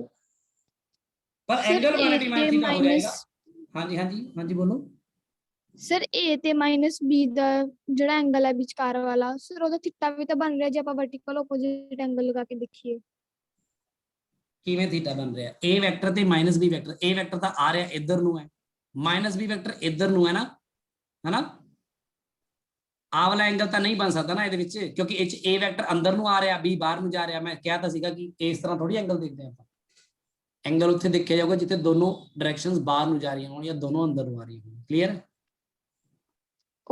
Okay sir ਨਹੀਂ ਜੇ ਨਹੀਂ ਕਲੀਅਰ ਮੈਂ ਦੁਬਾਰਾ ਦੱਸਦਾ ਇਹ ਗੱਲ ਸਮਝਾਵਾਂ ਦੁਬਾਰਾ ਨਹੀਂ ਸਰ ਹੋ ਗਿਆ ਐਂਗਲ ਕਿਵੇਂ ਦੇਖਦੇ ਆਪਾਂ ਹਾਂਜੀ ਸਰ ਮਤਲਬ ਡਾਇਰੈਕਸ਼ਨ ਦੋਨੇ ਸੇਮ ਹੋਣੇ ਚਾਹੀਦੀਆਂ ਨੇ ਹਾਂ ਤੇ ਦੂਜੀ ਗੱਲ ਇਹ ਦੇਖੋ ਜਦੋਂ ਜਿਵੇਂ ਕਹਿੰਦਾ ਮਤਲਬ ਮੰਨ ਲਓ ਇੱਥੇ ਕੁਝ ਬੱਚੇ ਫੁੱਟਬਾਲ ਖੇਡ ਰਹੇ ਸੀ ਠੀਕ ਹੈ ਫੁੱਟਬਾਲ ਮਾਰੀ ਉਹਨਾਂ ਨੇ ਫੁੱਟਬਾਲ ਆ ਰਹੀ ਹੈ ਮੇਰੇ ਵੱਲ ਫੁੱਟਬਾਲ ਆ ਰਹੀ ਹੈ ਫੁੱਟਬਾਲ ਆ ਰਹੀ ਹੈ ਫੁੱਟਬਾਲ ਆ ਰਹੀ ਹੈ ਇੱਥੇ ਮੈਂ ਖੜਾ ਸੀ ਹੁਣ ਤੁਹਾਨੂੰ ਪਤਾ ਬੰਦੇ ਦੀ ਆਦਤ ਹੁੰਦੀ ਹੈ ਬਿਨਾਂ ਲੱਤ ਮਾਰੇ ਬਿਨਾਂ ਰਹਿ ਨਹੀਂ ਸਕਦਾ ਬੰਦਾ ਜੇ ਫੁੱਟਬਾਲ ਤੁਹਾਡੇ ਵੱਲ ਆ ਰਹੀ ਹੈ ਨਾ ਤੁਸੀਂ ਗਰਾਊਂਡ 'ਚ ਖੜੇ ਹੋ ਤੁਸੀਂ ਕਈ ਵਾਰ ਧਿਆਨ ਨਾਲ ਦੇਖਿਓ 55 ਸਾਲ ਦਾ 60 ਸਾਲ ਦਾ ਕੋਈ ਬਜ਼ੁਰਗ ਵੀ ਖੜਾ ਹੋਏਗਾ ਨਾ ਉਹਦੇ ਅੰਦਰ ਵੀ ਬੱਚਾ ਜਾ ਕੇ ਜਾਂਦਾ ਬਾਲ ਉਹਦੇ ਆਂਦੇ ਉਹ ਪੈਰ ਮਾਰਦਾ ਹੀ ਹੈ ਉਹਨੇ ਪੈਰ ਮਾਰਿਆ ਬਾਲ ਨੂੰ ਬਾਲ ਇੱਧਰ ਨੂੰ ਜਾ ਰਹੀ ਹੈ ਇੱਧਰ ਨੂੰ ਜਾ ਰਹੀ ਹੈ ਇੱਧਰ ਨੂੰ ਜਾ ਰਹੀ ਹੈ ਹੁਣ ਬਾਬੇ ਨੇ ਜਿਹੜੀ ਬਾਲ ਨੂੰ ਮਾਰਿਆ ਪੈਰ ਉਹਨੇ ਬਾਲ ਕਿੰਨੇ ਐਂਗਲ ਤੇ ਮੋੜੀ ਜੇ ਆਹ ਸੋਚਣਾ ਹੋਵੇ ਤਾਂ ਉਹਦੇ ਲਈ ਸਾਨੂੰ ਇਹ ਸੋਚਣਾ ਚਾਹੀਦਾ ਬਾਲ ਪਹਿਲਾਂ ਜਾ ਕਿੱਧਰ ਰਹੀ ਸੀ ਜਾ ਤਾਂ ਇੱਧਰ ਰਹੀ ਸੀ ਨਾ ਜੇ ਉਹ ਬਾਲ ਨੂੰ ਨਾ ਮਾਰਦਾ ਤਾਂ ਬਾਲ ਇੱਧਰ ਜਾਣੀ ਸੀ ਕਿ ਨਹੀਂ Yes, sir. ਇਹ ਇਨੀਸ਼ੀਅਲ ਰਸਤਾ ਸੀਗਾ ਫਾਈਨਲ ਰਸਤਾ ਇਹ ਬਣ ਗਿਆ ਤਾਂ ਆਹ ਐਂਗਲ ਹੋਇਆ ਨਾ ਜਿਹਨੇ ਐਂਗਲ ਤੇ ਬਾਲ ਮੁੜੀ ਹੈ Yes, sir. ਪਰ ਡਾਇਗਰਾਮ ਦੇ ਵਿੱਚ ਫਸ ਕੇ ਕੋਈ ਕਹਿ ਦੂਗਾ ਵੀ ਇੰਨੇ ਐਂਗਲ ਤੇ ਬਾਲ ਮੁੜ ਗਈ ਹੈ ਉਹ ਨਹੀਂ ਜੀ ਇਸ ਐਂਗਲ ਤੇ ਨਹੀਂ ਮੁੜੀ ਹੈ ਇਸ ਐਂਗਲ ਤੇ ਮੁੜੀ ਹੈ ਬਾਲ ਯਾਨੀ ਕਿ ਜਿੱਥੋਂ ਦੋਨੋਂ ਡਾਇਰੈਕਸ਼ਨਸ ਬਾਹਰ ਨੂੰ ਜਾ ਰਹੀਆਂ ਹੋਣ ਉੱਥੋਂ ਹੀ ਐਂਗਲ ਦੇਖਿਆ ਜਾਂਦਾ ਹੈ ਇਸ ਲਈ a ਵੈਕਟਰ ਨਾਲ ਜਦੋਂ ਤੁਸੀਂ b ਵੈਕਟਰ ਐ ਬਣਾ ਦਿੰਦੇ ਹੋ ਨਾ ਤਾਂ ਵੀ ਤੁਸੀਂ ए ਵੈਕਟਰ ਦੀ ਡਾਇਰੈਕਸ਼ਨ ਨੂੰ ਹੀ ਥੋੜਾ ਵਧਾ ਕੇ ਸੋਚਦੇ ਹੋ ਵੀ ਐਂ ਜਾਣਾ a ਤਾਂ ਆ ਐਂਗਲ ਨੂੰ ਥੀਟਾ ਕਹਿੰਦੇ ਹੋ। ਪਰ ਜਦੋਂ ਤੁਸੀਂ a ਵੈਕਟਰ ਤੇ b ਵੈਕਟਰ ਨੂੰ ਐਂ ਹੀ ਡਰਾ ਕਰ ਦਿੰਦੇ ਹੋ ਇੱਕ ਹੀ ਜਗ੍ਹਾ ਤੋਂ ਫਿਰ ਇਹਨੂੰ ਹੀ ਥੀਟਾ ਕਹਿ ਦਿੰਦੇ ਹੋ, ਫਿਰ ਕੋਈ ਚੱਕਰ ਨਹੀਂ ਹੁੰਦਾ। ਸੋ ਅਗਰ ਤੁਸੀਂ a ਵੈਕਟਰ ਦੇ ਨਾਲ -b ਵੈਕਟਰ ਡਰਾ ਕਰਦੇ ਹੋ ਤਾਂ ਇਹਦੇ ਵਿੱਚ ਐਂਗਲ ਤੁਹਾਡਾ ਆ ਵਾਲਾ ਵੈਕਟਰ ਆਏਗਾ, ਤਾਂ ਕਿਉਂਕਿ ਹੁਣ b ਨਾਲ ਐਂਗਲ ਥੀਟਾ ਸੀਗਾ ਤਾਂ ਆ 180 - ਥੀਟਾ ਹੀ ਕਿਹਾ ਜਾਏਗਾ। ਹੁਣ ਕਲੀਅਰ ਹੋਇਆ ਬੱਚੇ? Yes, sir. ਬੜੀ ਐਕੂਰੇਸੀ ਨਾਲ ਕੰਮ ਕਰਨਾ ਪੈਂਦਾ ਹੈ, ਐਕੂਰੇਟ ਨਹੀਂ ਹੋ ਫਿਰ ਉਹਦਾ ਕੋਈ ਫਾਇਦਾ ਨਹੀਂ ਹੈ। ਮਤਲਬ ਗਲਤੀਆਂ ਉਹੀ ਮਾੜੀ ਮੋਟੀਆਂ ਗਲਤੀਆਂ ਇਹੋ ਜਿਹੀਆਂ ਕਰਦੇ ਕਰਦੇ ਮਤਲਬ ਦਿਮਾਗ ਵਿੱਚ ਇਮੇਜ ਕਲੀਅਰ ਨਹੀਂ ਬਣੇਗੀ, ਫਾਇਦਾ ਨਹੀਂ ਹੈ ਕੋਈ ਦਾ ਵੀ ਤੇਜ਼ ਤੇਜ਼ ਭੱਜਣ ਦਾ। ਇਹਦਾ ਮਤਲਬ ਇਹ ਆ, ਇਹ ਫਾਰਮੂਲਾ ਕੀ ਬਣਿਆ? cos 180 - ਥੀਟਾ ਕੀ ਹੁੰਦਾ ਹੈ? -cos ਥੀਟਾ ਨਾ। ਮਾਈਨਸ ਕੋਸ। ਸੋ ਬਸ ਇੱਥੇ ਮਾਈਨਸ ਸਾਈਨ ਇੱਥੇ ਲਗਾ ਦਿੱਤਾ ਜਾਵੇ ਤਾਂ ਅਸੀਂ angle between a and b ਹੀ ਪੁੱਟ ਕਰ ਸਕਦੇ ਹਾਂ। ਫਿਰ ਆ angle between a and -b ਸੀ ਨਾ। Yes, ਆ sir. ਕਿਹਦਾ ਹੈ? ਇਹ angle between a and b ਹੈ, ਤਾਂ angle between a and b ਲਿਖ ਸਕਦੇ ਆ। ਫਿਰ ਆਪਾਂ ਫਿਰ ਮਾਈਨਸ ਇੱਥੇ ਲਗਾਉਣਾ ਪੈਣਾ। ਫਿਰ ਅਗਰ ਤੁਸੀਂ a vector -b vector the magnitude ਲਿਖ ਰਹੇ ਹੋ ਤਾਂ ਹੁਣ ਦੱਸੋ ਗੱਲ ਸਮਝ ਲੱਗੀ ਸਭ ਨੂੰ? Yes, sir. Yes. ਸਰ ਜੇ ਇਸ ਪਲੱਸ ਹੈ ਤਾਂ resultant 2ab ਦਾ- ਪਲੱਸ ਦਾ ਆਊਗਾ, ਜੇ ਮਾਈਨਸ ਹੈ ਤਾਂ 2ab ਮਾਈਨਸ ਦਾ ਆਊਗਾ। ਹਾਂ ਬਸ ਇਹ ਨਹੀਂ ਦਿਮਾਗ 'ਚ ਇਹ ਤੁਹਾਡੀ ਟੈਕਨੀਕ ਹੈ ਕਿ ਤੁਸੀਂ ਕਿਵੇਂ ਯਾਦ ਰੱਖਿਆ। ਇਹ ਵਾਲਾ ਐਂਗਲ ਅਗਰ ਮੈਂ ਕਹਿ ਦਵਾਂ ਅਲਫਾ ਡੈਸ਼ ਜੋ ਕਿ ਰਿਜ਼ਲਟੈਂਟ ਦਾ ਇੱਥੇ ਬਣ ਰਿਹਾ a ਦੇ ਨਾਲ, ਯਾਨੀ a - b ਦਾ a ਦੇ ਨਾਲ, ਤਾਂ tan ਅਲਫਾ ਡੈਸ਼ ਵੀ ਅਗਰ ਲਿਖਣਾ ਹੈ ਨਾ ਕੁਝ ਨਹੀਂ ਕਰਨਾ, ਐਂਗਲ ਬਦਲਨੇ। ਕਿਹਦੇ ਨਾਲ ਐਂਗਲ a ਦੇ ਨਾਲ ਨਾ, a ਇੱਥੇ ਰਹੇਗਾ, ਇਧਰ b ਆ ਜਾਏਗਾ, ਸਾਈਨ ਇੱਥੇ ਵੀ 180 - ਥੀਟਾ ਪੁੱਟ ਕਰ ਦੋ, ਇੱਥੇ ਵੀ 180 - ਥੀਟਾ ਪੁੱਟ ਕਰ ਦੋ। ਹੁਣ ਇਹਨਾਂ ਨੂੰ ਸੋਲਵ ਕਰਕੇ ਲਿਖਣਾ ਲਿਖ ਲਓ, ਨਹੀਂ ਤਾਂ ਮੈਂ ਤਾਂ ਕਰਦਾ ਹੀ ਨਹੀਂ ਹੁੰਦਾ। ਮੈਂ ਤਾਂ 180 - ਥੀਟਾ ਹੀ ਯਾਦ ਰੱਖਦਾ ਹਾਂ। ਮੈਂ ਪਲੱਸ ਵਾਲਾ ਫਾਰਮੂਲਾ ਯਾਦ ਰੱਖਦਾ ਹਾਂ, ਮਾਈਨਸ ਵਾਲਾ ਕੋਈ ਫਾਰਮੂਲਾ ਯਾਦ ਨਹੀਂ ਰੱਖਦਾ। ਮੈਂ ਕਿਹਾ ਬਸ ਥੀਟੇ ਦੀ ਜਗ੍ਹਾ 180 - ਥੀਟਾ ਪੁੱਟ ਕਰ ਦੂੰਗਾ, ਮੇਰਾ ਆਂਸਰ ਆ ਜਾਏਗਾ। ਕਲੀਅਰ ਹੈ ਗੱਲ? ਦੱਸੋ। Yes, sir. Yes sir. ਹੁਣ ਆਪਾਂ ਸਾਰਾ ਕੁਝ ਜੋ ਪੜਿਆ ਆਪਾਂ ਅੱਗੇ ਨਵਾਂ ਕੰਮ ਨਹੀਂ ਹੁਣ ਇਸ ਚ ਕਰ ਪਾਵਾਂਗੇ, ਹੋਰ ਨਾ ਟਾਈਮ ਨਹੀਂ ਹੈਗਾ। ਆਪਾਂ Sir? ਕਿਸੇ ਚੀਜ਼ ਹਾਂਜੀ ਬੋਲੋ। ਸਰ ਜਦੋਂ ਆਪਾਂ ਲਿਖਾਂਗੇ tan ਅਲਫਾ ਤਾਂ ਆਪਾਂ a ਵੈਕਟਰ ਵੀ ਮੈਂਸ਼ਨ ਕਰਾਂਗੇ ਵੀ a ਵੈਕਟਰ ਨਾਲ। ਹਾਂ ਆਬਵੀਅਸਲੀ ਮੈਂਸ਼ਨ ਕਰੇਗਾ ਤੂੰ ਕਿਹਦੇ ਨਾਲ ਅਲਫਾ। ਐਵੇਂ ਸਿੱਧਾ ਹੀ ਅਲਫਾ ਲਿਖ ਦਿੰਦੇ ਬੱਚੇ, ਕਹਿੰਦੇ ਸਰ ਨੰਬਰ ਨਹੀਂ ਮਿਲੇ। ਨੰਬਰ ਕਿਉਂ ਮਿਲੇ? ਮੈਨੂੰ ਦੱਸੋ ਤੁਸੀਂ ਅਲਫਾ ਕਿਹਦੇ ਨਾਲ ਬਣਾਇਆ ਤੁਸੀਂ? ਠੀਕ ਹੈ ਓਕੇ ਚਲੋ ਇੱਕੋ ਹੀ ਡਾਇਗਰਾਮ ਚ ਸਾਰੀ ਆਪਾਂ ਸਮੇਟ ਦਿੰਦੇ ਆ ਪੂਰਾ ਲੈਕਚਰ। ਇੱਕ ਡਾਇਗਰਾਮ ਚ ਸਭ ਕੁਝ ਦਿਖੂਗਾ ਤੁਹਾਨੂੰ ਕਲੀਅਰ। ਠੀਕ ਹੈ ਚਲੋ ਆ a ਵੈਕਟਰ ਹੈ, ਓਏ ਹੋਏ देखो आ ए वेक्टर है मान लो, आ बी वेक्टर है। ए वेक्टर का मैग्नीट्यूड कितना है? ए है। बी वेक्टर का मैग्नीट्यूड बी है। ते मैनू ए ते बी विचकार जो एंगल है वो थीटा गिवन, मैं इत्थे शो करता ना, otherwise angle between A vector and B vector theta a given. समझ लगी गल? इत्थे तक सवाल तो अपना की है, इस चीज ਨੂੰ मैं एक्सप्लोर करन जा रहा बस सारा कुछ एक ही डायग्राम ਦੇ ਵਿੱਚ। ਹੁਣ ਕਨਫਿਊਜ਼ ਨਾ ਹੋਣਾ, ਕਈ ਵਾਰ ਕਿੰਨਾ ਬੱਚੇ ਨੂੰ ਬੜਾ ਮਜ਼ਾ ਆਉਂਦਾ ਹੋਏ ਇੱਕੋ ਡਾਇਗਰਾਮ ਸਭ ਕੁਝ ਦਿਖ ਰਿਹਾ, ਪਰ ਕਈ ਵਾਰ ਕਿੰਨਾ ਉਹ ਕਨਫਿਊਜ਼ ਹੀ ਹੋ ਜਾਂਦੇ ਆ, ਮਤਲਬ ਆਹ ਸਾਰਾ ਕੁਝ ਇਕੱਠਾ ਹੋ ਗਿਆ। ਕਨਫਿਊਜ਼ ਨਹੀਂ ਹੋਣਾ। ਲਓ ਜੀ ट्रायंगल और चलते हैं। आ ए वेक्टर है, आ मान लो बी वेक्टर आ रहा। चलो जी ਤੁਸੀਂ ਇੱਥੇ ਦੱਸ ਦਿਓ ਮੈਨੂੰ, -b ਵੈਕਟਰ ਵੀ ਡਰਾ ਕਰ ਸਕਦੇ ਕਿ ਨਹੀਂ? Yes, sir. -b ਵੈਕਟਰ ਜਿਹੜਾ ਡਰਾ ਕਰਾਂਗੇ ਉਹ ਬੇਸਿਕਲੀ ਆਵੇਗਾ ਨਾ। Yes, sir.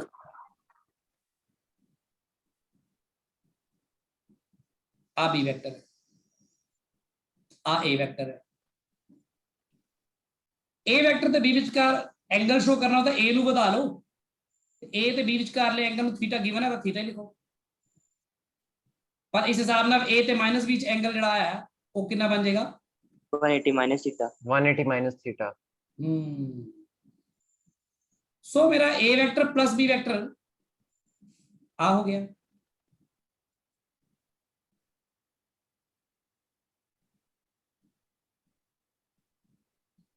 ठीक है ते a वेक्टर -b वेक्टर इसे डायग्राम में दिख रहा आ रहा है।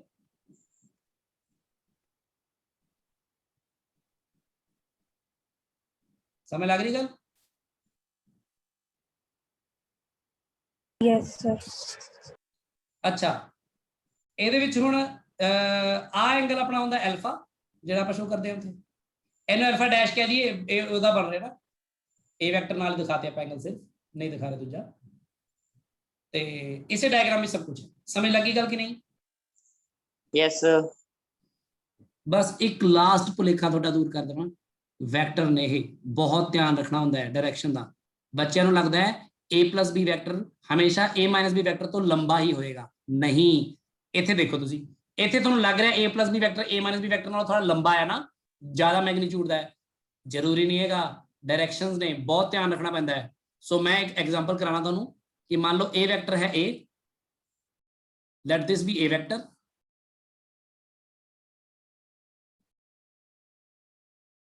and this be b vector।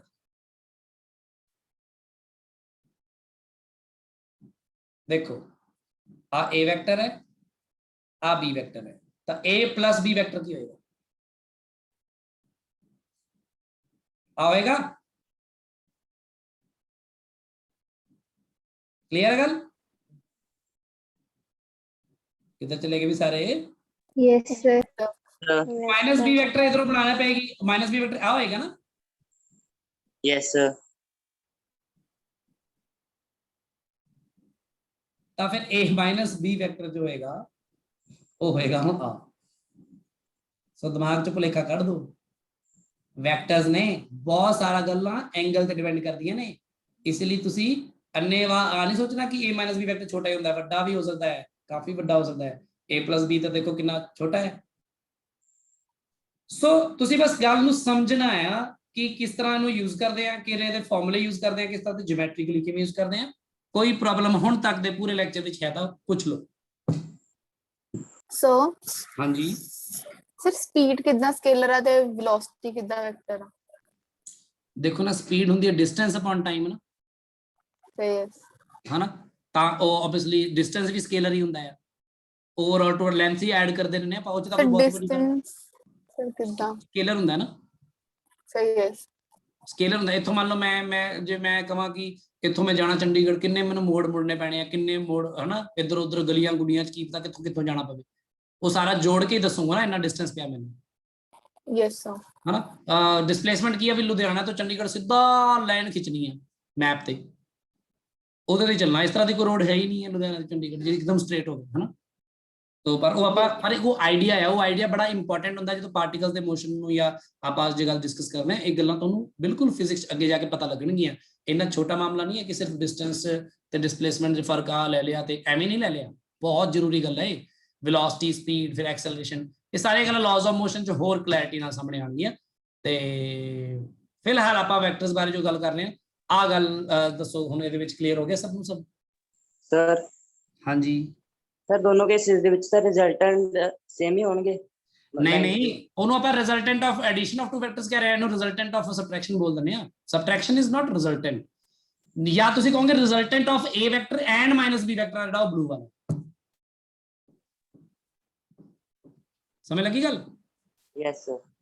Resultant ਦਾ ਤੁਹਾਨੂੰ ਪਤਾ ਉਹ ਤਾਂ ਫਿਰ ਇਹ ਹੁਣ ਕੁਝ ਗੱਲਾਂ ਤਾਂ ਤੁਸੀਂ ਆਪ ਹੀ ਦਿਮਾਗ ਲਗਾਓਗੇ, ਕਾਮਨ ਸੈਂਸ ਵਿੱਚ ਫਿੱਟ ਹੋਣੀ ਚਾਹੀਦੀਆਂ ਨੇ, ਆਪਣੇ ਅੰਨੇਵਾਹ ਨਹੀਂ ਕੰਮ ਕਰਨਾ ਕੁਝ ਵੀ। ਇੱਥੇ ਤੱਕ ਸਭ ਨੂੰ ਕਲੀਅਰ ਹੋ ਗਿਆ ਨਾ? ਐਡੀਸ਼ਨ ਕਰਨਾ ਆ ਗਿਆ, ਸਬਟ੍ਰੈਕਸ਼ਨ ਕਰਨਾ ਆ ਗਿਆ, ਬਸ ਐਂਗਲਸ ਦੀ ਵੈਲਿਊ ਪੁੱਟ ਕਰਨੀ ਹੈ ਤਾਂ ਸਭ ਹੋ ਜਾਏਗਾ।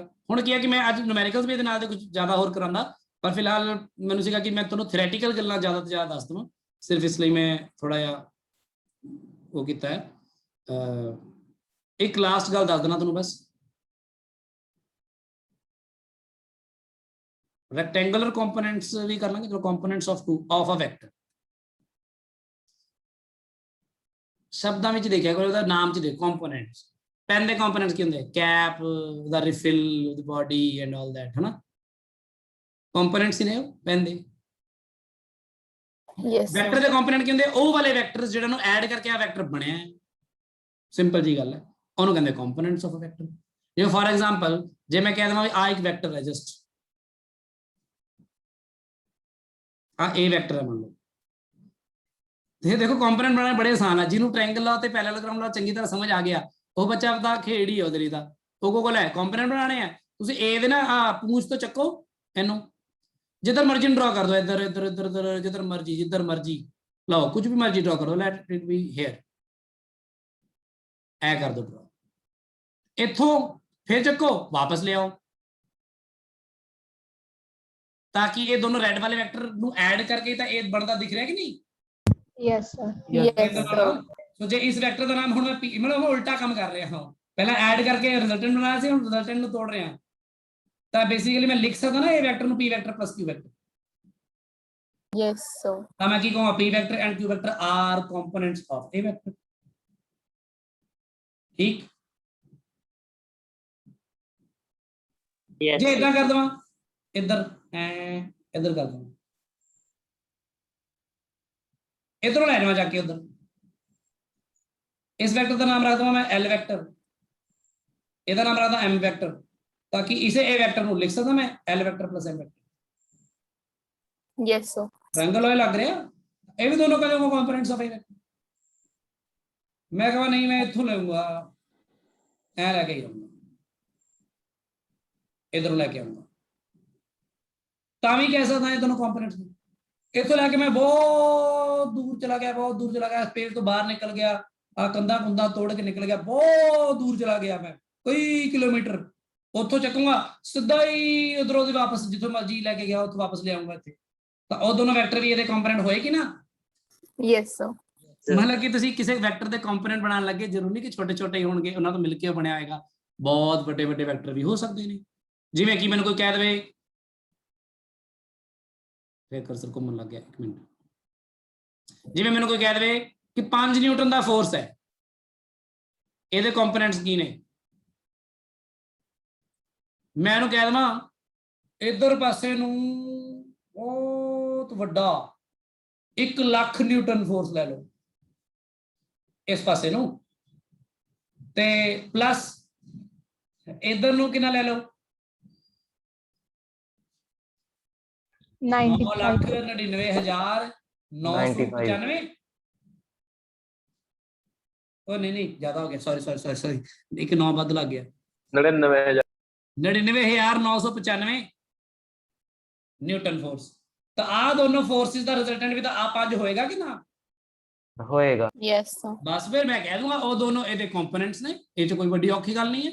ਤੇ ਉੱਥੇ ਮੈਂ ਪਲੇਨ ਚ ਤੁਹਾਨੂੰ ਆ ਸਾਰੇ ਇੱਧਰ ਉੱਧਰ ਜਿਹੜੀਆਂ ਮਾਰ ਰਹੇ ਸੀ ਆਪਾਂ ਉੱਪਰ ਨੀਚੇ ਜਿੱਧਰ ਮਰਜ਼ੀ। ਅੱਛਾ ਕੋਈ ਕੰਪੋਨੈਂਟ ਬੰਦਾ ਕਹਿੰਦਾ ਮੈਂ ਇਹਦੇ ਉੱਪਰ ਹੀ ਬਣਾ ਦੇਵਾਂ ਜੀ, ਲਓ ਜੀ ਹੁਣ ਮੰਨ ਲਓ 15 ਨਿਊਟਨ ਸੀਗਾ, ਮੈਂ ਕਹਾਂ ਇੱਕ 5 ਬਣਾ ਲਓ, ਉਸੇ ਦਿਸ਼ਾ ਚ 10 ਬਣਾ ਲਓ, ਹੋਰ ਤਾਂ ਵੀ ਤਾਂ ਬਣ ਗਿਆ ਕਿ ਨਹੀਂ? Yes Yes, sir. sir. ਤੇ ਕੋਈ ਕਹਿੰਦਾ ਨਹੀਂ ਜੀ ਮੈਂ ਇੱਧਰ ਪਿੱਛੇ ਨੂੰ ਲੈ ਕੇ ਜਾਊਂਗਾ, ਇੱਧਰ ਨੂੰ 5 ਨਿਊਟਨ ਤੇ ਫਿਰ ਇੱਧਰ ਚੱਕ ਕੇ ਫਿਰ ਉਹ ਵਾਪਸ ਉੱਪਰ ਤੱਕ। ਸਮਝ ਗਏ ਨਾ ਗੱਲ ਮੇਰੀ? Yes, ਜੀ ਸਰ। ਕਿਸੇ ਵੈਕਟਰ ਦੇ ਕੰਪੋਨੈਂਟ ਕੀ ਹੁੰਦੇ ਨੇ? ਉਹ ਵੈਕਟਰ ਜਿਨ੍ਹਾਂ ਨੂੰ ਜੋੜ ਜਾੜ ਕੇ ਉਹ ਬਣਿਆ ਹੁੰਦਾ ਆ। ਹੁਣ ਤੁਹਾਨੂੰ ਮੈਂ ਕਰਾਇਆ ਹੈ ਪੋਲੀਗਨ ਲਾਅ ਵੀ, ਤਾਂ ਜ਼ਰੂਰੀ ਵੀ ਨਹੀਂ ਹੈਗਾ ਕਿ ਕੰਪੋਨੈਂਟ 2 ਹੀ ਬਣਾਉਣੇ ਆ। ਆ ਬਣਾ ਲਓ ਇੱਕ, ਫਿਰ ਐ ਬਣਾ ਲਓ, ਫਿਰ ਐ ਬਣਾ ਲਓ, ਫਿਰ ਐ ਬਣਾ ਲਓ, ਫਿਰ ਐ ਬਣਾ ਲਓ, ਠੀਕ ਹੈ? yes, sir. ਆ ਮੰਨ ਲਓ ਊੜਾ ਵੈਕਟਰ ਆ, ਇਹ ਐੜਾ ਵੈਕਟਰ ਆ, ਇਹ ਈਡੀ ਵੈਕਟਰ ਆ, ਇਹ ਸੱਸਾ, ਇਹ ਹਾ। ਤਾਂ ਆਪਣਾ ਆ ਵੈਕਟਰ ਜਿਹੜਾ ਇਹ ਹੋਗਾ ਉਹ ਮੈਂ ਲਿਖ ਸਕਦਾ ਇਜ਼ ਇਕੁਅਲ ਟੂ ਊੜਾ ਪਲੱਸ ਈਡੀ ਪਲੱਸ ਐੜਾ ਪਲੱਸ ਜੋ ਵੀ ਹੈ ਸਾਰਾ ਕੁਝ ਹਾਂ ਤੱਕ। ਸਮਝ ਲੱਗੀ ਗੱਲ? Yes, sir. Yes, sir. ਸੋ ਕੰਪੋਨੈਂਟਸ ਨੂੰ ਭਾਵੇਂ ਤੁਸੀਂ ਜਿਵੇਂ ਮਰਜ਼ੀ ਬਣਾ ਦਿਓ, ਕੋਈ ਚੱਕਰ ਨਹੀਂਗਾ। ਇਸ ਤੋਂ ਬਾਅਦ ਆਉਂਦਾ ਰੈਕਟੈਂਗੂਲਰ ਕੰਪੋਨੈਂਟਸ, ਪਰ ਨਹੀਂ ਉਹ ਗੱਲ ਆਪਣਾ ਅਗਲੇ ਲੈਕਚਰ 'ਚ ਹੋਣੀ ਚਾਹੀਦੀ ਹੈ, ਇਹ ਬਹੁਤ ਜ਼ਿਆਦਾ ਹੈਵੀ ਨਾ ਹੋ ਜਾਵੇ। ਪਰ ਹੁਣ ਤੱਕ ਦਾ ਪੂਰਾ ਲੈਕਚਰ ਬਹੁਤ ਚੰਗੀ ਤਰ੍ਹਾਂ ਜੇ ਤੁਸੀਂ ਸਿੱਖ ਲਿਆ, ਜੇ ਤੁਹਾਨੂੰ ਇਹ ਸੌਖਾ ਲੱਗਿਆ ਹੈ ਨਾ, ਤਾਂ ਇਹਦਾ ਮਤਲਬ ਫਿਜ਼ਿਕਸ ਦਾ ਸਾਰੀ ਅੱਗੇ ਸੌਖੀ ਹੀ ਹੈ। ਇਹਨਾਂ ਚੀਜ਼ਾਂ ਨੂੰ ਟ੍ਰੀਟ ਕਰਨਾ, ਡੀਲ ਕਰਨਾ ਆ ਜਾਊਗਾ। ਕ੍ਰਾਸ ਪ੍ਰੋਡਕਟ, ਡਾਟ ਪ੍ਰੋਡਕਟ ਸਿੱਖ ਲੈ, ਉਸ ਤੋਂ ਬਾਅਦ ਅੰਤ ਹੋ ਗਿਆ ਸਮਝ ਲਓ। ਫਿਰ ਜਿਓਮੈਟਰੀ ਵੀ ਵਿੱਚ ਰਗੜੀ ਜਾਣੀ ਆ, 3 ਡਾਇਮੈਂਸ਼ਨਲ ਜਿਓਮੈਟਰੀ ਵੀ ਵਿੱਚ ਹੀ ਆ ਜਾਣੀ ਆ, ਫਿਜ਼ਿਕਸ ਵੀ ਆ ਜਾਣੀ, ਸਾਰਾ ਕੁਝ ਵਿੱਚੇ ਇਕੱਠਾ ਕਰਕੇ ਆਪਾਂ ਵੈਕਟਰ ਵਿੱਚ ਹੀ ਸਾਰਾ ਕੁਝ ਇਕੱਠਾ ਕਰ ਦੇਣਾ।